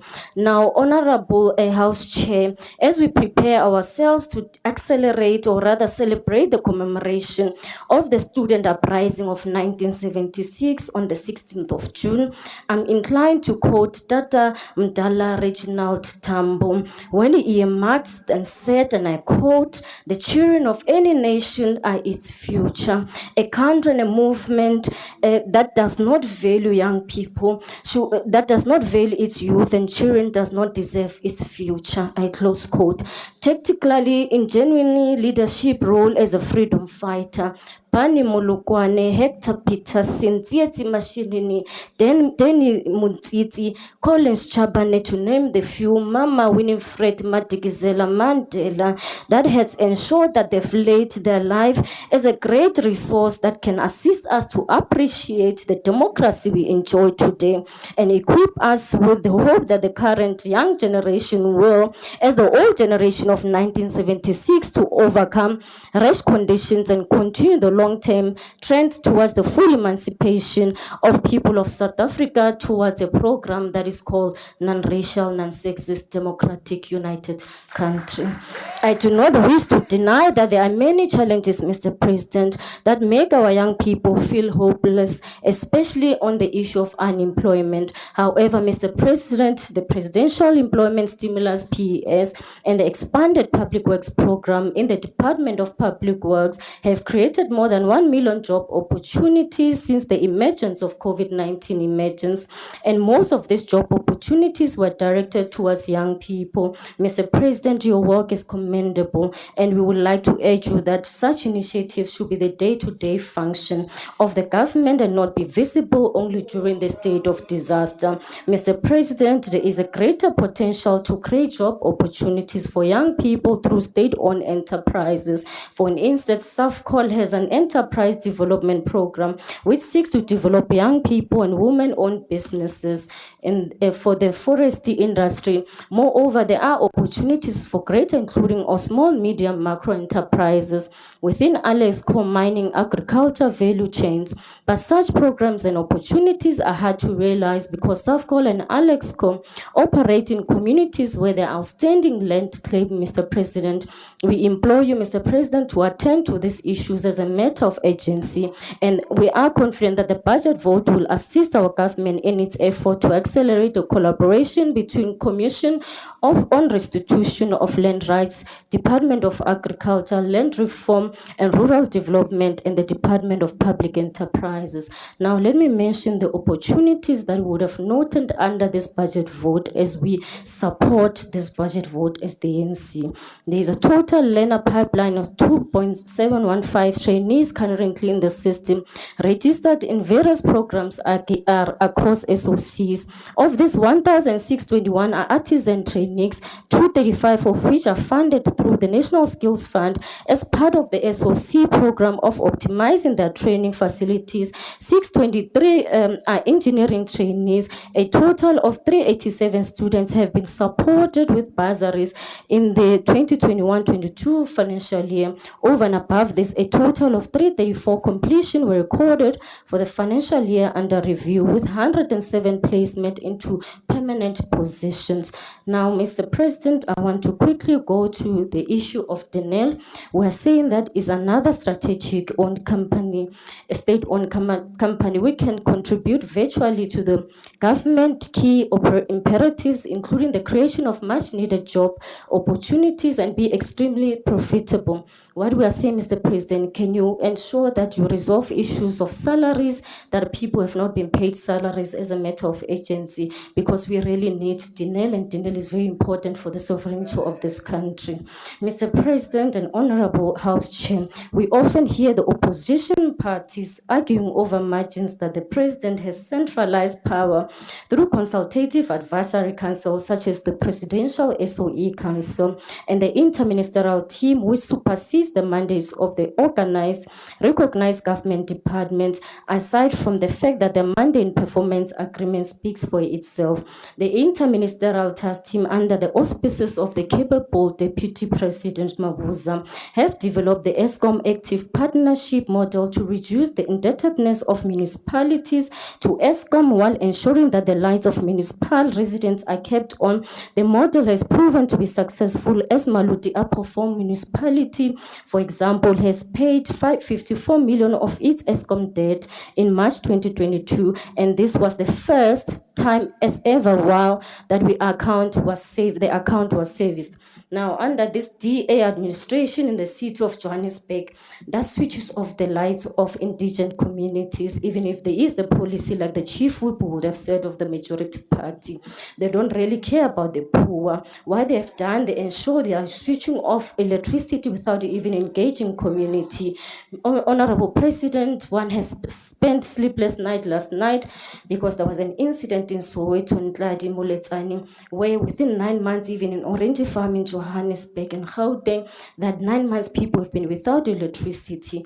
ESCOM went ahead and switched off at night and said they're going to put prepaid meters without engaging with the community, not even going through the ward councillors. And as a result, communities go to ward councillors' houses and they threaten their lives. They want to burn their homes. I think it's high time that the Minister of Police, there should be something that must be done to protect the life of the councillors. They don't work for ESCOM. ESCOM is important for them. They must engage the localities until such program, when they implement them, Deputy President, it becomes something that we have agreed on and community is happy to do so. Not that our people don't want to pay. Our people would want to really want your ear so that they pay what they can afford. I would implore you to look into that. Thank you so much. As I move on, Honorable House Chair, the Presidential SOE Council must be applauded for assisting with stabilizing ESCOM. Since the easing of lockdown, ESCOM has recovered its sales volume, which in turn enhanced and improved its operating cash flows.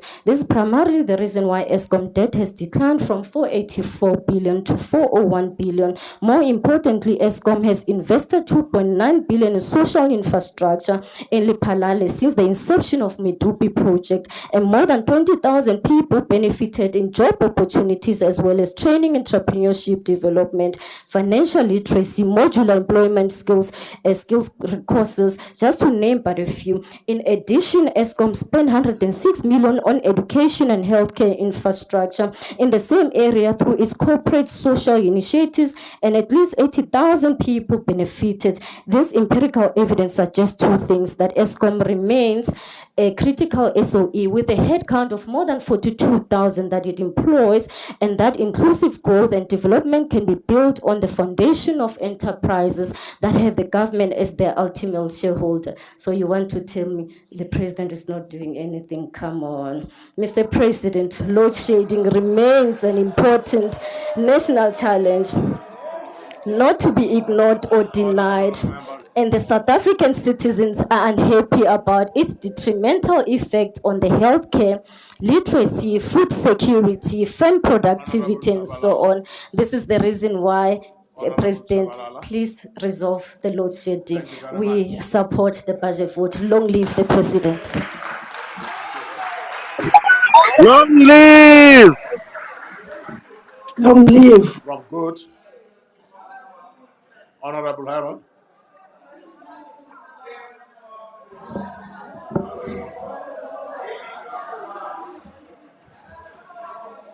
Thank you, honorable members. Honorable members. Honorable members. Thank you, House Chair. House Chair.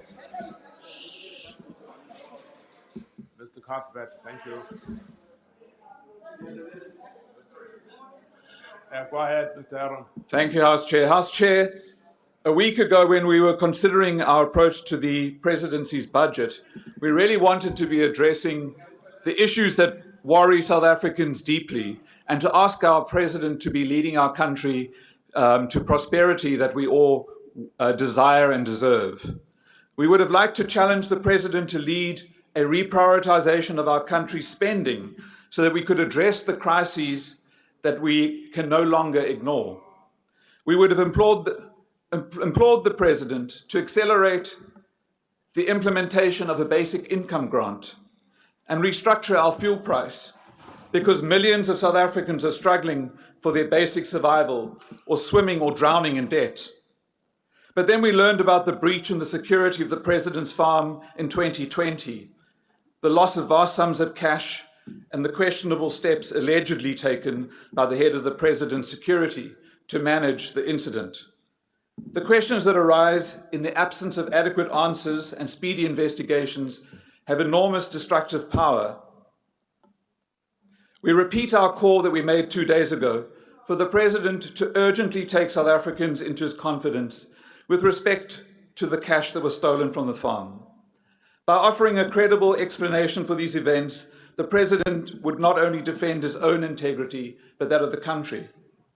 At the same time, a credible explanation would contribute to breaking the very toxic South African cycle of allegations of criminality being weaponized by politicians instead of being swiftly investigated by the police and prosecutors so that they could be dealt with in our constitutional democracy's framework. By choosing to effectively invoke the so-called sub judice rule, the President unfortunately fuels the narrative that there's something to hide. Investigators and prosecutors must do their work, for it is they who have the power to prevent our country spiraling from one round of endless allegations and accusations and manipulations at the expense of the welfare of the majority of the people of this country. It is disappointing that our debate was unavoidably diverted from the business of the people We have a long list of crises, from poverty to crime, unemployment, inflation, natural disasters such as we recently saw, climate change, and of course, Eskom. We really don't need another one. We need to be debating how we achieve a just, prosperous South Africa based on spatial, social, economic, and environmental justice. And we implore the authorities to act swiftly. South Africa deserves our undivided attention. We must, as a House, also distinguish between a reported crime or a reported allegation and a criminal charge. We're doing a great disservice to the people of South Africa by referring to criminal charges. There are no criminal charges. Charges are brought by the National Prosecuting Authority, and we must be absolutely clear that any one of us can walk into a police station and make an allegation. That is not a criminal charge. Thank you. LFP, the Honorable Sheikh Imam. You're the next speaker.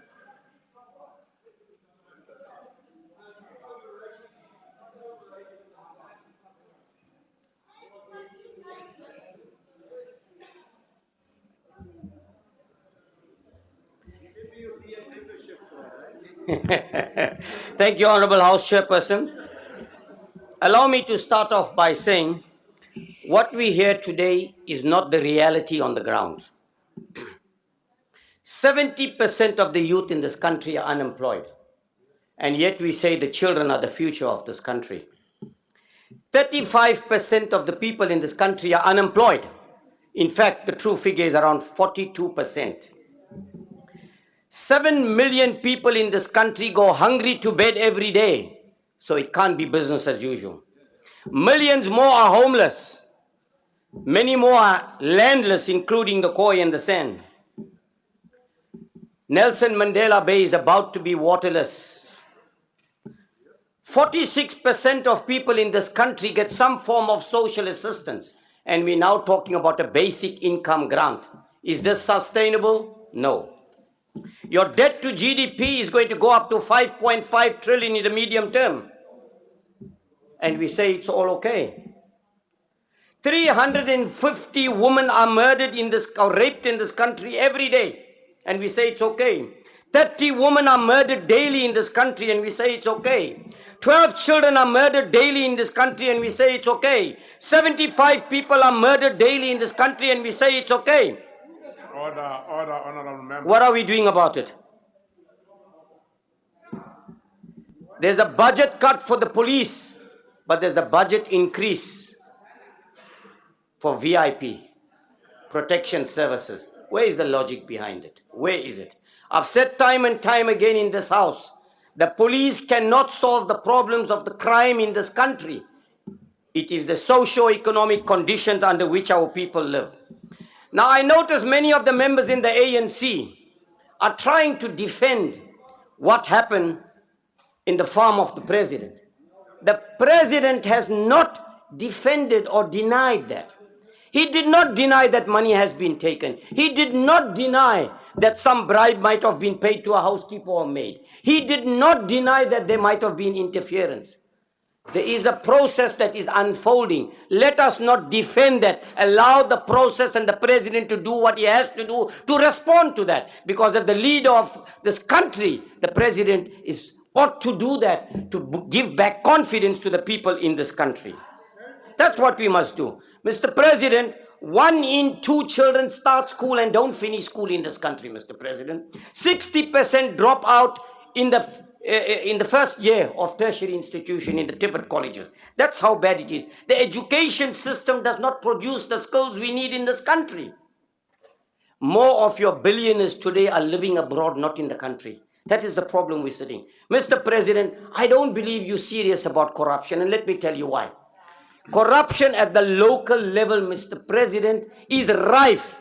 Day in and day out, that is where the corruption is. I plead with you to deal with corruption at all levels, starting at local government, and more importantly, the dysfunctional states of municipalities at loggerheads to overthrow each other and take control of the municipalities, instead of delivering services to the people. Thank you very much. Thank you very much. The Honorable the Minister in the Presidency for Women, Youth and Persons with Disabilities. You are invited to the podium. Malibongwe.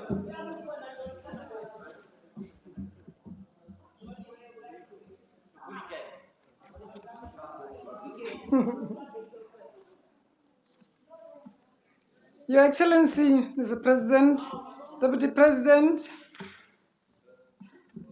Honorable Ministers, the Chief Whip of the Majority Party and the Deputy, Malibongwe to all Maswaratipa Kabagaleng.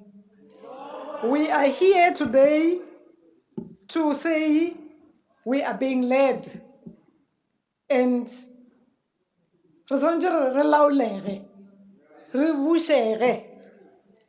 Maswaratipa Kabagaleng, Basadi, ba Afrika Borwa, paske ba fela matla.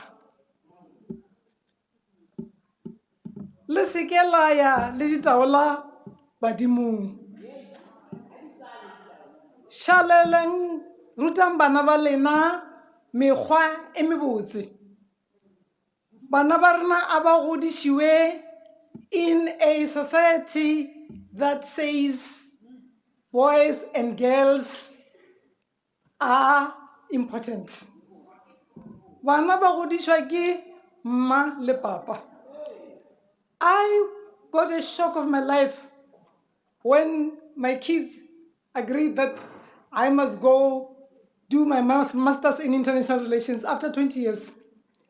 I will not forget the tutor who was taking me along, who said, you know, Maite, you are the first generation of parents post-apartheid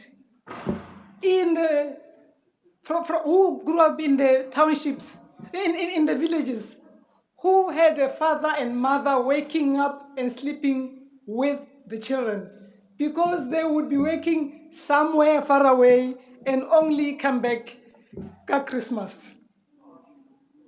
It was such a wake-up call for me that it is just so true that 28 years is not a very long period in a life of a nation that went through so much pain like we did.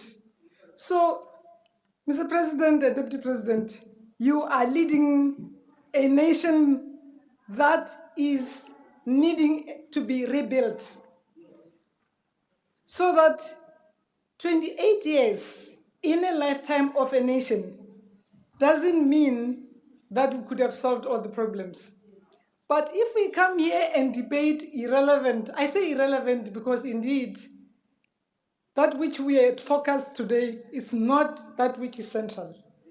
What is central is, Minister of Police had said, after every 3 hours, a girl child or a woman is killed. This afternoon, at lunchtime, the President, I saw young girls smoking. I saw the smoke that was more than the face I saw. Something called vapor, whatever. These are the children we are raising, and we're not talking about those things here. If this house comes here, DA, ANC, all of us, to remember that we don't come here to serve ourselves, but to focus on building this young and fractious nation. The country in which the richest and the poorest and the gap thereof, we are number one. Every 3 hours, a woman and a child, girl child, dies from, they're not killed by strangers, many of them, by people who are supposed to love and protect them. Yesterday, we were answering questions as to where is the GBF Council?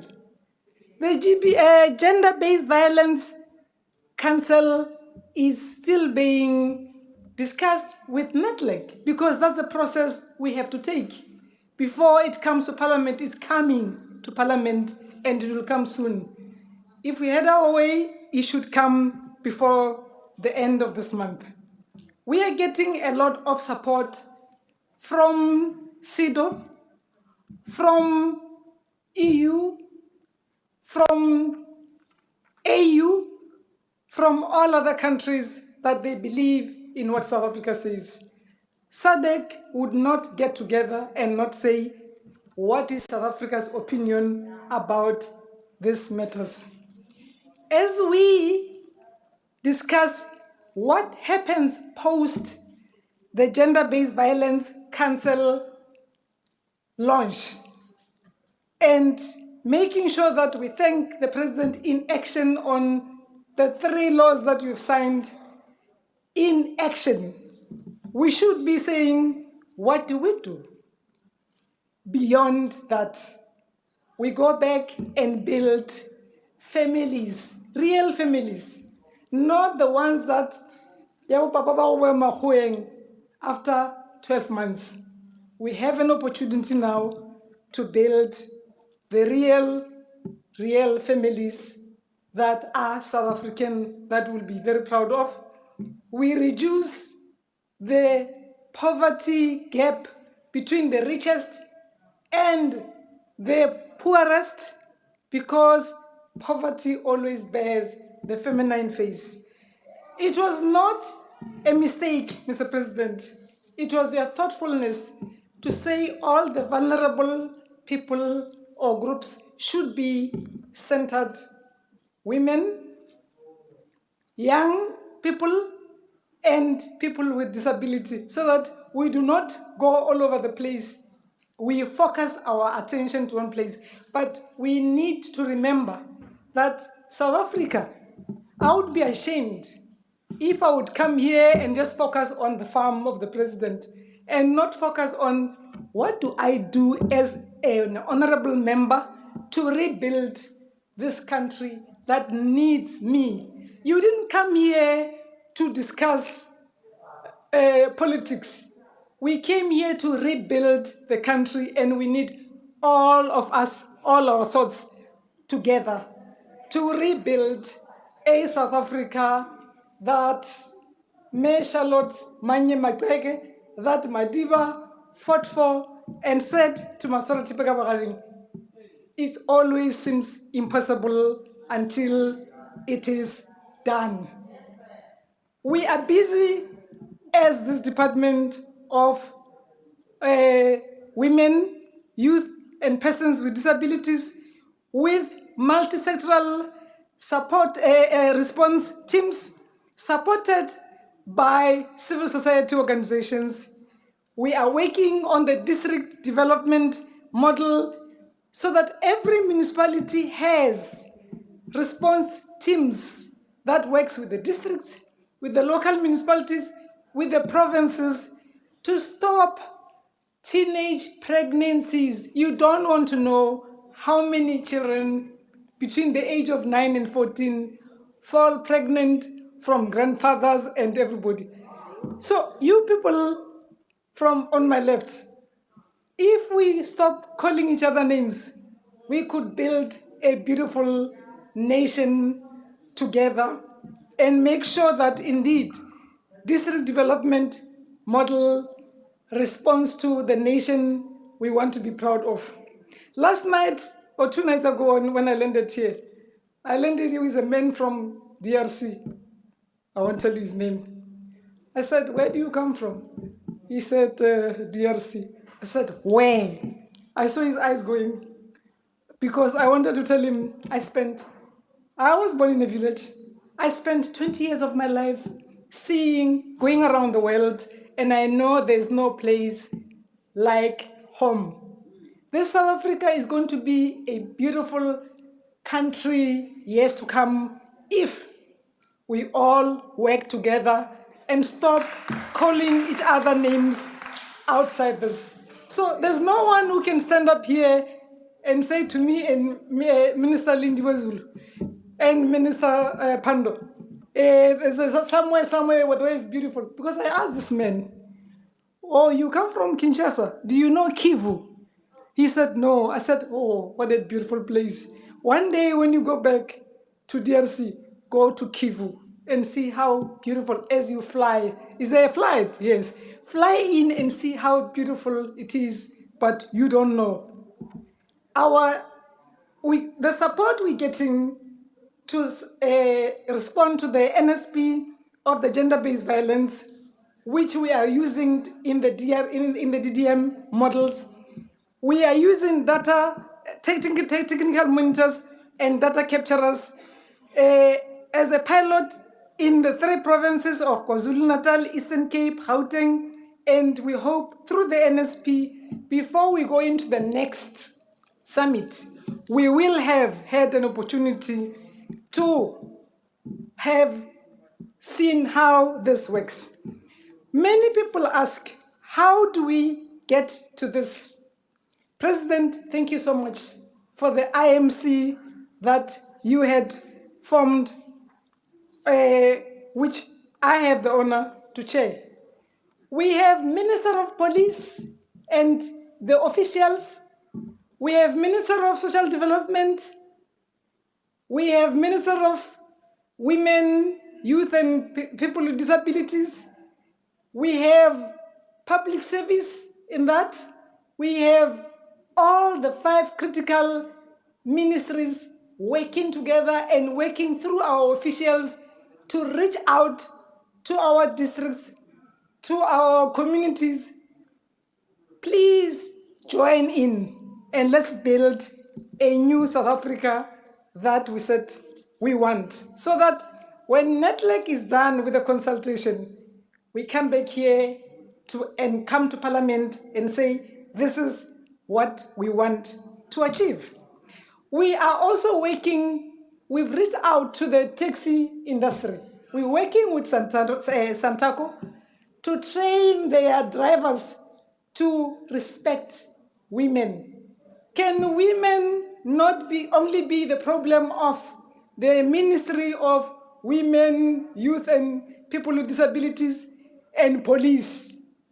Be a problem, feel safe and walk safe day and night because they are raised in societies that care, you and me.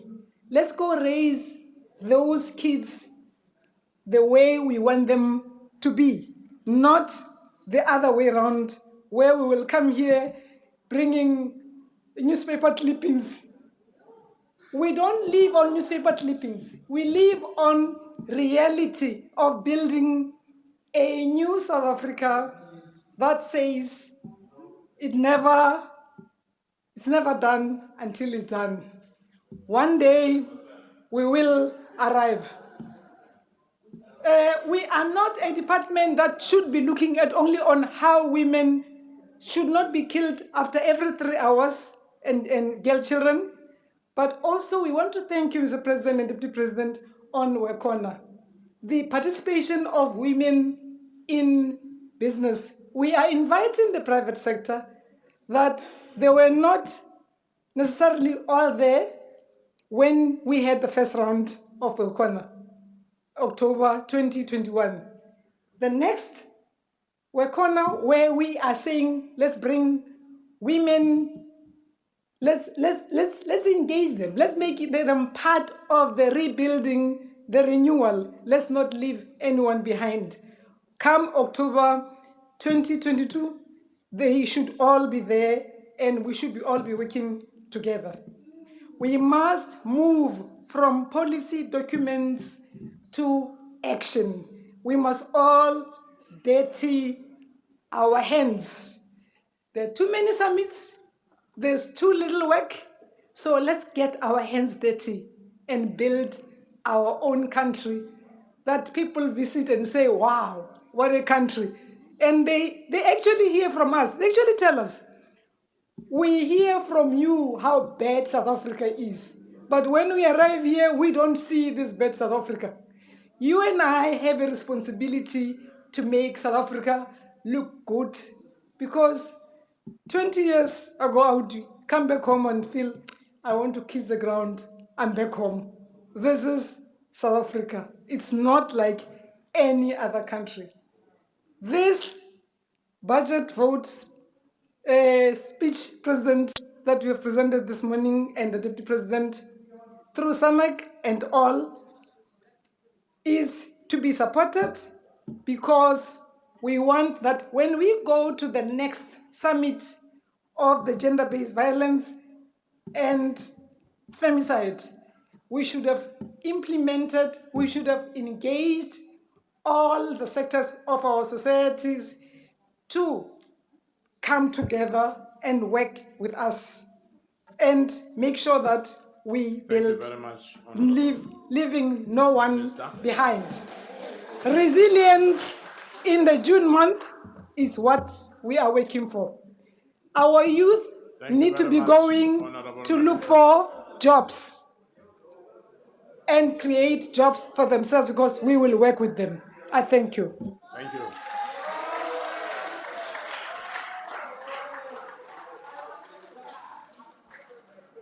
Sonisha Chafta from the AIC.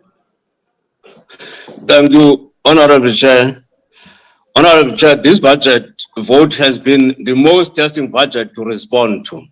The budget itself must be understood against the pretext of the obligations imposed on the head of the state, of government, and of national executive. The President is the Lord Star of service delivery. He must check his cabinet. He has the duty to ensure that the NDP and other governmental plans are implemented. That means the buck stops with him. Honorable Chair, we note in this regard that the investment summit, the YES project, the social compact touted by the President, the implementation of the district development plan, the capacitation of the NPA and SARS, and a host of other achievements conjures up the leadership strides of the President. We also wish to touch on the thorny issue doing around in the public domain about allegations of indiscretion against the President. What we know, Honorable Chair, is that the President, upon returning home from a visit abroad, was advised of the matter. The route that the President preferred in not reporting the crime may or may not have been informed by concerns of the national security and the state intelligence. We also know that what could have led the matter not being reported to the police is the fact that the President was to address the nation just after the incident. Had this matter been brought up to the public or reported to the police service before or even after the President had delivered SONA, there could have been fear of potential risk to the President's security and or his surroundings. We don't know, Honorable Chair, we can't speculate. What we know is that the relevant legislation alleged to have been violated by the President in him not reporting the alleged crime does not prescribe the time frame according to which a crime may be reported. Now that the horse has bolted, the President must open a case of theft, as his security is already compromised and the matter is in any event in the public domain.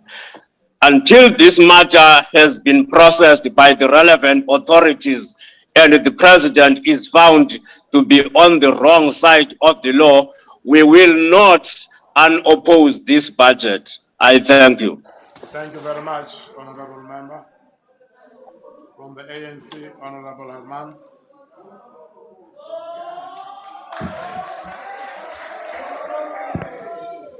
Mr. President, Mr. President, Deputy President, Ministers, Deputy Ministers, everyone in the House, fellow South Africans, good evening. South Africa remains one of the most unequal countries in the world by race, class, and gender. Centuries of colonialism and decades of apartheid bequeathed to generations of South Africans inequality that manifests itself in shockingly stark differences in household incomes, unequal asset ownership, including both concentrated business ownership and household resources, inequitable access to quality education, which still largely is reflected by family wealth and race, and unequal quality of municipal infrastructure. The roots and problematic systemic features of our productive economy that continue to reproduce the crisis levels of unemployment, poverty, and inequality have its basis in industrial capitalism, which was externally imposed process by the imperialist West. In 1994, South Africa was a highly concentrated economy.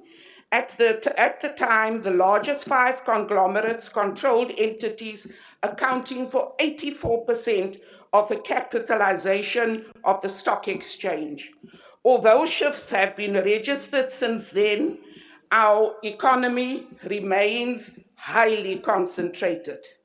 These are systemic features that are rooted in our legacy of what the ANC has characterized as colonialism of a special type.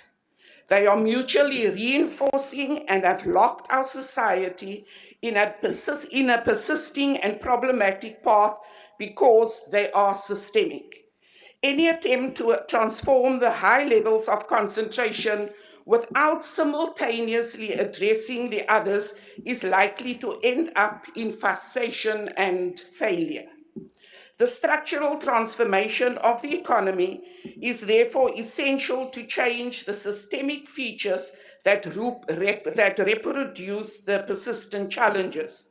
In order for us to achieve this, the ANC government is determined to reindustrialize our economy so that we move up the global productive value chain. This in turn needs to be supported by massive infrastructure development and the transformation of the education and training system, amongst others, to align with and support our development and productive economic objectives. The work of the ANC government on spearheading transformations seeks to create opportunity for all South Africans. This involves deconcentrating our economy and opening up exclusive product and service markets to participation by all. It is about our enduring commitment to support the Black industrialists and workers who were previously denied access to opportunities for economic ownership and participation. Furthermore, it is about ensuring that the spatial strategy that informs how we build and support the new model of special economic zones and industrial parks in secondary towns and in rural areas is informed by the principle of expanding industrial activity beyond its concentration in the urban metropolitan areas. Transformation is about building an economy that works where our people live, bringing development to rural provinces and districts. The revised approach to spatial industrial policy, informed by the district development model, will see government supporting projects that create jobs, infrastructure, and innovation in districts across the country. The Economic Reconstruction and Recovery Plan, first announced by the President in October 2020, identifies aggressive infrastructure and industrialization as being at the center of our inclusive growth and transformation agenda. To achieve this, the ANC-led government has completed and signed master plans with partners in strategic sectors of our economy that will ensure that we achieve the necessary structural transformation for our economy, with agro-processing, localization, and state procurement being the key points that will leverage the drive for local manufacturing jobs. The retail, clothing, textile, footwear, leather master plan, for instance, projects to grow employment to 330,000 jobs and increase local retail sales to about 250 million rand, expand local procurement from 45% to 65%, while improving skills, technology, and competitiveness in the process by 2030. We believe that higher levels of local procurement can boost jobs and production. As the ANC, we commend the work of the DTIC in engaging retailers to raise the level of local purchasing and to speed up the reaching of localization targets as set out in the master plans. This includes engaging international retailers on establishing local sourcing. This is already being done in the Volkswagen plant in Kariga in the Eastern Cape, which is producing the 1 millionth Polo vehicle to export. A new food factory in Kerry Ingredients in KZN has been launched. Coral Brick opened its production facility, and a new black industrial export network was launched. The IDC will also be launching the pilot township economy program to improve access to finance and to de-risk SMMEs through business support measures. Later in the year, the Tshwane SEZ aims to complete 11 automotive component plants in support of Ford's 16 billion rand investment, employing about 2,000 workers in the new zone. SA Steel Mills aims to complete its production plant announced at the investment conference. The sustained growth of South Africa is interlinked to the growth of the African continent. The AFCFTA presents an opportunity to expand inter-Africa trade and industrialize the continent, which will ease trade and investment flows and shift the composition and direction of foreign direct investment flows throughout the African continent. Moreover, it will increase market efficiency and reducing the cost of doing business by offering opportunities of economies of scale. The support for SMMEs in a developing economy like ours cannot be overemphasized. And it is concerning that about 40% of our SMMEs do not make it past the first year of existence. We need to create a conducive environment for SMMEs to be sustainable. It is therefore imperative that the Department of Small Business Development forges ahead with the implementations of the SMMEs and cooperatives funding policy, which will ensure the improvement of access to affordable finance for SMMEs and cooperatives. Further, it must accelerate the implementation of township and rural entrepreneurship program, which is dedicated to provide financial and non-financial support to township and rural enterprises. The interventions of the ANC government are putting our economy on a new growth trajectory through the support provided to SMMEs in an effort to reindustrialize our economy. This is essential for economic transformation, and we believe the government is on the right path with this. We call on progressive organizations and individuals to support the efforts of the government to transform our economy and society for the betterment of the lives of all South Africans. I thank you. The Honorable the Deputy Minister in the Presidency, the Honorable Kiakana.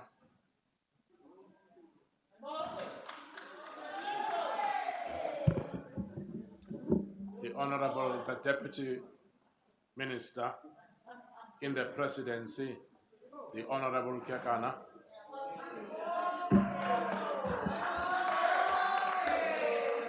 Thank you. Thank you very much, Honorable House Chair, His Excellency President Matamela Cyril Ramaphosa, Deputy President David Mabuza, Honorable Ministers and Deputy Ministers, Honorable members of this House and fellow South Africans. My Honorable Chief Whip, thank you for reminding me. South Africa reimagined as a prosperous, happy, and equality-centric nation is the goal for the three spheres of government and its entities. This requires a resolute focus on ensuring a capable, ethical, and developmental state.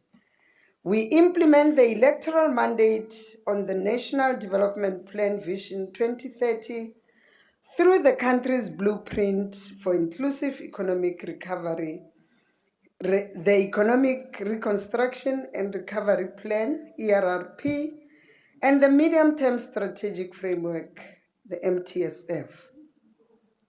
Honorable members, we are single-minded in unraveling the deeply entrenched and heavily embedded aspects of corruption and mismanagement that plague the state. It will not happen overnight, unfortunately, but it is happening.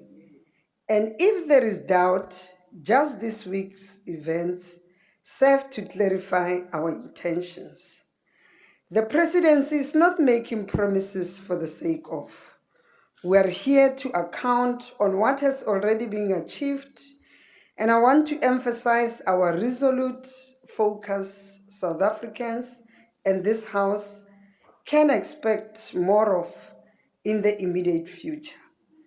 In aligning today's debate, we are drawing on the 7 priorities of the MTSF and the 2 critical cross-cutting focus areas, namely the women, youth, and persons with disabilities, and the Economic Reconstruction and Recovery Plan. We are aggressively implementing the MTSF towards the 2024 deadline because in its last review, the National Planning Commission advised the implementation of the NDP will need the country to drastically change course in the remaining period if we are to meet the 2030 goals. Honorable members, I'm sure you'll agree that our first not negotiable in unraveling the embeddedness of corruption and mismanagement is for the presidency, through DPME, to publicly share progress on its monitoring and evaluation findings. In addition, all implementation of government's agenda is done transparently through the biannual reporting system, which is presented to Cabinet. And these building blocks have already rendered some big wins. And let me give you one example to illustrate its impact. In a tight monitoring and evaluation process, it was discovered that a national policy on homelessness does not exist, nor is there a department responsible for it. Yet, homelessness is a critical focal point since COVID-19.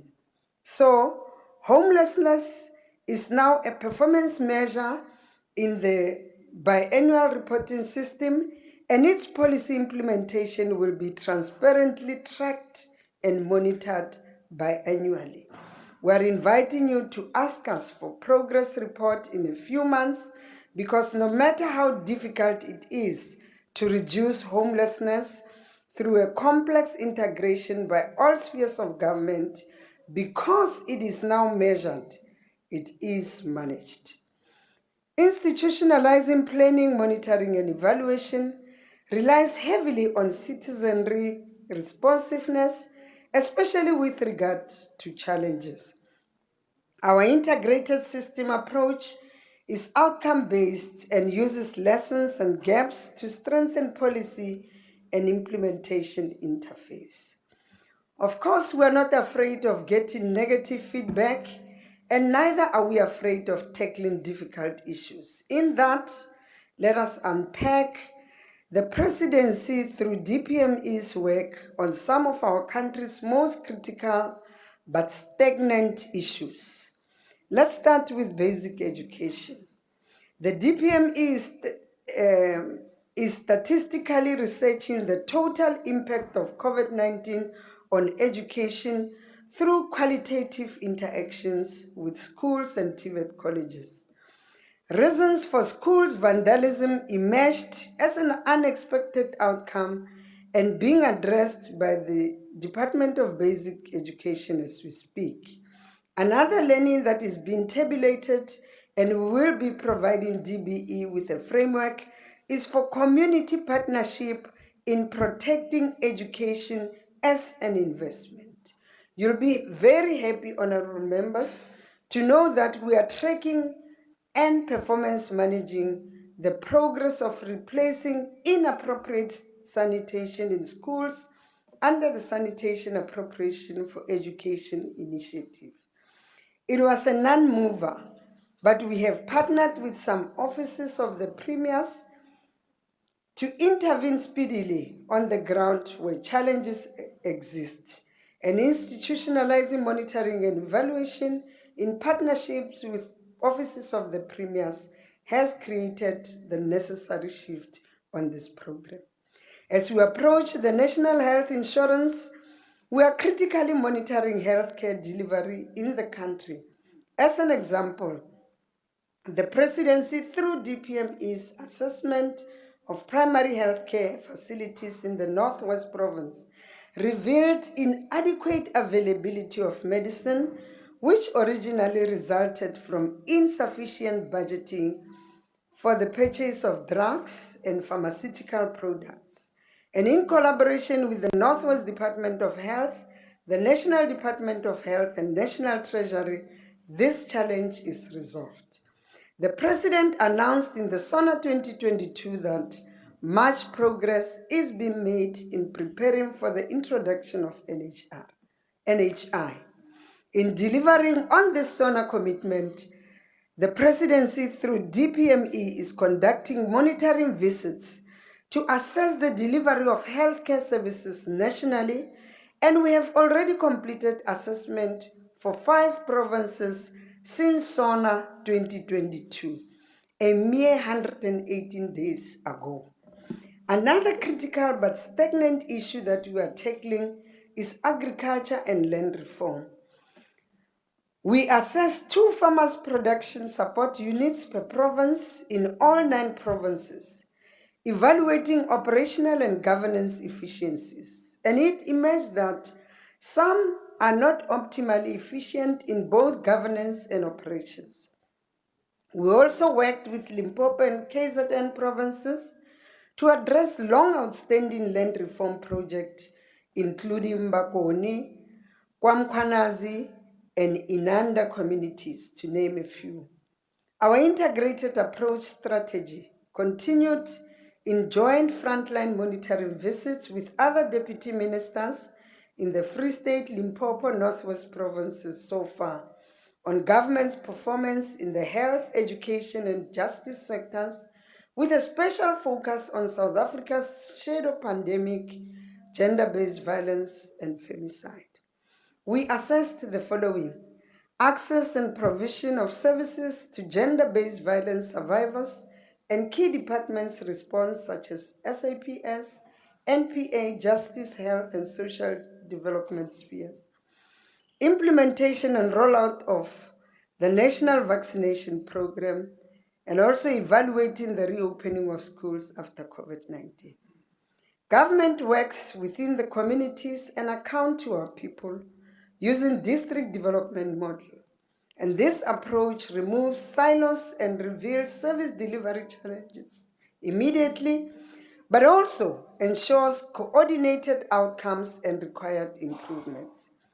The monitoring and evaluation of bus rapid transport system took a long time to complete because we needed to ensure that the results were indisputable, and to this end, we are concerned about the lack of progress in the BRT in Rustenburg, where there are no buses on the road after an expenditure of 3.3 billion.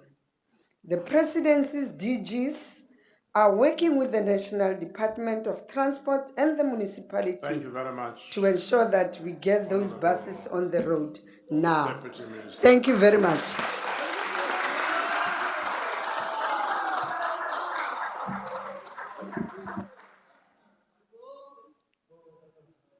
Dr. Madisha, you're the next speaker.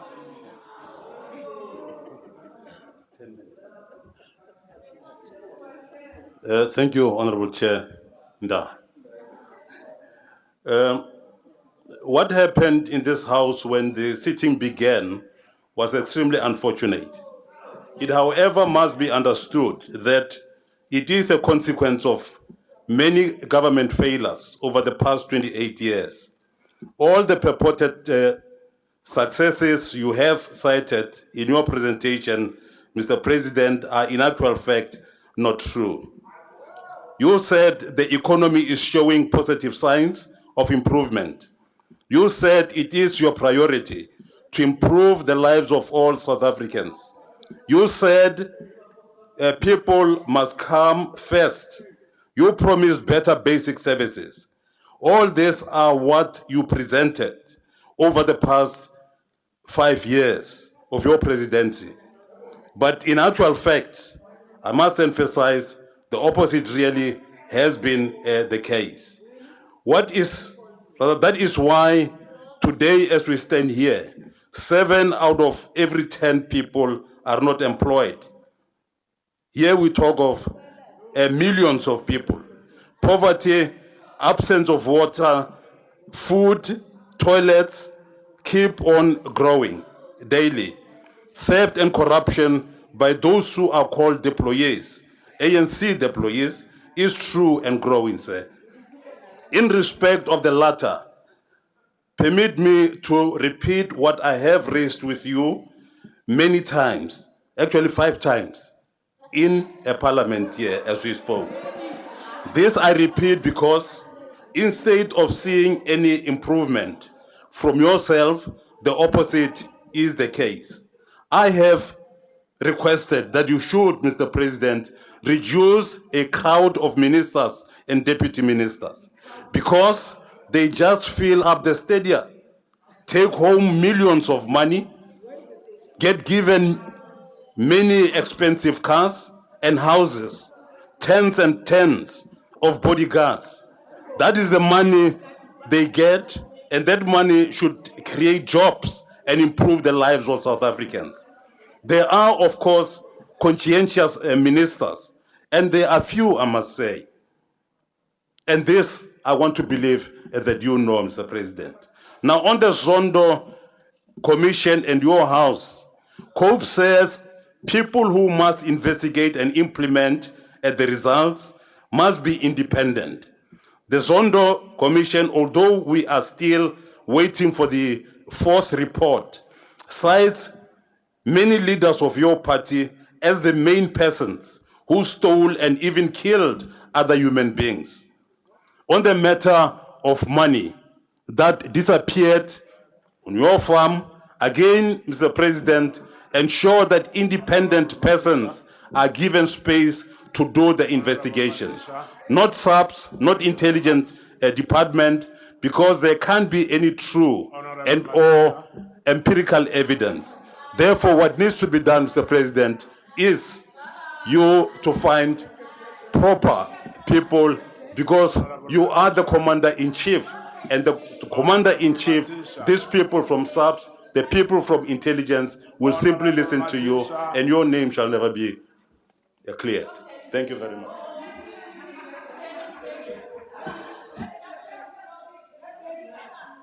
Let's,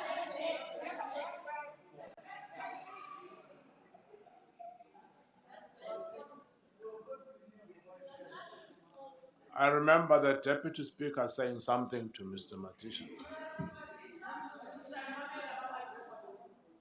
I was just saying, I remember the Deputy Speaker saying something to Mr. Matisha, wanting to find out your state. But thank you very much, Mr. Matisha. Thank you very much. Thank you. Thank you very much. You have exceeded your time by 40 seconds. Yes. Honorable Minister. Thank you, Honorable Chair. I thought maybe Honorable Matisha must be too lonely to think that we have been here for 5 years. He's alone. He needs to be assisted. Thank you, Honorable Kumuvela. That's not a point of order. That's not a point of order. The Honorable, the Deputy Minister in the Presidency, the Honorable Sureya.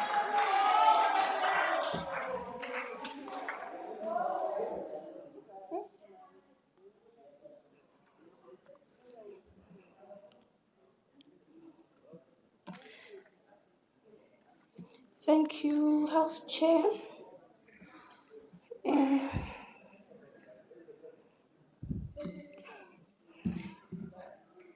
Honorable Madam Speaker, in this case, it's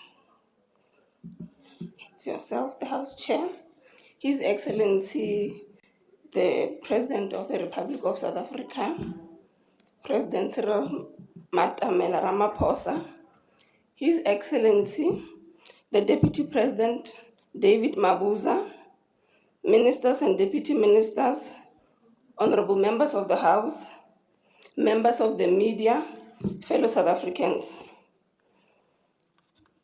Just so we start, we support this budget vote.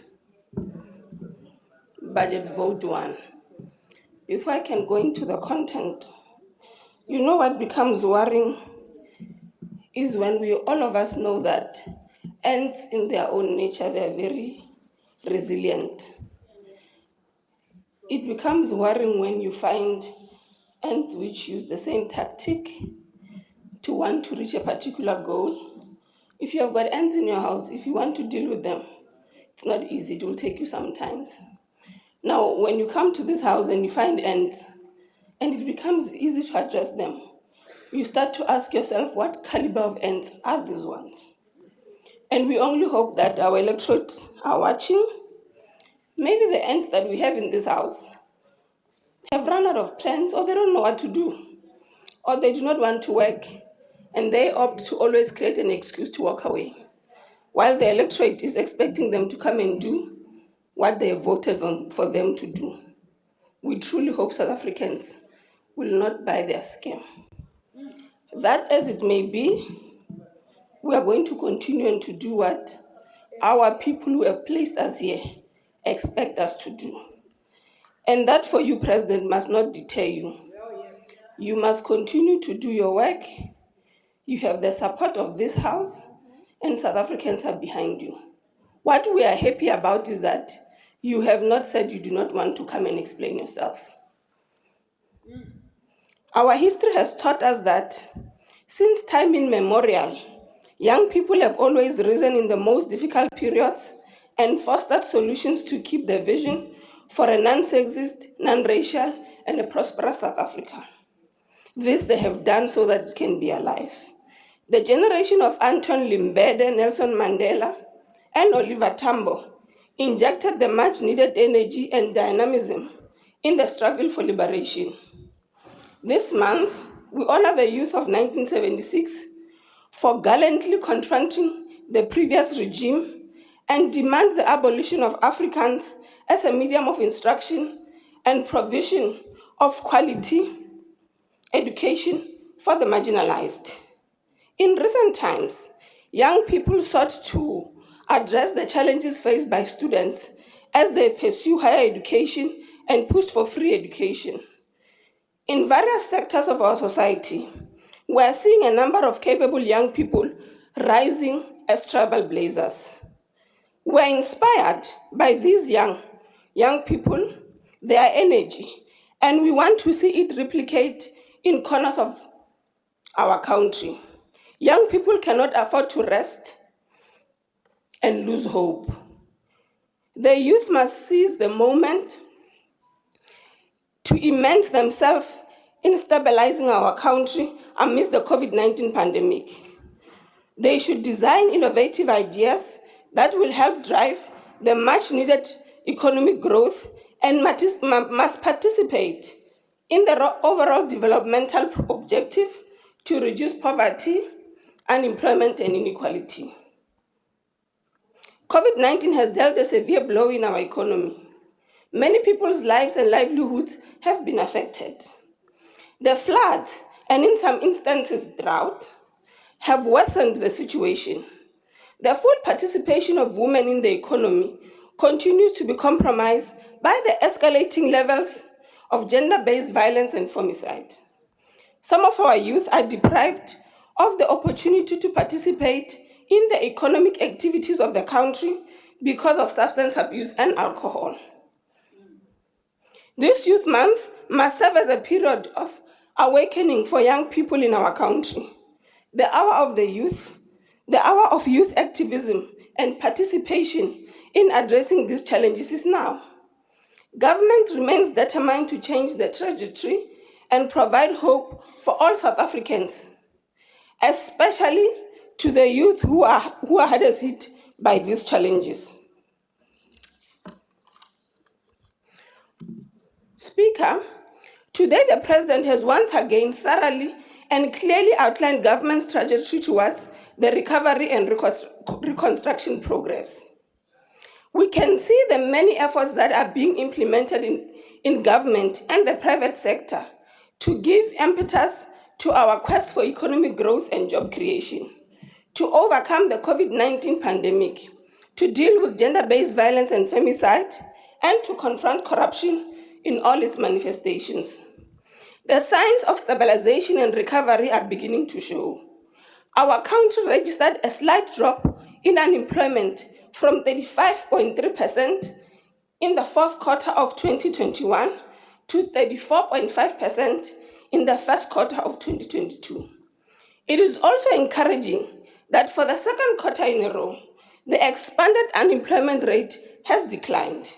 Data from Statistics South Africa shows that an estimated 370,000 jobs were gained between the fourth quarter of 2021 and the first quarter of 2022. The biggest job gains were recorded in community and social services and also manufacturing and trade. The Presidential Employment Stimulus Program continues to play a crucial role in supporting the implementation of the country's economic reconstruction and recovery plan.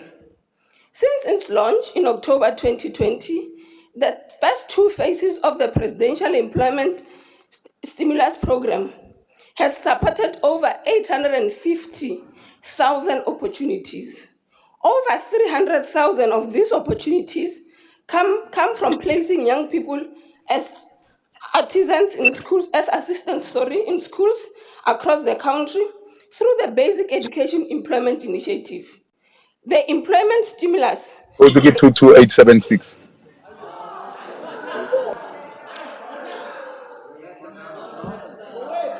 Bala. Bala Matafa. Never mind. All right. The employment stimulus. It's fine. The employment stimulus is supporting the implementation of the Presidential Youth Employment Initiative, which aims to provide support and expand opportunities for young people who are unemployed. While only moderate, these gains show that our economy remains robust and that interventions such as the Economic Reconstruction and Recovery Plan and Operation Vulindlela are working. We encourage young people to heed the call by Brand South Africa to play a part in the development of the country and promotion of the national brand, Brand South Africa has initiated a number of programs to market the country and contribute in attracting investment for our economic growth. Speaker, I'm sorry about that. You will also notice that through the MDDA, we have been able in the previous financial year to fund a number of various projects. And we are continuing to commit to this House that in this current financial year, we are going to be funding more than 30 community projects across the province. This has showed us that indeed, when we empower our community media sector, we're building a conscious citizenship, a responsible citizen. We're empowering and building communities which will have information at their hand so that they can work towards building themselves. We should do this with the highest speed which we have. As we conclude, we want to encourage young people to use these opportunities to participate in the economy, use new innovative ideas, assist government in the edge of empowering themselves so that they can respond to the call to assist in building the much needed jobs so that we can have a better South Africa. Inko. Thank you very much. Thank you very much, Honorable Deputy Minister. You don't want to Next time you call me chairperson, I'll increase your time. Thank you very much. Sonishwa Yonso from the PAC.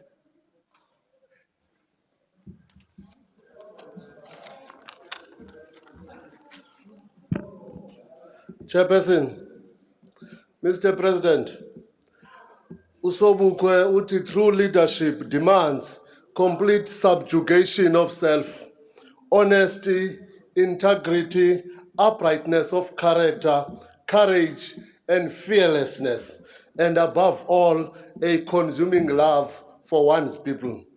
Ubabe ndishumayela ke President, benzani mahlale kulaa ndawo ethi consuming love for our people. While we are discussing imali ezisematrasini nasemiqamelweni, our people are dying of hunger. Our people are landless. Our people are still in jail. Our people do not have shelter on top of their heads.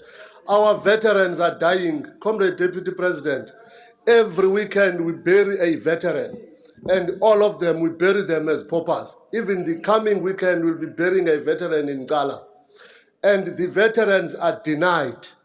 And it is very difficult for Major General Mashwale to confirm PAC veterans because he was never a PAC. And he's denying them all.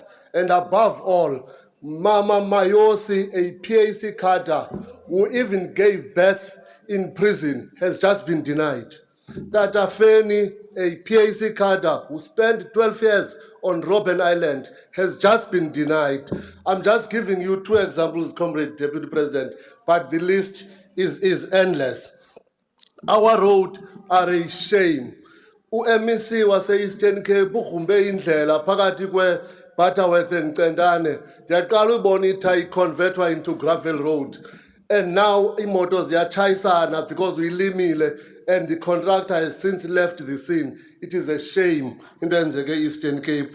And Mr. President, sisengxakini because the service delivery ayizi kwindawo esihlala kuzo thina ezilalini.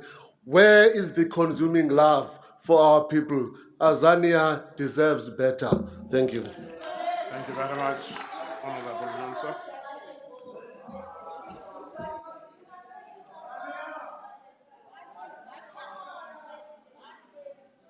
Thank you, honorable members.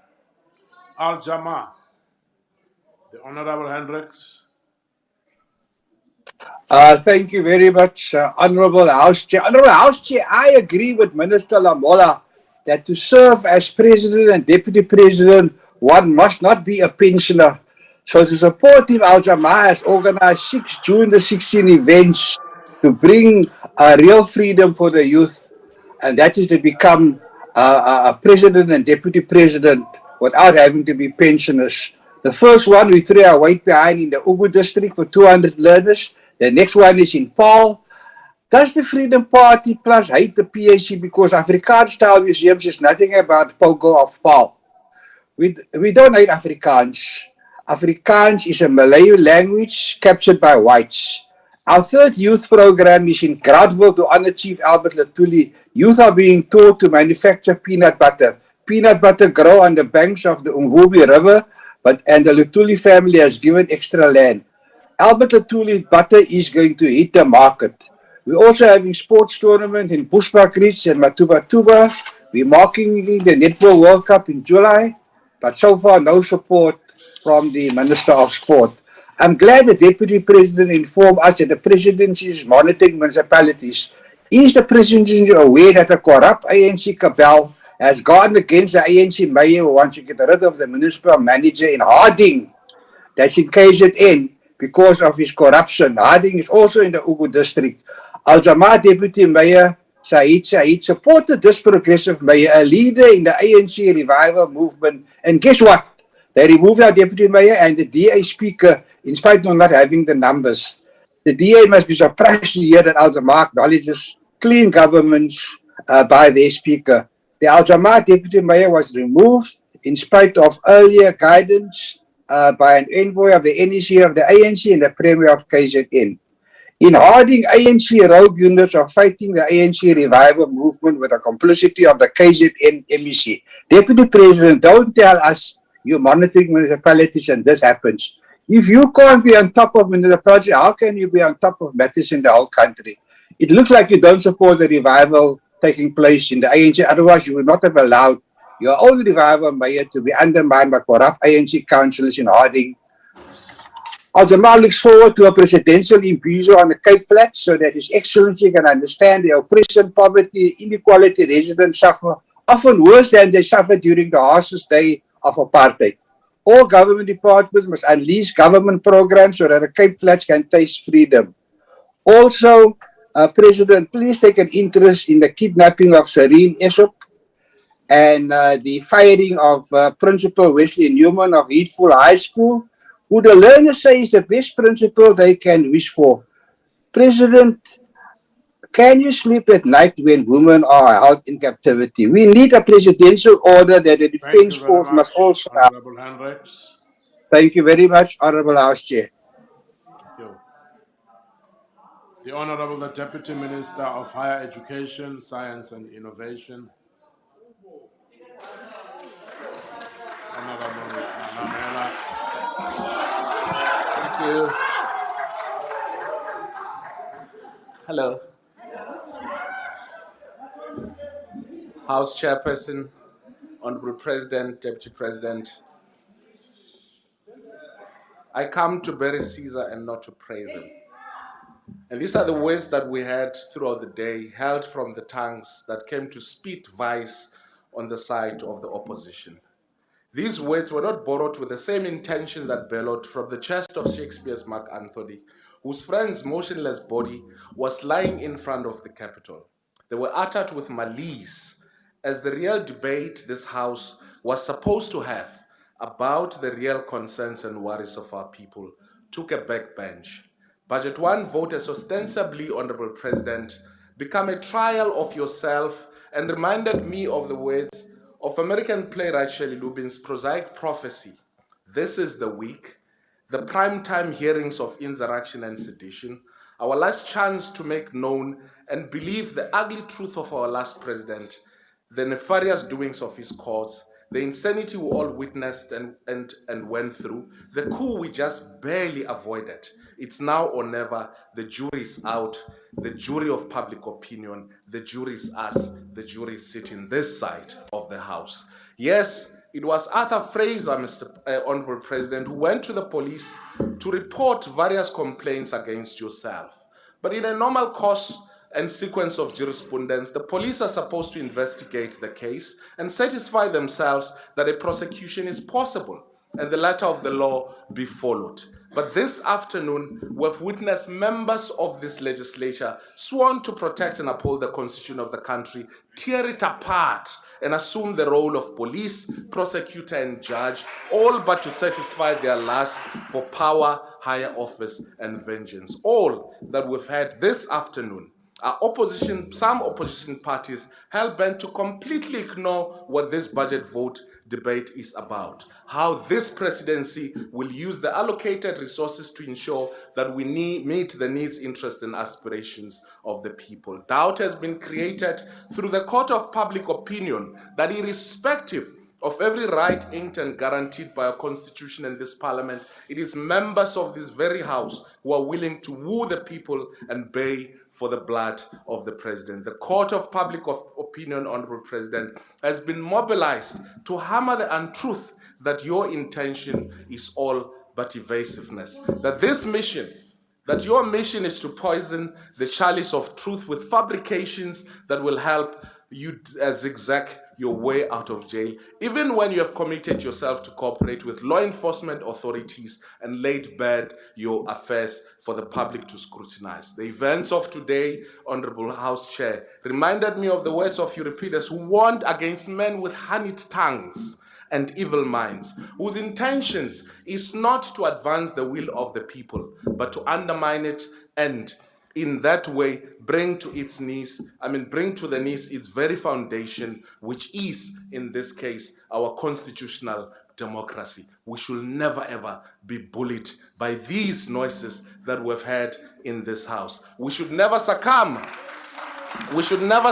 to those who have robbed our public judicial system of its role of administering justice. We've had many here shout that the president should step down because of the allegations that have been leveled against him. And I'm yet to hear, even from the EFF or any of the other political parties, any of their members who's had allegations against them being asked to step aside. But there is the real reason why the opposition wants to use every opportunity here in Parliament as a platform of a motion of no confidence in the president. They don't want us to tell South African that this presidency and this government were lauded internationally as having handled, for instance, the COVID-19 pandemic much better than many others amongst its peers. Not only have we witnessed the vaccination of many adults, 40% in the overall, but we have also built capabilities to produce our own vaccine beyond dealing with COVID-19.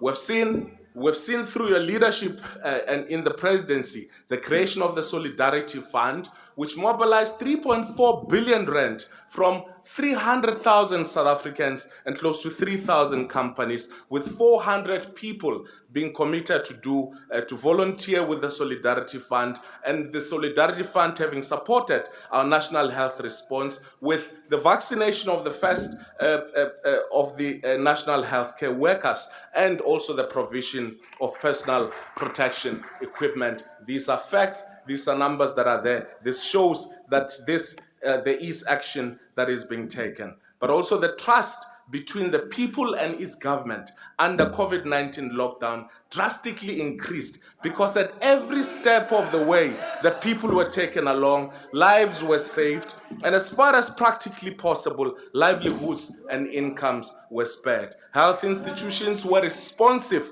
and public awareness was strengthened. The World Organization, together with many other continental and global institutions, lauded ours as a model to be followed. The gradual nature within which academic institutions, factories, government services, and other social institutions were reopened helped us to mitigate against a potentially astronomical loss of lives, as we have seen elsewhere in the world. Now, the debate which we had this morning, this afternoon at the opening of this session, was equally important for the opposition, because they do not want us to tell South Africans about the expanding student funding, which has been part of a project that this sixth administration has been spearheading. 49 billion rand has now gone to fund students, which is 70% of the total population of students in universities and in TVET colleges.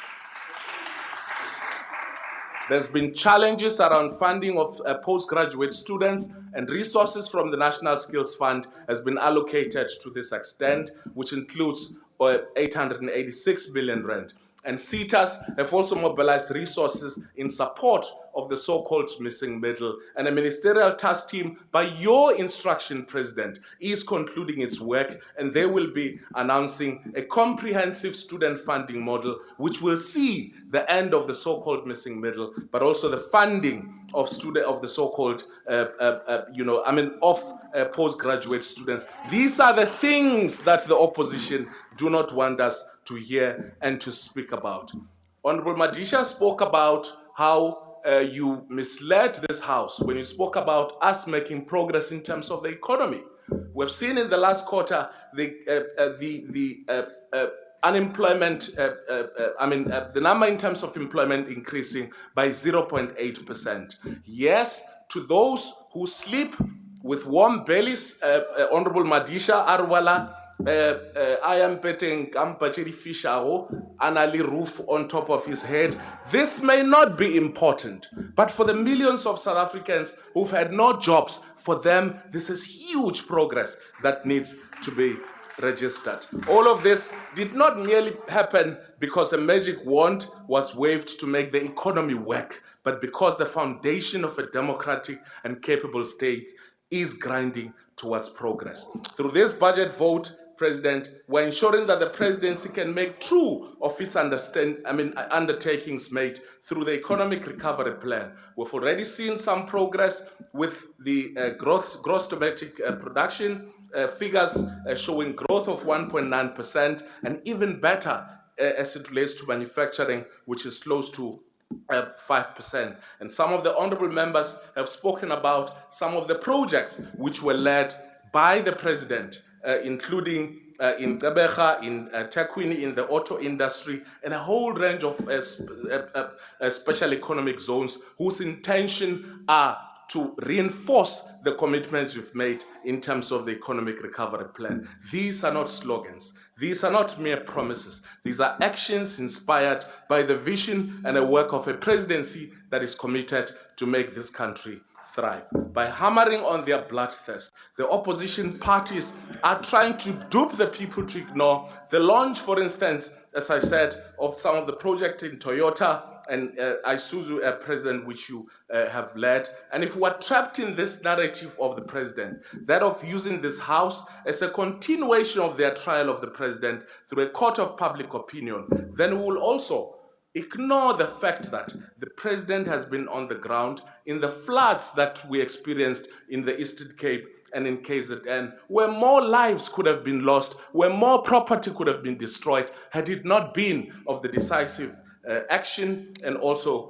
vision in averting all of those things. And also by placing the president on trial, the opposition parties want us to scatter around the truth that our post-school education and training system is expanding with two new universities in the pipeline and more than 1 million students going to university, 500,000 going to our TVET colleges, and more attending our community colleges and CETA training program. This administration has become the frontline government of the people, placing their interests first, affirming its commitment towards fighting corruption, mobilizing the people as the heart and soul of their own liberation, placing service delivery at the doorstep of citizens, and have defied all odds that predicted that by now we would have experienced doom and gloom. No citizen should occupy the highest office if they are found guilty of any particular crime. But I think the worst crime of them all is to assume that anybody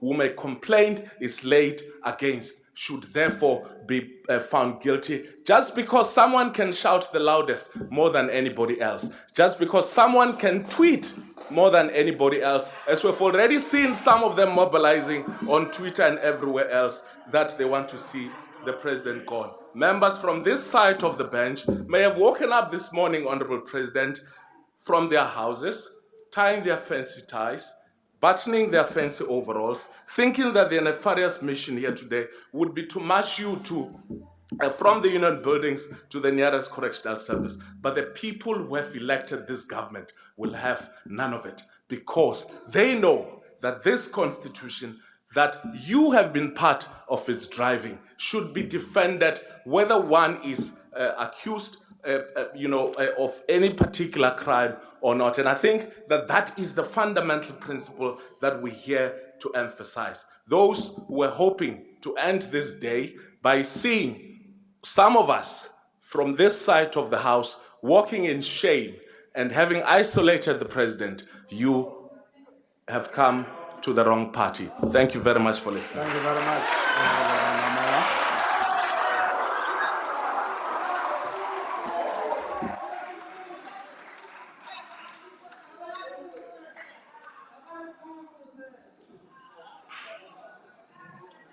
Honorable Z.N. Bella.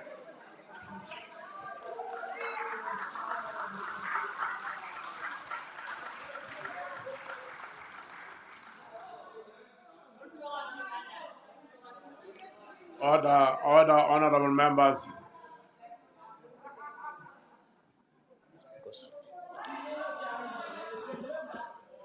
Ngiyabonga, Sihlalo ngaphambili.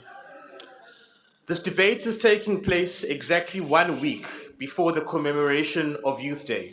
Order, honorable But members. instead of finding ourselves as a country in a situation where we should be celebrating the dreams of our young people coming true, we are tragically faced with a despairing presence and a gloomy future that far too many young people are confronting.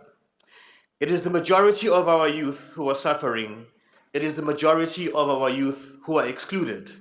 And it is they who need a voice in this debate, with their issues, their needs and concerns sitting front and center.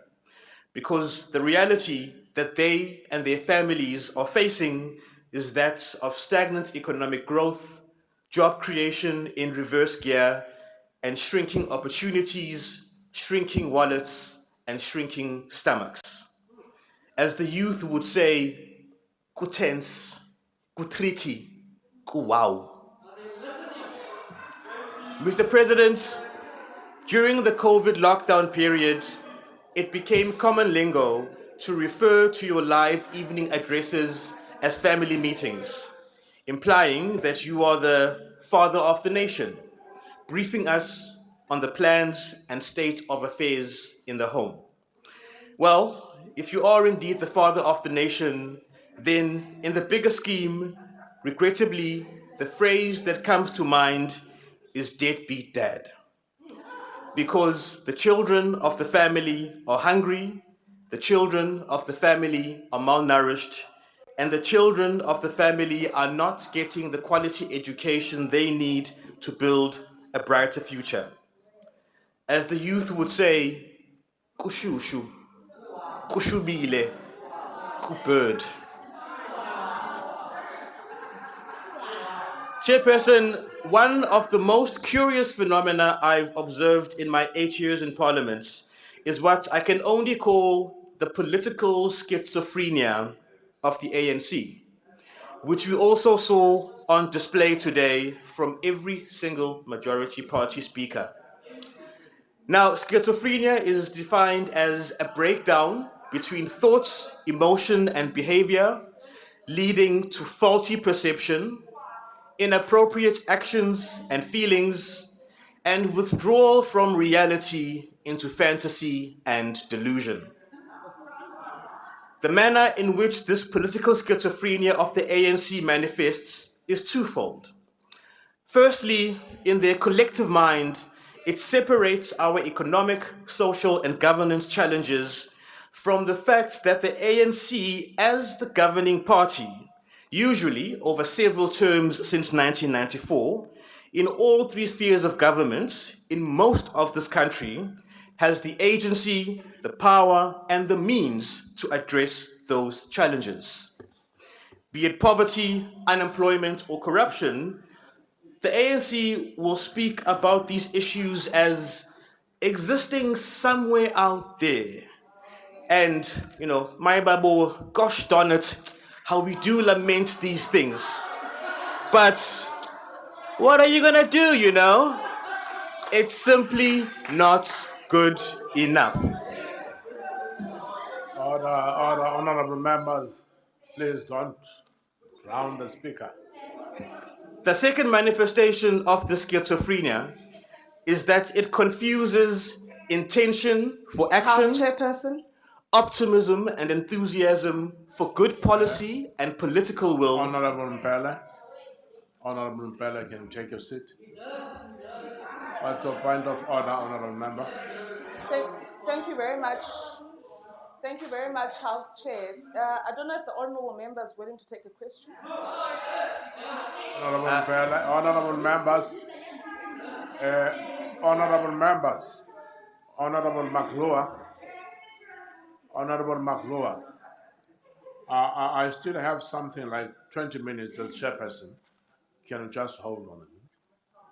Honorable Mpele, uyawuthatha umbuzo baba. Honorable Chairperson, no thank you. I'm on a very good roll. And this schizophrenia seems to truly believe that through the declaration of sentiment, the pronouncement of plans, and just sheer determination and force of will, government performance will magically improve and results will be achieved through a spontaneous alignment of the stars. House Chairperson, I'd like to now stand on a point of order. And the point of order speaks to unparliamentary language on the basis of referring to the ANC as having political schizophrenic behavior. House Chairperson? Honorable member, I don't think that's a point of, that's unparliamentary. Continue, honorable.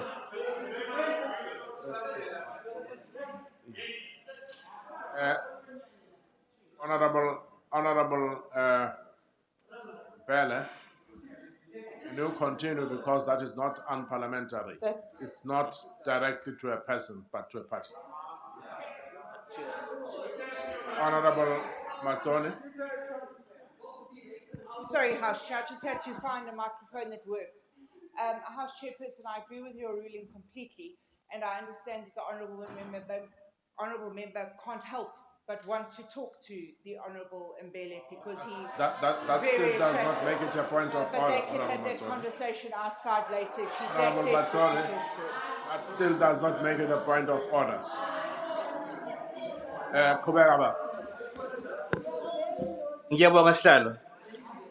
Now, on the score, Chairperson, I must give props to the Chief Whip of the majority party, the Honourable Majodina, who treated us to her standard fulsome expression, which always says, "Ngizomemeza kwenzeke."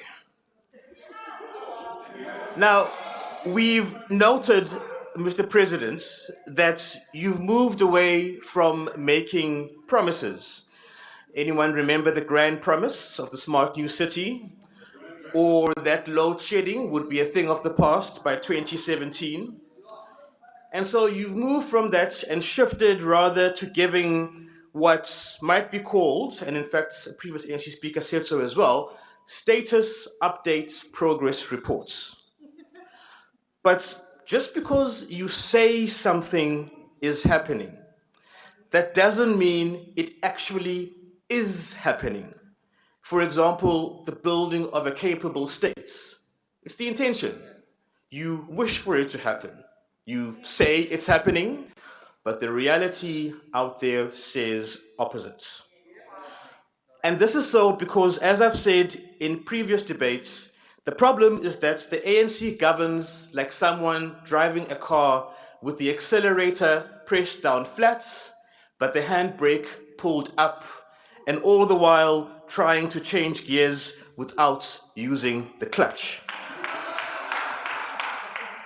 And so, to quote you, Mr. President, yes, the people want better services. They want jobs, and they want safety and security. But all that has been happening and is happening is we're revving the engine, we're spinning wheels in one spot, and grinding and burning the gearbox, kodwa asiyindawo.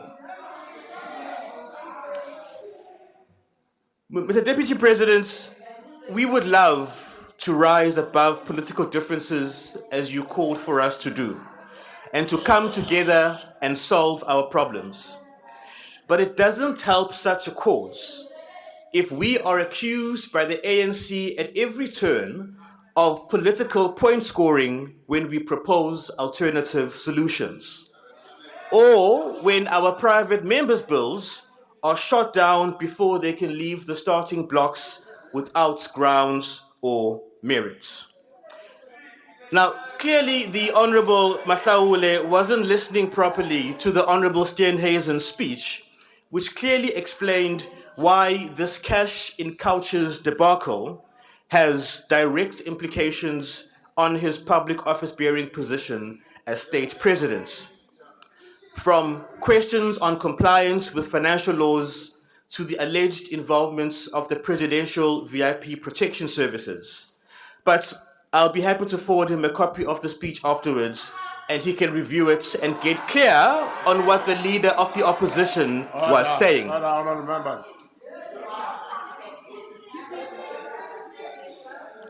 Mr. President, Honourable members. Chairperson, I rise on a point of order. I have not yet. I have not yet drowned out. recognized you, Chief Whip. I did not recognize you. I apologize. What's your point of order on it? Chair, I rise on point 64, order 64. The member is being drowned out to the point that he can't be heard on the virtual platform or inside this I house. have already ordered them to be quiet, quieter. I have they're not already ordered listening them. to you. So if you'd be so kind as to order I it again. have already ordered them to be quiet. And I will listen to you too, sir. We can hear him, Honorable House Chair. You must not be accused. Mr. President, you said a lot of things in your speech about what's being done, what's in the pipeline, what's almost in the bag, and. But unfortunately, most of it is nothing new. And the issues and solutions you touched on are the very ones that my colleagues and I have been speaking about, and the solutions the DA has been calling for and putting on the table for over 20 plus years.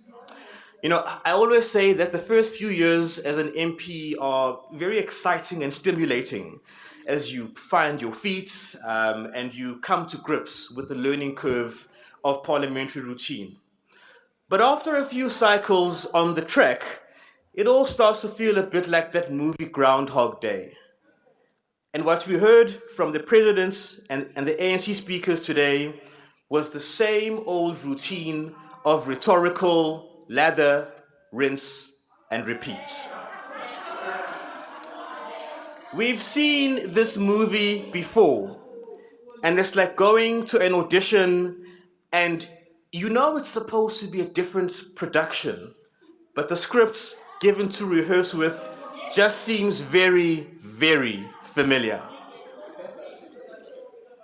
The truth is, this presidency is shackled and hamstrung in its effectiveness because the ANC in government is run on cadre deployments, and its animating lifeblood is patronage and political horse trading.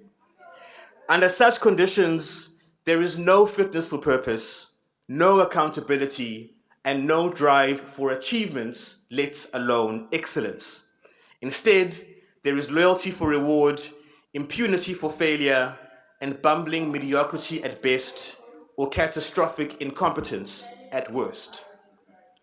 On the one hand, we bankroll one of the largest cabinets in the world, which amounts to a cumbersome basket of patronage for accommodating and balancing ANC factions and party power players. On the other hand, we are seeing this inflation of a super presidency that runs parallel to and duplicates functions and initiatives that should run through cabinets and the ministers appointed to it. For example, the team appointed in the presidency to cut red tape across governments, when this is a cross-cutting concern impacting on almost all ministers and departments. Mr. President, unfortunately, the time and the clock is ticking down on the ANC. The country knows it, we know it, and I think on some level, you know it. And so, as the kids say, As the youth say, maguzovuta, maguvute once, kuvute be. Mutoki mango mari.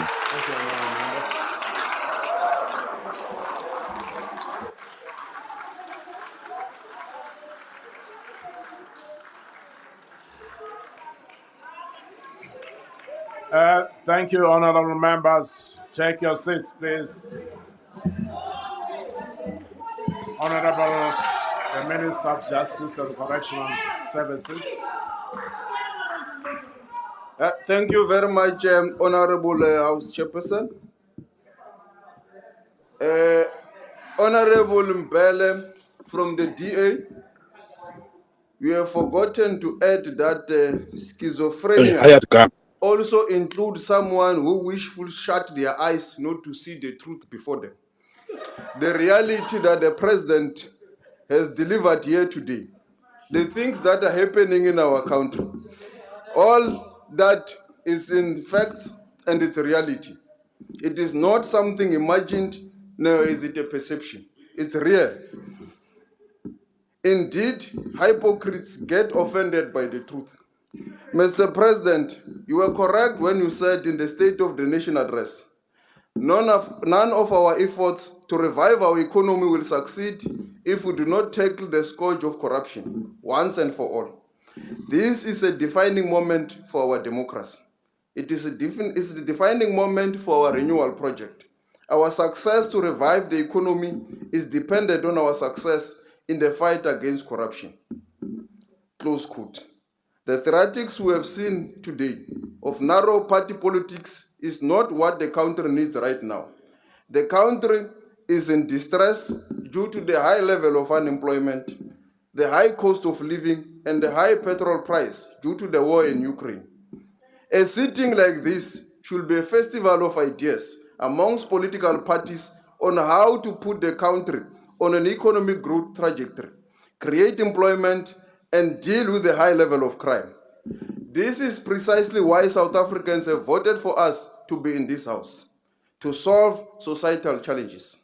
Sadly, opposition parties are not focused on the nation's strategic goals, on their inputs, but on their obsession to remove the ANC from power, as Honorable Bella has just said. The elections will come in 2024, and you will campaign. A fair process will be allowed for everyone to contest the elections. The president has already called for a social compact amongst all partners in our country to achieve economic growth and to create employment. As a country, we must focus on the strategic national objectives, which is the realization of the political and the socio-economic ideals enshrined in the Constitution.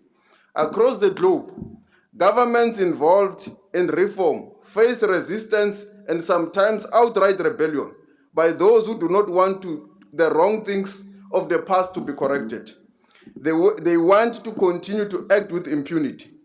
What we are dealing with as a collective leadership of government was long observed by Deng Xiaoping in China when he started to crack down on corruption. He observed it as modern-day adventurism.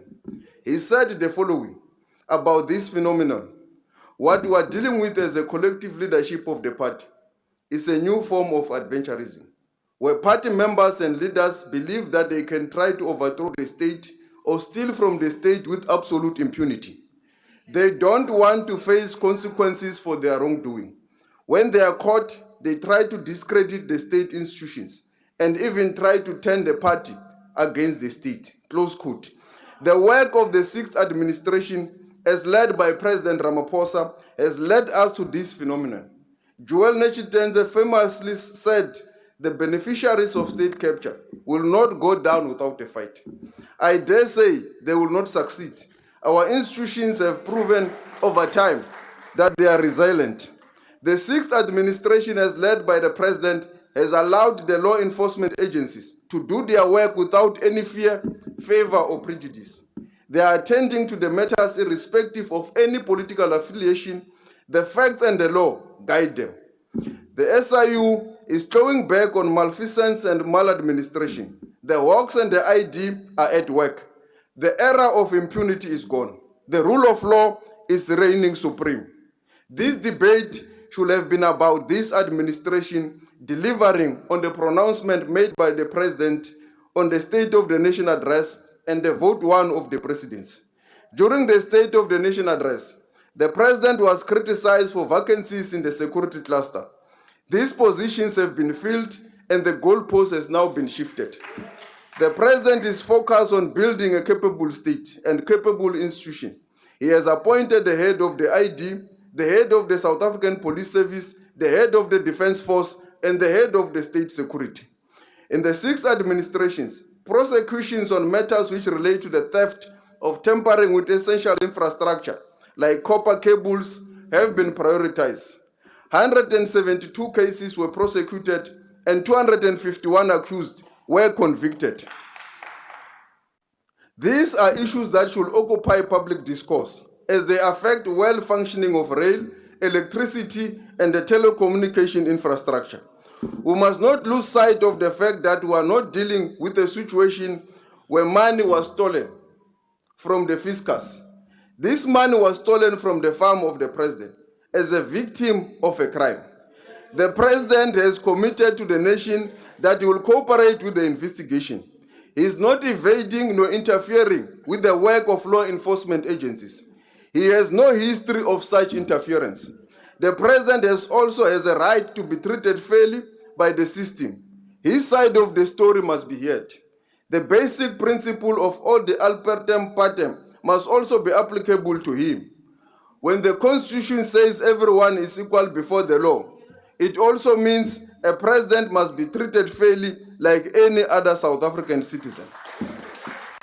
We must allow the due process of the law to take its course. True to the hypocrisy, people who are charged are currently attending trials in courts of the Republic are lecturing us about stepping aside. They cannot explain what is the position of their party when a member is criminally charged and called upon to present a plea in court. The very same individual who stand accused in court of law for reckless firing a firearm publicly want to tell us that this president is a danger to society. The country should be careful of people who live by double standards. Other than mastering the art of cheering and clapping hands for their supreme leader, the ground forces of the EFF are sticking to their role of being true ground forces. They must also learn to internalize democracy and hold one of their own accountable. In the final analysis, South Africans are not interested in spectacle. Rather, they are interested in state institutions that work, from law enforcement agencies, municipalities, to state-owned enterprises. People want to see value for their taxes. That is what we collectively owe society as this House. The Investigative Directorate has brought similar corruption cases within a period of 3 months before the courts. We welcome the arrest of the 2 Gupta brothers by the authorities in the UAE. As the South African government, we will continue to cooperate with our UAE counterparts to ensure that fugitives from justice are brought to book. They will account in our courts. We know that extradition by its nature can be protracted legal process, but we want to assure South Africans that the Guptas will definitely return to our shores to face trial. Same goes with Mr. Shipiliro Gama, well known by the surname and the name of Shipad Bushiri, whose matter will soon be heard in the courts of Malawi. Unlike our friends on the extreme left and right, the EFF and the DA, the president has not shied away from accountability even in his own party, the ANC. The president has volunteered to present himself before the Integrity Committee of the ANC. In the ANC, stepping aside is an outcome of a due process. If you do not have a plausible explanation, if you are charged, you must step aside voluntarily or you get suspended.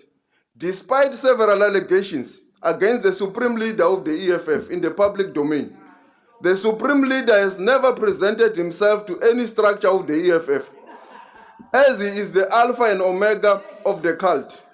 On the allegations of their involvement in the VBS heist, they claimed the allegations were fabricated, intended to destroy the party. No one in their party stepped aside. Today, when President Ramaphosa says he will cooperate with the investigation of the police, he is called to step aside. The police are prescribed by law to be the institution competent to investigate any crime. The president understands that given his position, he should be beyond reproach. Hence, he has made his commitment and has taken the nation into his confidence on the matter. When the DA was confronted with mass resignations of his councillors as a result of allegations of racism at the city of Cape Town, this is what Honorable Mazone said. The timing of the resignations seems to have been an attempt to distract from the allegations contained in the Bowman-Gilliffman reports, which implicate DeLille in covering up alleged corruption. To date, no one has been held accountable for racism in the Democratic Alliance, nor for corruption. This ANC takes action, it works, and even in the country, we ensure that the constitution of the country is implemented. There is no dark hand or black hand that interferes with processes. Again, why would the DA not want to afford the same rights to the president to allow due process when it allows the same to their own members? Whatever our political affiliations or ideological orientation, we dare not lose sight of the strategic objectives as a country to achieve the political and socio-economic objectives as enshrined in the Constitution. Today, as I stand before the nation, I say we dare not fail. And what the president has said about the state in the economy and what Honorable Manamela has also said, it is not rhetoric, Honorable Bell, it's a reality. We are back to the pre-COVID-19 pandemic state of our economy. It is not rhetoric to speak about the free education in our higher education. Its reality is there. You can go to any university, you will see it. And the work to deal with the challenges of the missing middle is also not rhetoric. It's a reality that the ANC government continues to put the people of this country first. It is also not rhetoric that in the last quarter, the performance in terms of employment has improved.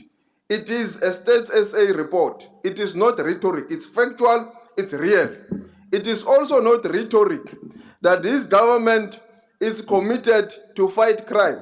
As I've said, there are a number of people that have been found guilty in our courts of law for committing various natures of crime.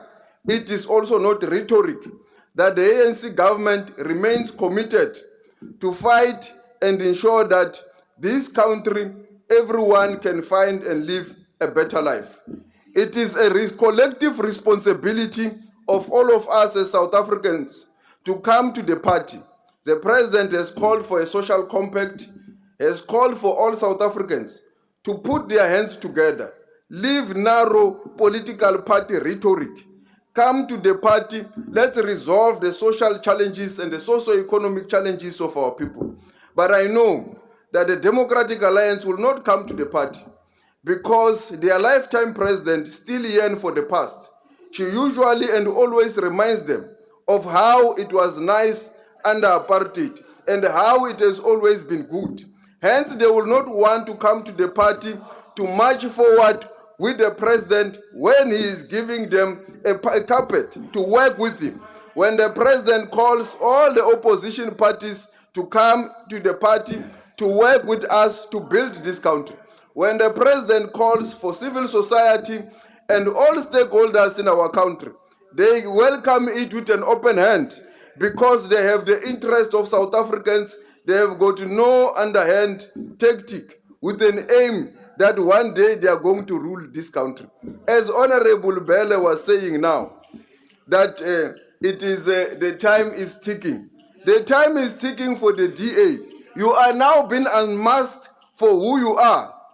The departure of Honorable Maimana, the departure of Honorable Herman Mashaba, and all, even the youngsters like Ntuli, shows that there is no future for the DA. The future of this country remains with that of the ANC, but it remains in all of us working together. It is a responsibility that we all have to take. It's a responsibility that all of us, we need to rise beyond narrow political party. but put the Constitution of South Africa first. It's a responsibility that we all have. We owe to the electorate to build a South Africa united, a South Africa that will benefit all South Africans. It is the responsibility of all of us to ensure that the future is better than today. We must never dare want to dream of the past. We must never want to return to where we come from, but we must build this society for the benefit of all South Africans. Thank you very much, House Chairperson. Thank you very much, honourable member.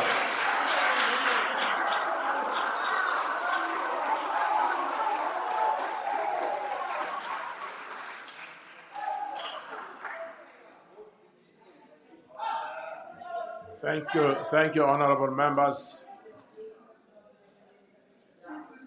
Can I have your attention, please? Can I have your attention, please?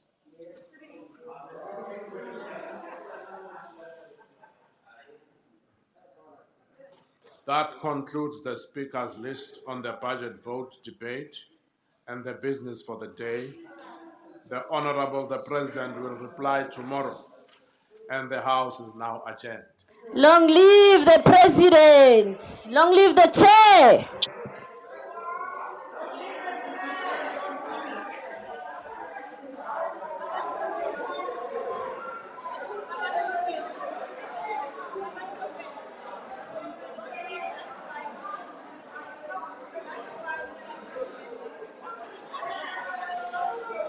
Long live the Chair!